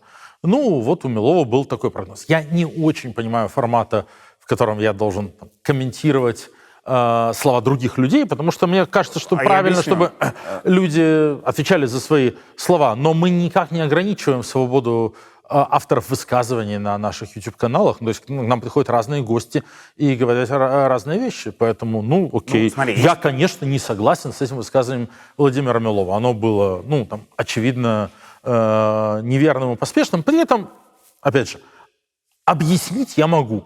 В марте 22-го, когда первое наступление российской армии захлебнулось, а потом и стали оставлять земли вокруг Киева и в Черниговской области, в Полтавской, такие шапкозакидательские настроения части политических комментаторов были присущи. Еще одна 101-я причина не работать политическим комментатором. Почему я об этом спрашиваю? Речь не сделал так, чтобы ты отвечал за других. А почему на орбите ФБК, а за него ты все-таки отвечаешь, в целом могут быть такие люди среди союзников, как Милов? Человек, который, во-первых, кажется, вообще не умеет в экономическую экспертизу, а во-вторых, судя по его эфирам, просто ненавидит людей, часто сбивается в истерику, и это только один из примеров, когда он так ведет себя с людьми по ту сторону экрана, что хочется спросить вопрос: ФБК точно ок иметь такого союзника? Вы точно собираетесь претендовать на какую-то поддержку внутри России, когда у вас есть такие люди рядом? У нас есть очень разные люди рядом, и нашей большой суперсилой было всегда собирать очень разных людей. Когда я руководил штабом мэрской кампании в 2013 году, у меня реально рука об руку работали крайне левые, ЛГБТ-активисты и нацдемы, которые при других условиях, встретив друг друга в темном переулке, может быть, убивать друг друга бы стали. И Алексей всегда очень сильно и хорошо умел собирать разных людей. Понимаешь, это такая тоже фундаментальная штука про политику. Особенно про политику в эпоху соцсетей и в наше время. У тебя есть один человек, с которым ты согласен по всем 100 пунктам политической повестки. Это ты сам. Другого такого не существует по определению. Есть другой человек. Я не уверен, что я с собой согласен на всем. Бывает и так. Есть другой человек. Ты с ним согласен по 95 пунктам и не согласен по 5. Скучно обсуждать те 95 пунктов, по которым ты согласен. Какая радость в том, что сказать: да, правильно сказал, да, молодец. Соцсети такой контент не продвигают. Подожди. Мы сейчас шоу обсуждаем. Поэтому все время заостряются аспекты, заостряются моменты расхождений. Экосистема соцсетей направлена на то, чтобы заострять и выдергивать расхождения. Я не согласен с Володей Миловым в этом вопросе. Я согласен с ним в 10 других вопросах. И в прекрасной России будущего, когда он пойдет на честные конкурентные выборы, какие-то избиратели припомнят ему это высказывание и из-за этого за него не проголосуют. И, возможно, он выборы проиграет. Это окей. Это окей, что есть разные взгляды. Здесь же не про разный взгляд, здесь про просто уважаешь ты людей или не уважаешь.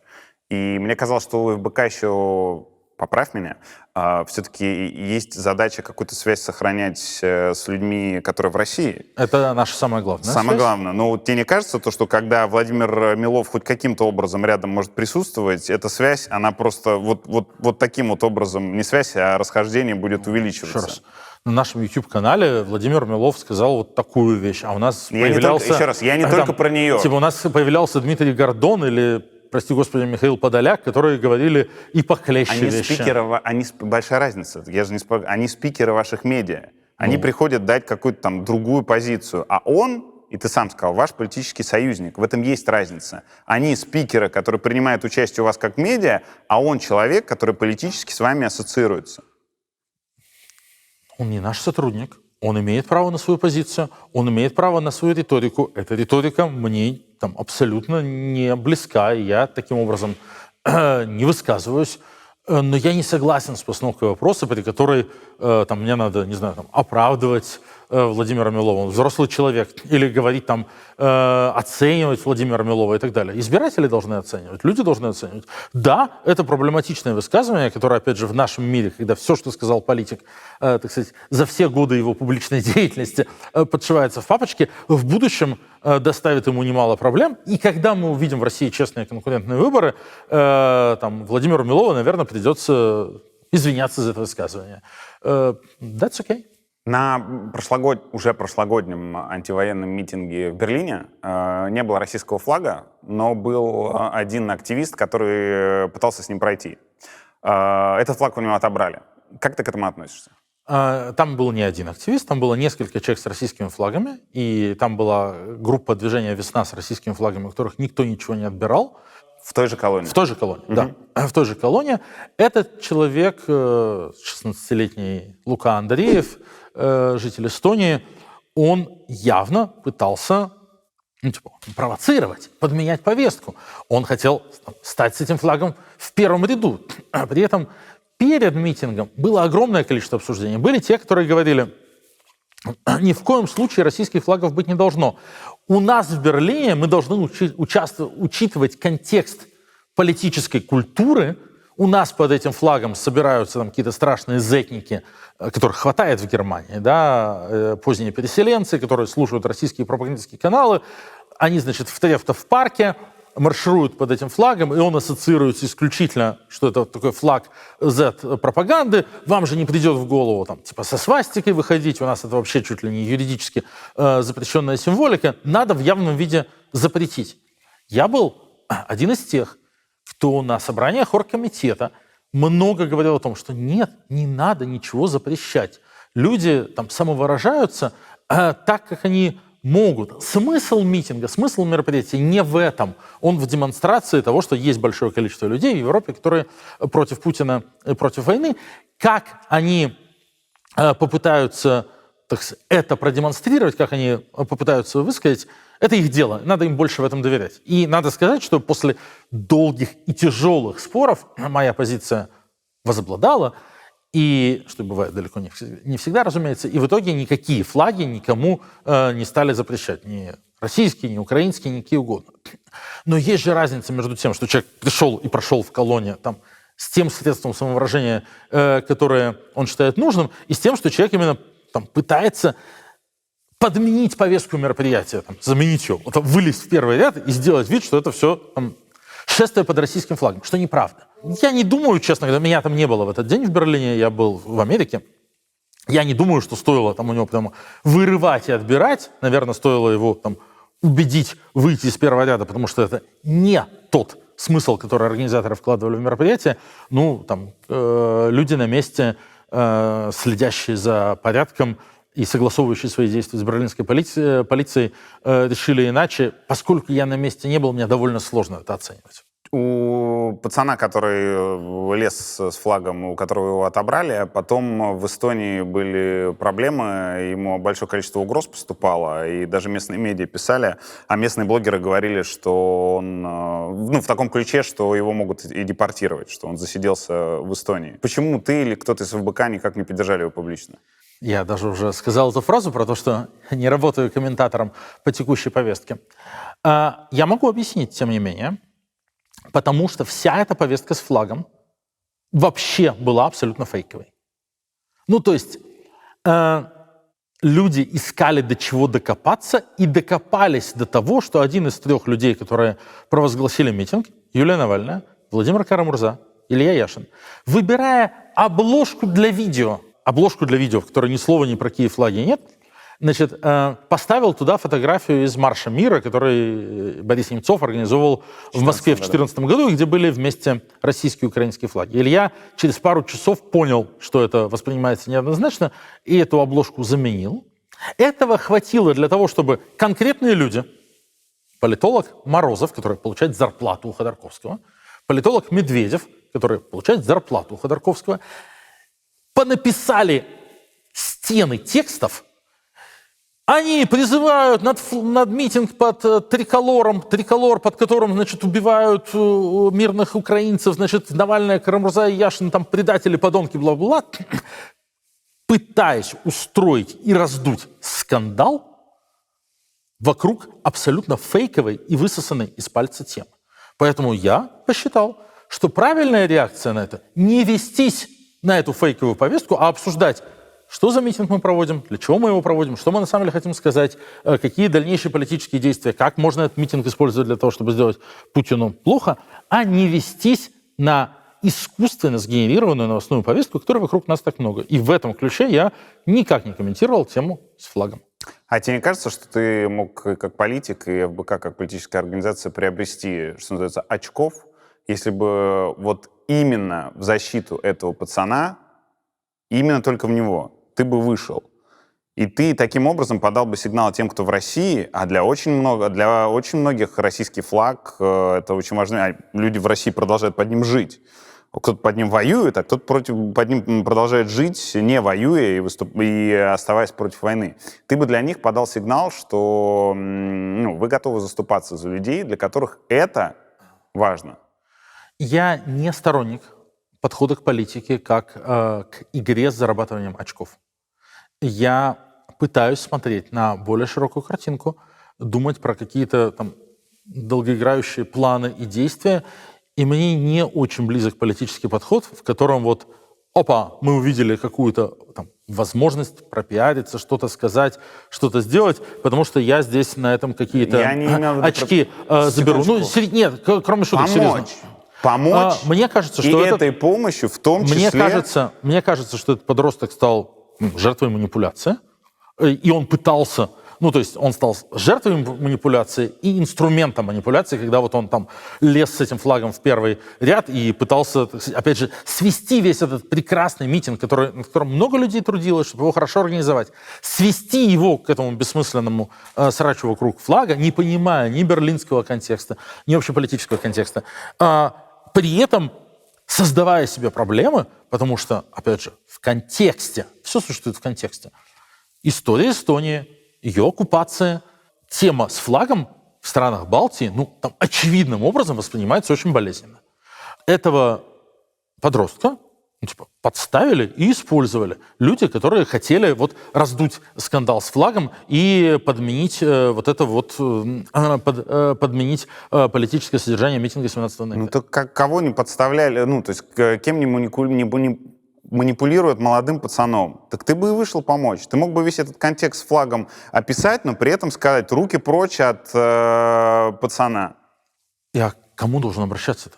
То есть руки прочь от пацана в каком смысле? В таком смысле, что есть гражданин России, для которого по каким-то причинам этот флаг важен. И он с ним вот так вот лез. И ему после этого его личные данные вывалили, ему стали угрозы поступать. И он молодой, неважно, жертва он манипуляции, не жертва манипуляции. Есть люди, которые постарше и поумнее, и которые могут таким образом помочь высказаться в поддержку его, помочь, возможно, ему и другим людям подать сигнал, что ФБК, если что, может за нас вписаться. Вот видим, в чем смысл существования ФБК. Будем их поддерживать, болеть, понимать, что это люди, которые придут нам на помощь, если что. ФБК вписывается за очень большое количество людей. ФБК вписывается за российских политзаключенных, публично и непублично. Вписывается за интересы россиян. Когда ФБК на всех площадках, на огромном количестве международных площадок ртом и языком своих лидеров, публичных спикеров, Юлии Навальной, говорит с утра до ночи о том, что Путин — это не Россия, россияне не люди второго сорта, нельзя их отделять и так далее. А публичная кампания в защиту подростка, с которым ничего плохого не случилось, привела бы достаточно к обратному эффекту. Она привела бы к тому, что в Эстонии еще бы позакручивали гайки в отношении россиян, которые там находятся. Вот и все. Это достаточно легко промоделировать. Почему? Ну, потому что мы видели, чем закончилась история там, дождя в Латвии и так далее. Потому что общество в балтийских странах по понятным причинам из-за истории, связанные там, с оккупацией, с преступлениями советского режима, с угрозой, которую она воспринимает, относится очень нервно к там, подобного рода там, демонстрациям и считывает эти сигналы, там, в той же, у них там, другая сигнальная система, эти сигналы считывает иначе. Ну, вот это объективная реальность. Латвийское общество выгнало дождь? Или Конечно. какие-то чинуши, которые таким образом посчитали, выгнали его оттуда? Ну, конечно. Политики в Так. предвыборном Они цикле, правильно поступили? которые считали, что реагируют таким образом на запрос общества, которое очень сильно расколото по вопросу Да. о русском языке и так далее, политики, считая, что они реагируют на запрос существенной части общества, и таким образом наберут политических очков. И, к большому сожалению, набрали. Мы увидели это в результате следующих латышских выборов. Мы увидели, что там, политические силы, которые были застрельщиками этой дурацкой кампании против дождя, набрали на этом политических очков. То, что эта кампания дурацкая, не значит, что про нее надо, ну, что про это надо говорить? Ну, я высказывался про дождь. Я Так, говорил, окей, что... ты высказывался. Но ты сейчас сказал, что если бы мы высказались, это могло бы привести к новым примерам. То есть получается, что говорить эстонским, латвийским, литовским политикам, когда они неправы, нельзя? Можно, я говорю. Так. И Но ты сейчас сказал, что если бы мы защищали этого пацана, то мы, возможно, бы их рассердили. Ну, слушай, мы должны учитывать политический контекст и там, пытаться моделировать последствия наших действий. С пацаном, слава богу, ничего плохого не произошло, а публичная кампания и вынесение этого вопроса в какую-то острополитическую плоскость привела бы к тому, что неумные и недалекие политики, ищущие, как на этом срубить политических очков, сделали бы каких-то следующих шагов с большой вероятностью, которые просто ухудшили положение для всех людей в Эстонии с российскими паспортами. Для меня это кажется довольно очевидным. Мы, опять же, можем не соглашаться. Звучит как политическая цензура. Нет. Звучит как расстановка приоритетов. Типа, жизнь коротка, тем много. И мне хочется тратить усилия и время там, где в них может быть больше смысла. Не хочется долбиться головой в закрытую дверь или в бетонную стену, а хочется наши очень ограниченные усилия прилагать туда, где от этого больше смысла. Ну, то есть ты сейчас говоришь примерно как с другой стороны политического спектра. Вот есть критика, типа, а что вы там плохо вписываетесь за русских в Европе? А есть другая, точно такая же, симметричная. А что это вы там не взяли автоматы в руки и не пошли в суджу? Значит, единственная позиция Путина — это ВСУ, а не вы, придурки из ФБК. Идите, типа, и воюйте. На что я... А тебе одинаково несправедливыми кажутся эти претензии? Или они вообще кажутся одинаковыми? Они кажутся одинаково оторванными от реальности. Потому что я и на то... Ничего себе. Мне казалось, что вписываться за русских в Европе — это и есть работа политиков в оппозиции и в изгнании. Нет? ФБК Нет, я ориентирована... вообще in general говорю. И мне кажется, это несравнимые вещи. Это радикальная вещь, а это, в общем, как мне казалось, то, чего от политиков ждешь. Нет, я с тобой не совсем согласен. Во-первых, ФБК сам формулирует политические задачи. И наша политическая задача, конечно, это представлять и защищать интересы россиян в России. Их гораздо больше. И они сыграют... Давай шаг назад, и я скажу какую-то неприятную вещь, но у меня есть вот такая какая-то самопридуманная привилегия, что я, в общем, не занимаюсь зарабатыванием политических очков и не боюсь такие вещи говорить. Агентами перемен, людьми, которые, может быть, построят прекрасную Россию будущего, будут россияне, которые сейчас находятся в России, а не те, которые уехали. В основной своей массе. Как после краха советского режима в конце 80-х большое количество российских политических иммигрантских организаций не сыграли вообще никакой роли в попытках построить демократию России в 90-е. По очень простой причине. Россиян, живущих в России, гораздо больше, им ехать никуда не надо. А те еще пока доедут. В России 30-40 миллионов людей, которые настроены против Путина и против войны, по меньшей мере. Уехавших около миллиона. Из них большинство — это все-таки люди, которые уехали из-за войны, но при этом не связывают свою будущую жизнь с Россией. Программист не хочет, чтобы призвали, уехал, нашел новую работу, учит новый язык, строит новую жизнь, врастает корнями в своем Амстердаме, Тель-Авиве или Маунтин-Вью. Политические активисты, из которых, опять же, там составлен русскоязычный твиттер, про который мы уже говорили, российские политические активисты, люди, которые мыслят свое будущее с российской политикой, это меньше 100 тысяч человек, которые далеко и которые тоже постепенно утрачивают связь с реальностью и постепенно с разным темпом, но врастают корнями в свою зарубежную жизнь.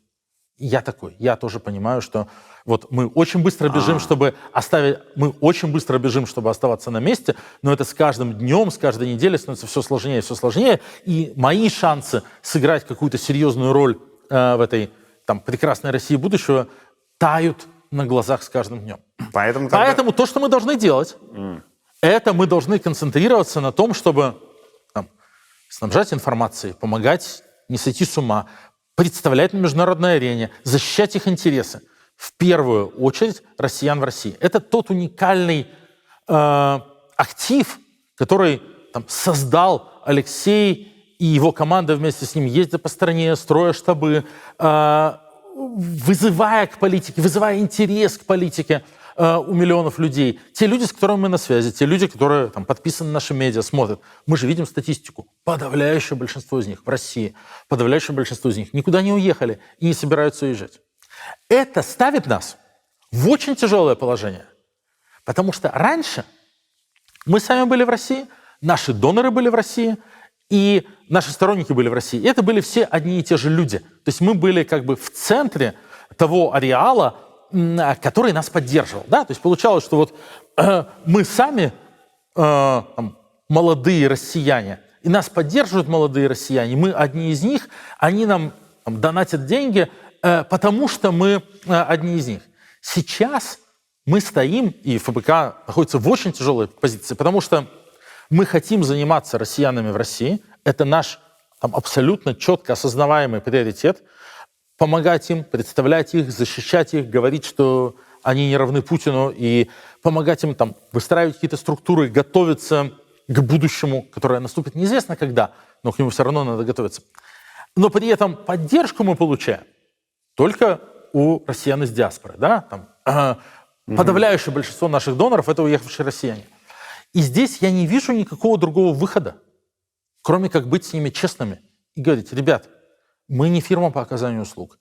За ваш донат мы не решим вашу проблему с визами, банковскими карточками и так далее. Ты сейчас про россиян, которые извне. Да, ваш донат, россиянин, уехавшего из России, он не для того, чтобы ФБК решал твои проблемы. Это твой вклад, билетик в сохранение ФБК как инфраструктурной единицы. В то, что ФБК продолжал работать с россиянами в России. В то, чтобы создались более благополучные предпосылки для того, чтобы после краха путинского режима на его руинах возникло что-то удобоваримое, приличное, по возможности гуманное и европейское.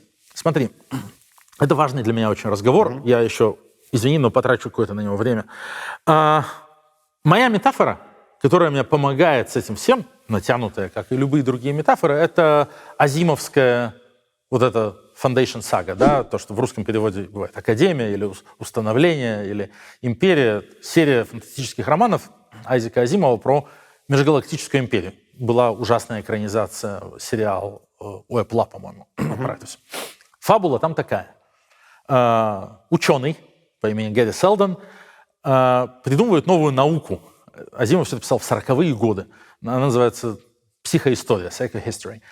По сути дела, это математическое моделирование поведения большого количества больших человеческих масс. И он приходит к императору, который правит всей галактической империей, и говорит: я тут вот провел некое математическое моделирование и пришел к выводу, что в ближайшее время центробежные факторы превозобладают над центростремительными. Твоя империя начнет разваливаться. Окраинные миры больше не понимают, зачем им надо поставлять продовольствие, значит, на планету Трантор, где находится твой дворец. Там имперская торговля устроена несправедливо. Ну, как Римская империя распадалась, да? Пока была экспансия, пока был приток новых рабов, пока можно было захватывать новые миры, так сказать, она росла, и все было успешно. Когда она достигла каких-то там предельных границ, по сути дела, стала контролировать, так сказать, весь цивилизованный мир, новые рабы перестали поступать. Вот мы и дошли до мысли о Римской империи. Да? Значит, все стало разваливаться, хотя казалось, что оно все такое крутое и классное. И вот этот ученый говорит императору: я все промоделировал, скоро оно все развалится со страшной силой и погрязнет в междоусобных войнах и конфликтах. Император говорит: я, конечно, в твою науку не верю, и вообще за твои еретические мысли тебя бы повесить, но а что ты предлагаешь-то? Тот говорит: я промоделировал, и я вижу, что моя наука говорит, что нашу галактику ждет 30 тысяч лет междоусобных войн и конфликтов. Человечество там забудет тайну межзвездных перелетов, ядерный двигатель, значит, атомную энергию, будет там убивать, заниматься каннибализмом и промискуитетом. Значит, император говорит: и твоя наука подсказывает, как это можно исправить? Он говорит: да. Моя наука говорит, если мы создадим, значит, это называется foundation, в русском переводе академия обычно. Типа интернет на самом деле. Азимов это пишет в 40-е годы, да, никакого интернета еще нет. Если мы создадим базу знаний всего человечества на планете очень отдаленной, я вычислил, где она будет, которая не будет затронута этими конфликтами и войнами, мы сможем сохранить эти знания, эта планета станет ядром новой империи, и вот этот период междоусобиц, конфликтов и хаоса продлится не 30 тысяч лет, а всего 1000 лет. Император ему говорит: тебе 74, тебе какая нафиг разница? А Гэри Солтон говорит: а мне есть разница. Мы не ждем ничего хорошего от будущего России. То есть путинский режим не вечен, он рухнет вместе с Путиным. Там будет какая-то страшная борьба за власть, там будет междоусобные конфликты, дай бог, чтобы не было гражданской войны. Но мы можем делать осмысленные вещи сейчас, направленные на то, чтобы смягчить эти последствия. Создавать какие-то горизонтальные структуры, учить людей координироваться. То, что делали наши штабы там много лет. Собирать деньги, устраивать горизонтальные инициативы, вести политические кампании, сохранять чувство нормальности, сохранять у людей доступ к информации об объективной реальности. Тогда, когда все это навернется, возможно, последующий период хаоса и ужаса будет помягче, получше и полегче. Вот в этом я вижу глобальную миссию. И извини, пожалуйста, но там пресловутая адвокация за банковские карточки российских иммигрантов сюда не входит. Это не очень приятно звучит, это не очень приятно слушать. Но у нас жизнь одна, времени 24 часа в сутках, нам надо фокусироваться, нам надо приоритизировать, нам надо выбирать более важные вещи. Даже если это не очень приятно звучит. Слава Богу, что есть множество разных других организаций. Есть классная организация, косвенно ранее упомянутый Free Russia Foundation, который ставит своей целью именно поддержку эмигрантов, релокантов, помощь им. Есть другие всякие инициативы. Есть люди, которые специализируются на том, что помогают людям в эмиграции. У ФБК, как я себе вижу, там миссия и специализация другая. Это люди в России. Это люди в России. Правильно, это создание или сохранение институтов в России. А не кажется ли тебе это тупиковым? То, что у вас есть хоть какие-то инструменты помочь людям вне России, а какие у вас есть инструменты помочь людям внутри России? Я вроде только что про это пытался рассказать. Это от информационных ресурсов, направленных на их поддержку и освещение реальности через призму нормальности и сохранения кукушечки в порядке, до всяких разных проектов на Земле, которые мы делаем и продолжаем делать, несмотря ни на что. А ты не думал, что люди, которые в России остаются, они, когда видят чувака, которого из Эстонии, которого прессуют за то, что он с флагом вышел, когда они видят, что ты его никак не поддержал, а потом рассказываешь, что мы не поддержали, потому что там нервная ситуация, и эстонские политики могут отреагировать, тебе не кажется, что им ваша помощь не нужна? Вы просто язык теряете с людьми, которые в России. Мне так не кажется. Я, как человек, который там посвящает огромное количество времени как раз вот изучению того, что происходит в России, сохранению понимания того, что происходит в России, я с тобой не согласен. Я считаю, что подавляющему большинству сторонников перемен в России глубоко плевать на вот эти все эмигрантские разборки, нарративы и истории. Их волнует ситуация с тем, как бы моего близкого не забрали на СВО, что делать с инфляцией и с кредитами, что делать с тем, когда будут люди возвращаться с войны, там сотни тысяч мужчин с опытом насилия, неустроенных в жизни, с ПТСРом, которым никто не будет заниматься, как бы не сесть за неаккуратные слова в чате с одноклассниками, со школьными родителями или в чате подъезда, как бы сохранить доступ к нормальной информации о том, что реально происходит, и не поехать крышей, и не зетнуться. Эти вещи для них релевантны,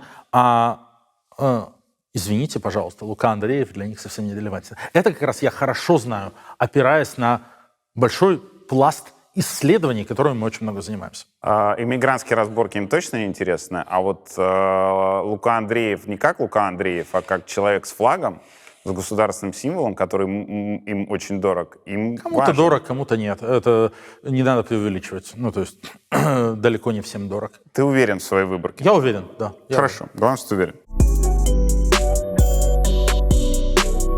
Про работе в России.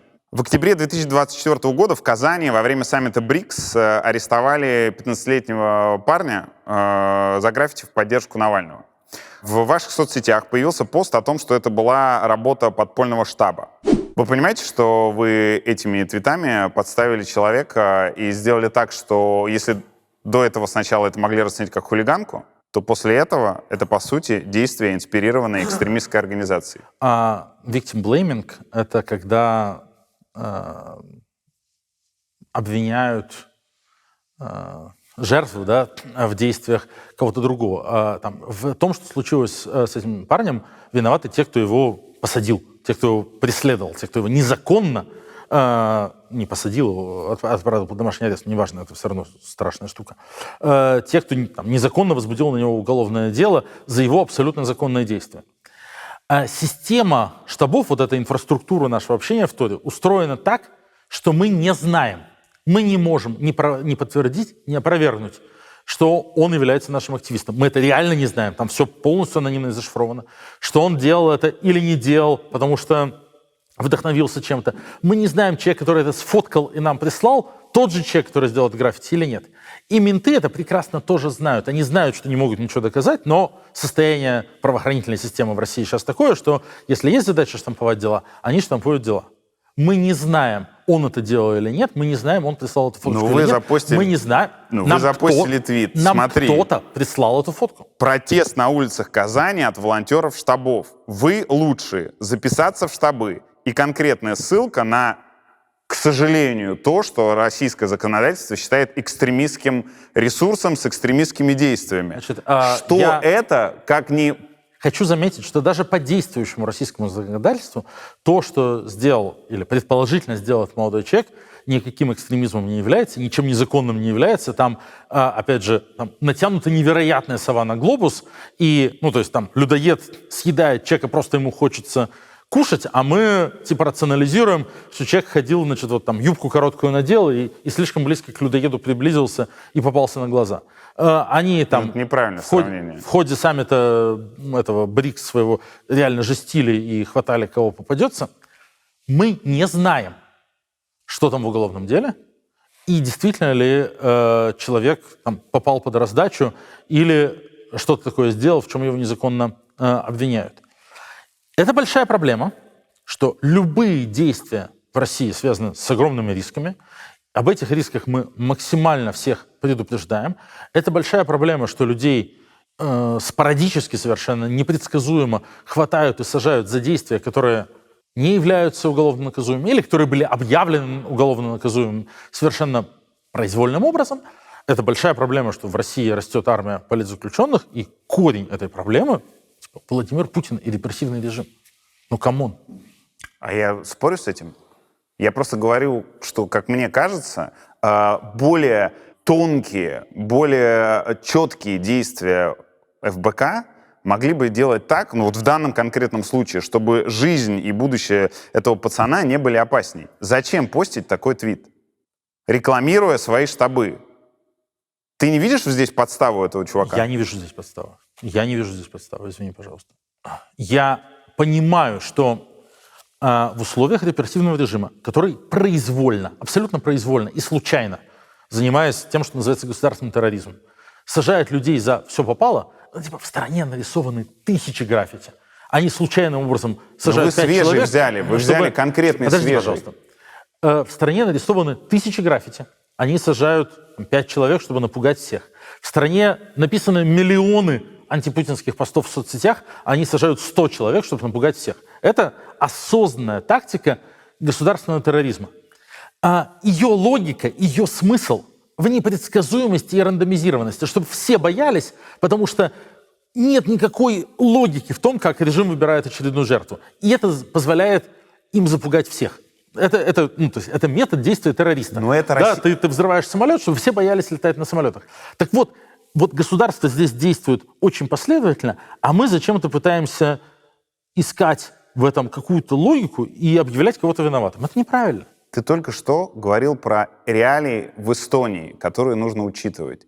Реалии в России сейчас такие, что за каждый такой граффити, за любую связь с ФБК можно влететь по экстремистской статье. Это реалии в России. Это неправильно. Да. Но это реалии в России. И я тебя спрашиваю, вы свежие граффити берете, постите и рекламируете, говорите, что команда наш штабов. Ты меня не слышишь.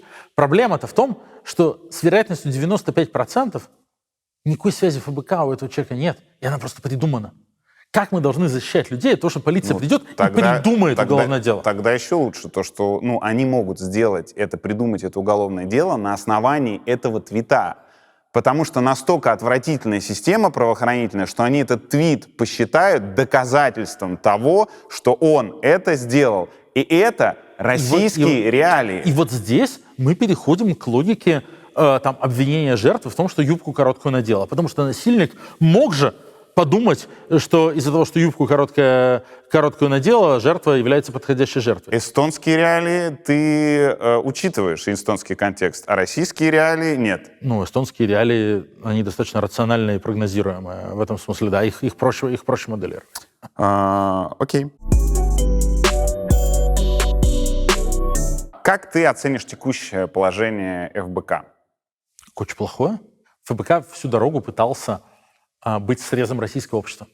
ФБК всю дорогу очень много сил тратил на то, чтобы представлять не какую-то крохотную группку, не замыкаться внутри Садового кольца, а быть реально политической силой, которая говорит от большой массы антипутински настроенных россиян. Им всем сейчас очень плохо. У них у всех убили Алексея Навального, у них у всех убили Надежду, у них у всех убили 3 года жизни, у них у многих убили близких, они находятся в аду, в страхе, в репрессиях. ФБК смотрится в это зеркало и видит там себя. У нас убили Навального, генератора идей. У нас огромные проблемы с позиционированием, с имиджем. Именно из-за того, о чем мы сейчас говорили, из-за нашего желания продолжать работать в России и на Россию, и необходимости апеллировать, тем не менее, за поддержкой к людям, которые не находятся в России, и таким образом рассчитывать на достаточно высокий уровень понимания и политической культуры, что это такая важная инвестиция в будущее, что надо продолжать поддерживать этот институт, который, возможно, при каких-то обстоятельствах в будущем сыграет важную роль. ФБК также тяжело и плохо, как огромному количеству россиян.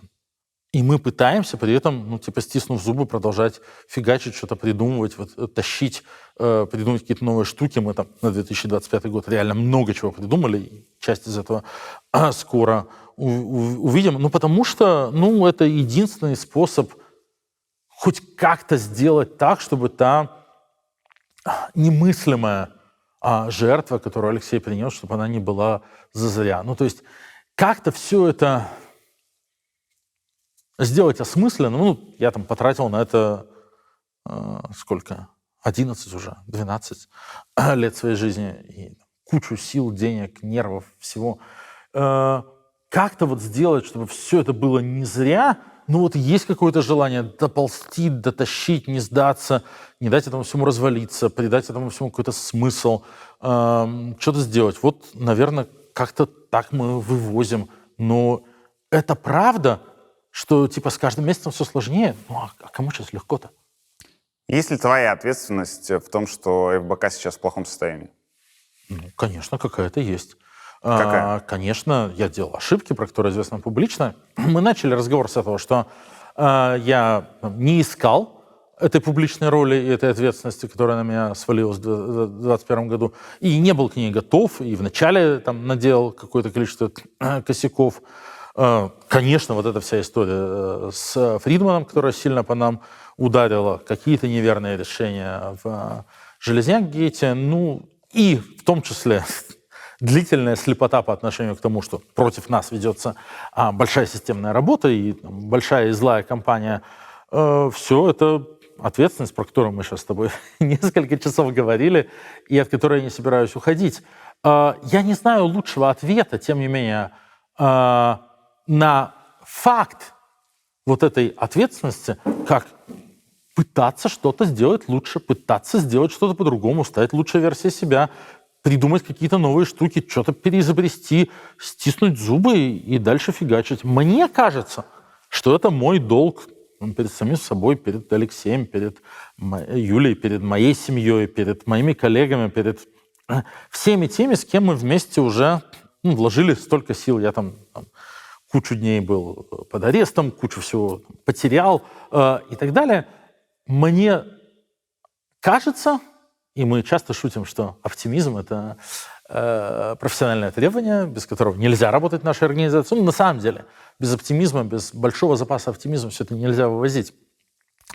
Мне кажется, что надежда есть, что шансы есть, что вот эта вся штука все равно не навсегда, что мы сделали, помимо ошибок, которые обсуждаются много, довольно много классных, правильных вещей, которые, увы, в силу специфики соцсетей и того, как устроено общественное внимание, не обсуждаются достаточно много. Что те вещи, которые, скажем, мы заложили в 2017-2021 году, выстроив реально гигантскую сеть активистов по всей стране, научив сотни тысяч молодых людей вести политические кампании, не бояться политических кампаний, они сыграют роль в будущем. Чем более отдаленным будет постпутинское будущее, тем меньшую роль сыграют. Ну, поэтому, опять же, надо придумывать какие-то вещи, которые создают для Путина стресс, повышают вероятность его ошибки и повышают вероятность того, что система рухнет типа раньше, чем позже. Я смотрю не без оптимизма в 2025 год, потому что 2025 во многом относится к 2022, так же, как, скажем, 1917 и в 1914. Тоже 3 года. В 1917 разругавшаяся, фракционировавшаяся маленькая и, казалось бы, ни на что не влияющая оппозиция сидит за границей и не надеется вообще когда-то вернуться. Через несколько месяцев ситуация меняется абсолютно кардинально, потому что общество больше не может это вывозить, и политический режим больше не может это вывозить. А ты веришь в исторические аналогии до сих пор? Я очень осторожно отношусь к историческим аналогиям, но я вижу объективные, социологически измеримые процессы, которые происходят в российском обществе. Нарастающая усталость по понятным причинам. Конца края не видно, никакого плана выхода из всей этой ситуации Путин не предъявляет. Очень сильно растет в обществе невротизация по поводу того, а что мы будем делать с ветеранами, что мы будем делать с теми, кто вернутся с войны. Общество помнит, как проблематично было обществу с ветеранами афганской войны, с ветеранами чеченской войны, а тут их неизмеримо больше, в разы больше. Мы делали такой соцопрос, опять же, украду хлеб у моей жены, такой соцопрос. Мы задавали вопрос просто в телефонном опросе, типа, какое чувство в большей степени характеризует ваше ощущение от происходящего вокруг вас. Стабильность или тревожность? Я не помню точно, спокойствие или тревожность. И там было больше 70, 73 или 77, сейчас уже не помню, нет цифры под рукой, тревожности. Такой себе результат на 26-м году путинской стабильности. Мы по довольно многим косвенным индикаторам видим, что общество где-то около предела. Не от хорошей жизни Путин поднимает месяц за месяцем эти выплаты для тех, кто подписывает контракты, завозит корейцев, импортирует оружие из Ирана и Кореи. Система работает на пределе. Война, почему мне кажется важная аналогия с Первой мировой? Конечно, со всеми оговорками об опасности прямых аналогий, потому что война Путина против Украины – это война на истощение. Вот просто по определению, какой была Первая мировая. Войны на истощение не выигрывают, их проигрывают. Война истощения не про то, кто победит, а про то, кто первым сломается. Россия вошла в Первую мировую войну на стороне победившей коалиции, на стороне Франции и Британии, на стороне тех, кто Антанты, на стороне тех, кто праздновал победу. Тем не менее, Россия Первую мировую, очевидно, проиграла, потеряла кучу территорий, вышла из нее до ее окончания. Почему? Потому что общественно-политические институты абсолютной монархии, царизма, не справились с сложностью задач, которые перед ними стояли. Вообще, ты понимаешь, да, что Первую мировую вот страны вошли в какой-то одной конфигурации, эти против этих. А победители и побежденные были вообще по другому критерию. Империи проиграли, авторитарные режимы проиграли. Там, ни император Франц Иосиф, ни паша Османской империи, ни царь Николай II оказались неспособными в одну каску вывозить всю сложность решения всех задач, связанных там, с управлением большим государством на третьем-четвертом году войны. Вне зависимости от того, на чьей стороне они воевали, эти политические системы рухнули, сколлапсировали, потому что сложность стоящих перед ними вызовов была слишком большой. Вот я верю в то, что путинская система, коррумпированная и неэффективная, которую мы знаем всю как облупленную, которая завязана на личные решения, на очередь в кабинет, на доступ к телу, на то, что Путин сказал, там, как будет, и разрешил любую проблему, она где-то достаточно близко к пределу своей неэффективности. Потому что они уже, у них пришла в дисбаланс экономика, они не справляются с ключевой ставкой и с инфляцией, у них есть проблемы с поставками вооружения, много чего. В Украине тоже гигантское количество проблем, но я занимаюсь российской политикой, а не украинской. Я верю в то, что вот на этом пути, подливая масло в огонь, создавая дополнительное количество какие-то проблемы теми или иными инициативами, делая те или иные штуки, там, некоторые из которых мы покажем в 2025 году, мы доведем эту неэффективную, коррумпированную, а еще и террористическую, репрессивную и убивающую людей систему до коллапса, после которого возникнет маленький шанс, тоненькое окошко возможностей для строительства чего-то лучшего. И вот для меня это является достаточной мотивацией, чтобы дальше продолжать фигачить. Я, верю в то, что я делаю. Тебе не кажется самообманом на третий год войны, на конец третьего года войны реально апеллировать к историческим аналогиям? Все этим занимались все 3 года, вообще все по-другому. И многие фронты даже анализировали то, что происходит, исходя из того, что было в прошлом. Это же путь самообмана абсолютно. Время изменилось. Изменилось огромное количество вещей, в том числе цифровая. И этому было посвящено огромное количество времени, о котором мы сегодня говорили. Все другое. Время, конечно. Зачем успокаивать себя и опираться на прошлое? Время, я не успокаиваю себя. Твоя огромная мысль была построена, исходя из того, как с 14 по 17 год прошлого века это было. Я нахожу поводы для оптимизма. Это важная пища. Я не вижу ничего плохого в оптимизме. Он помогает жить и работать. Помогает не опускать руки, не отчаиваться, не сходить с ума. Это я всем рекомендую. Оптимизм — классная штука. Здоровый оптимизм. Оптимизм должен быть в чем-то укоренен, он должен быть основан, на каких-то примерах, на каких-то аналогиях. Он не должен быть безбашенным. Я нахожу поводы для своего оптимизма в том, что я сказал. Но в целом, если смотреть, опять же, на большую картинку, путинское государство — это дико неэффективный монстр, перед которым стоят задачи все возрастающей сложности. Путин не молодеет, а вытаскивать вот эту всю штуку ему очень сложно. Когда нам очень сложно и грустно, очень помогающая мысль подумать, как им там очень сложно. Танков, не хватает, люди не идут даже уже за выплату в 5 миллионов, в очереди военкоматы не стоят. Надо бы проводить мобилизацию, но это непредсказуемые политические последствия. Куча там программистов уехала, куча трактористов не хватает для посевной, потому что кучу трактористов забрали в танки.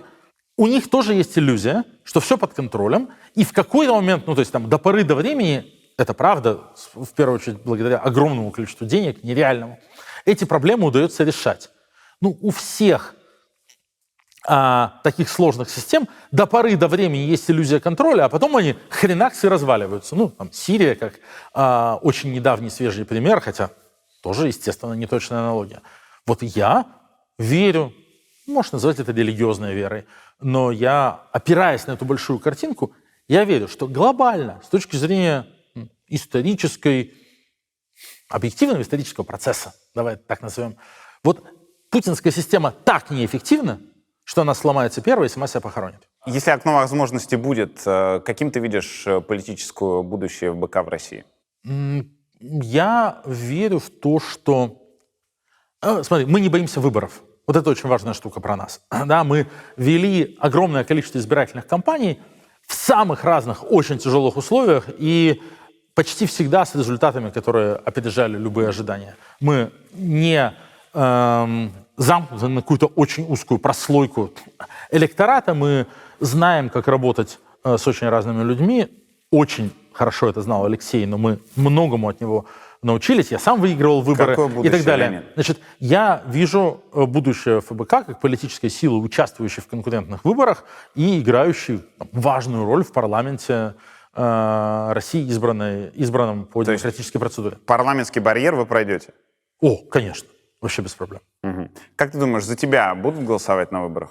Я не собираюсь никуда баллотироваться. Мне нравится роль организатора политических кампаний. То есть по списку партии ты бы только шел? Я не хочу. Что не хочу? Не хочу никуда идти по списку партий. Подожди, если ФБК выдвигается как партия, которая в парламент, ты в парламенте этому не окажешься? Нет. Так, хорошо. А какую ты выбрал для себя идеальную политическую позицию? Вообще у меня была, так, честно говоря, мечта много лет, я даже про это говорил в каком-то интервью, что вот мы Путина победим, прекрасную Россию будущего построим, и я потом поеду наконец-то в Кремниевую долину, где мне климат ужасно нравится, и наконец-то буду делать какой-нибудь стартап, потому что у меня там есть несколько идей, проектов, которые мне очень много лет хочется сделать. Наконец-то займусь бизнесом, наконец-то заработаю много денег. То есть уехать в Штаты, как кажется, и все. что у меня, я еще достаточно молод, у меня еще достаточно много сил, энергии, и голова еще работает. Надо сказать, что с каждым месяцем и годом я начинаю становиться все более скептичен относительно этого плана, но позволь мне все еще его вынашивать. Слушай, а что это? Вот разве не странно думать о том, как сделать Россию лучше, но конечной целью видеть отъезд в Mountain View? Я вижу огромную ценность для всего мира, для огромного количества людей, которые мне дороги, сделать Россию лучше. Мне кажется, что Россия этого заслуживает. Я Россию очень сильно люблю, я там вырос и сформировался. Мне кажется, что классно, чтобы Россия стала нормальной европейской демократической страной. Значит ли это, что я обязательно должен работать, не знаю, главой администрации президента, министром иностранных дел или депутатом парламента? Да есть огромное количество достойных и толковых людей. Я про географию. Я не про то, что ты не хочешь работать на какой должности. Нет, разве не странно столько лет думать о том, как сделать Россию лучше, но уже понимать, что твоя мечта после достижения цели — это жить не в России? Слушай, это же мечты. Я хочу иметь возможность свободно в Россию приезжать и проводить там столько времени, сколько мне хочется. Хочу иметь возможность очень часто бывать в Екатеринбурге, но при этом слушай, я в своей жизни пожил в таком количестве разных мест и стран, что я как-то очень легко к этому отношусь. Мне не так важно, где я буду жить через 5 лет или через 10 лет. Как ты относишься к Борису Зимину? Я отношусь к Борису Зимину как к человеку, который сделал очень много добрых дел. Возвращаемся к разговору про человека как не сумму, а совокупность разного хорошего и плохого. Борис Зимин — человек, которому я испытываю огромную, гигантскую благодарность, потому что на протяжении многих лет он очень сильно нам помогал. В 2022 году он принял решение прекратить нам помогать. Это было осенью 2022 года. По причинам, с которыми я не согласен, и которые я нахожу нерациональными и неправильными, но это его деньги и его право. Борис Зимин — человек, который после этого дал несколько обидных и несправедливых интервью, видимо, на мой взгляд, понимая, что его решение было, может быть, не очень правильным и, может быть, поспешным, и пытаясь как-то саму себе это объяснить или внешнему миру оправдать. В какой-то момент это стало довольно комично. Каждый раз, как какой-то повод представляется, Борис Зимин дает очередное интервью, как он разочаровался в ФБК и перестал поддерживать. И каждый раз медиа про это пишут, Борис Зимин перестал поддерживать ФБК, хотя на самом деле это случилось один раз больше 2 лет назад. Но это его право высказывать его позицию и так далее. При этом, это, опять же, никак не отменяет и не перечеркивает тех гигантских хороших дел, которые он сделал, и не только для ФБК. Премия просветителя, редколлегия, еще куча разных дел, то есть куча разных классных инициатив. Вот за это ему огромное спасибо. В октябре он написал большой пост, как раз в разгар Железняк-гейта. Пост очень большой, срезонировавший. Если надо свести к паре предложений, то это будут такие предложения. ФБК стал очень закрытой организацией, деятельность которой противоречит изначальным фундаментальным правилам. Наследие Алексея растрачено. Согласен ли ты с такой претензией? Нет, я с этим не согласен. Я с этим, еще раз, у Бориса есть право на свое мнение, я с этим не согласен. Пропагандистский штамп про растраченное наследие Алексея стал во все бочки-затычки. Нашлось после того, как Путин Алексея убил, огромное количество людей, которые знают, как правильно распорядиться наследием Алексея, считают себя, видимо, миноритарными акционерами наследия Алексея. Наследие Алексея — это вещь, которая не может быть растрачена. Оно будет становиться только больше со временем. Это был великий человек уровня Нельсона Манделы или еще кого-то, который на отдалении будет становиться только больше. И его идеи, его подходы, его политические какие-то штуки будут вспоминать только больше. Наследие Алексея не принадлежит никому. Оно принадлежит всем, кому он был дорог, его сторонникам, его семье в первую очередь. Его нельзя растратить. ФБК — это штука, которую Алексей сделал с понятной целью, с понятной миссией. И мы так понимаем себе вот эту цель и миссию, чтобы продолжать делать то, для чего он нас создал, и пытаться делать лучше и хуже. Поэтому вот этот вот штамп про «вы растратили наследие Алексея», он у меня вызывает максимальное отторжение, потому что я не думаю, что просто в таких терминах можно разговаривать. Он там пишет: «Я с 22 года стал объяснять Лене, что доверие — одно из главных оснований политического капитала». Не объяснил. Как бы ты в начале 2025 года оценил политический капитал ФБК?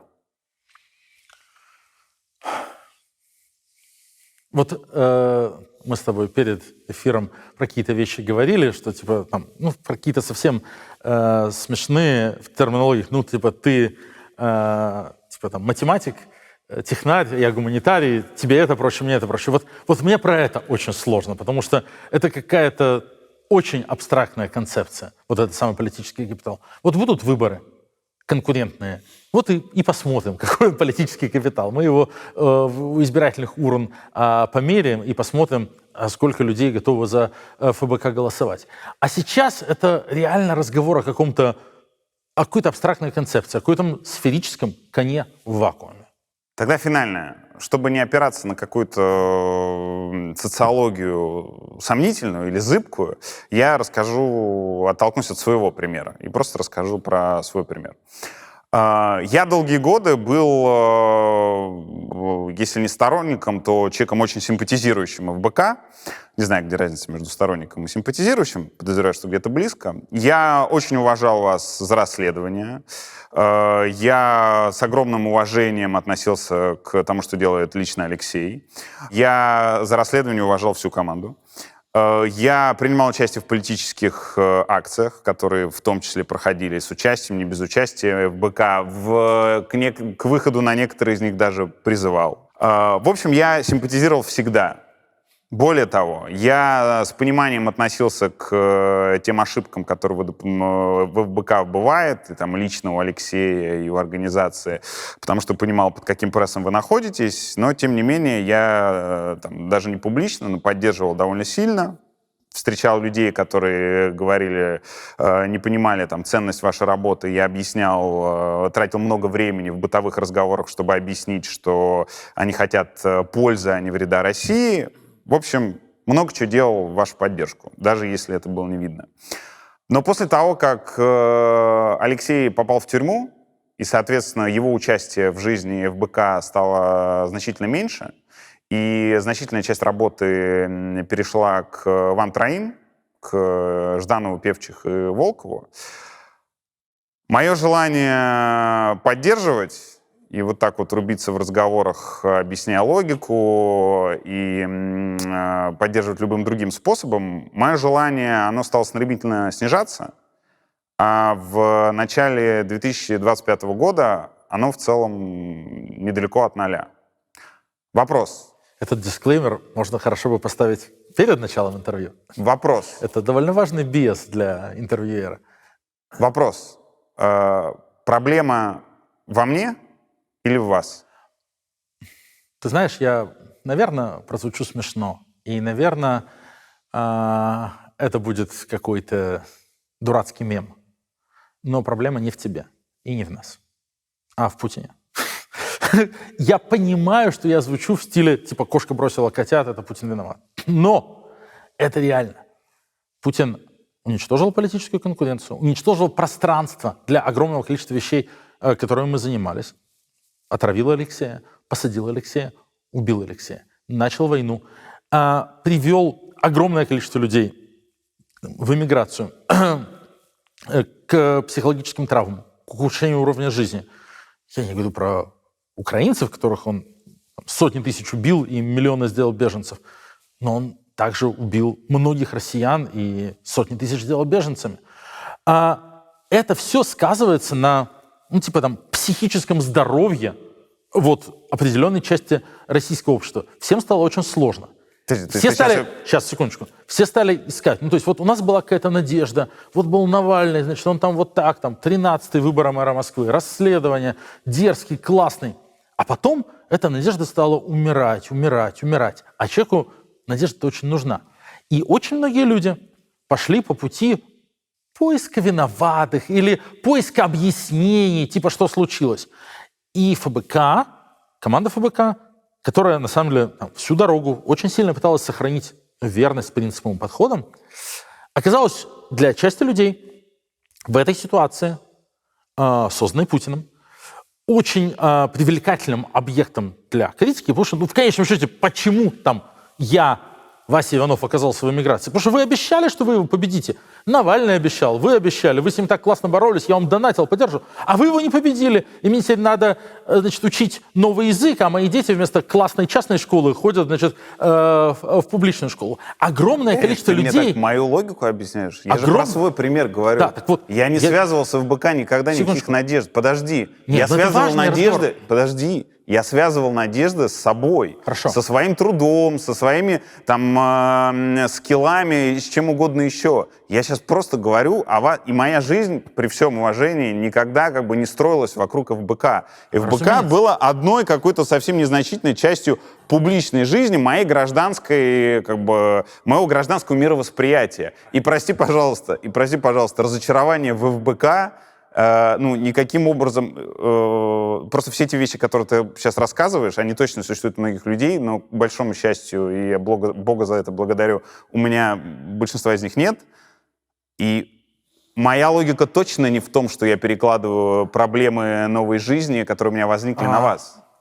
А ты звучишь так, как будто ты это делаешь. В целом, российское общество, все мы являемся его частью, было максимально страшно травмировано последними 5 годами, 4 годами, 3 годами, когда закрылось пространство для публичной политики в России, когда началась война. Это сказалось на коллективное сознание, это сказалось на восприятие очень многих вещей очень многими людьми. Мы живем в мире этих людей. И это совершенно, как бы закономерный процесс.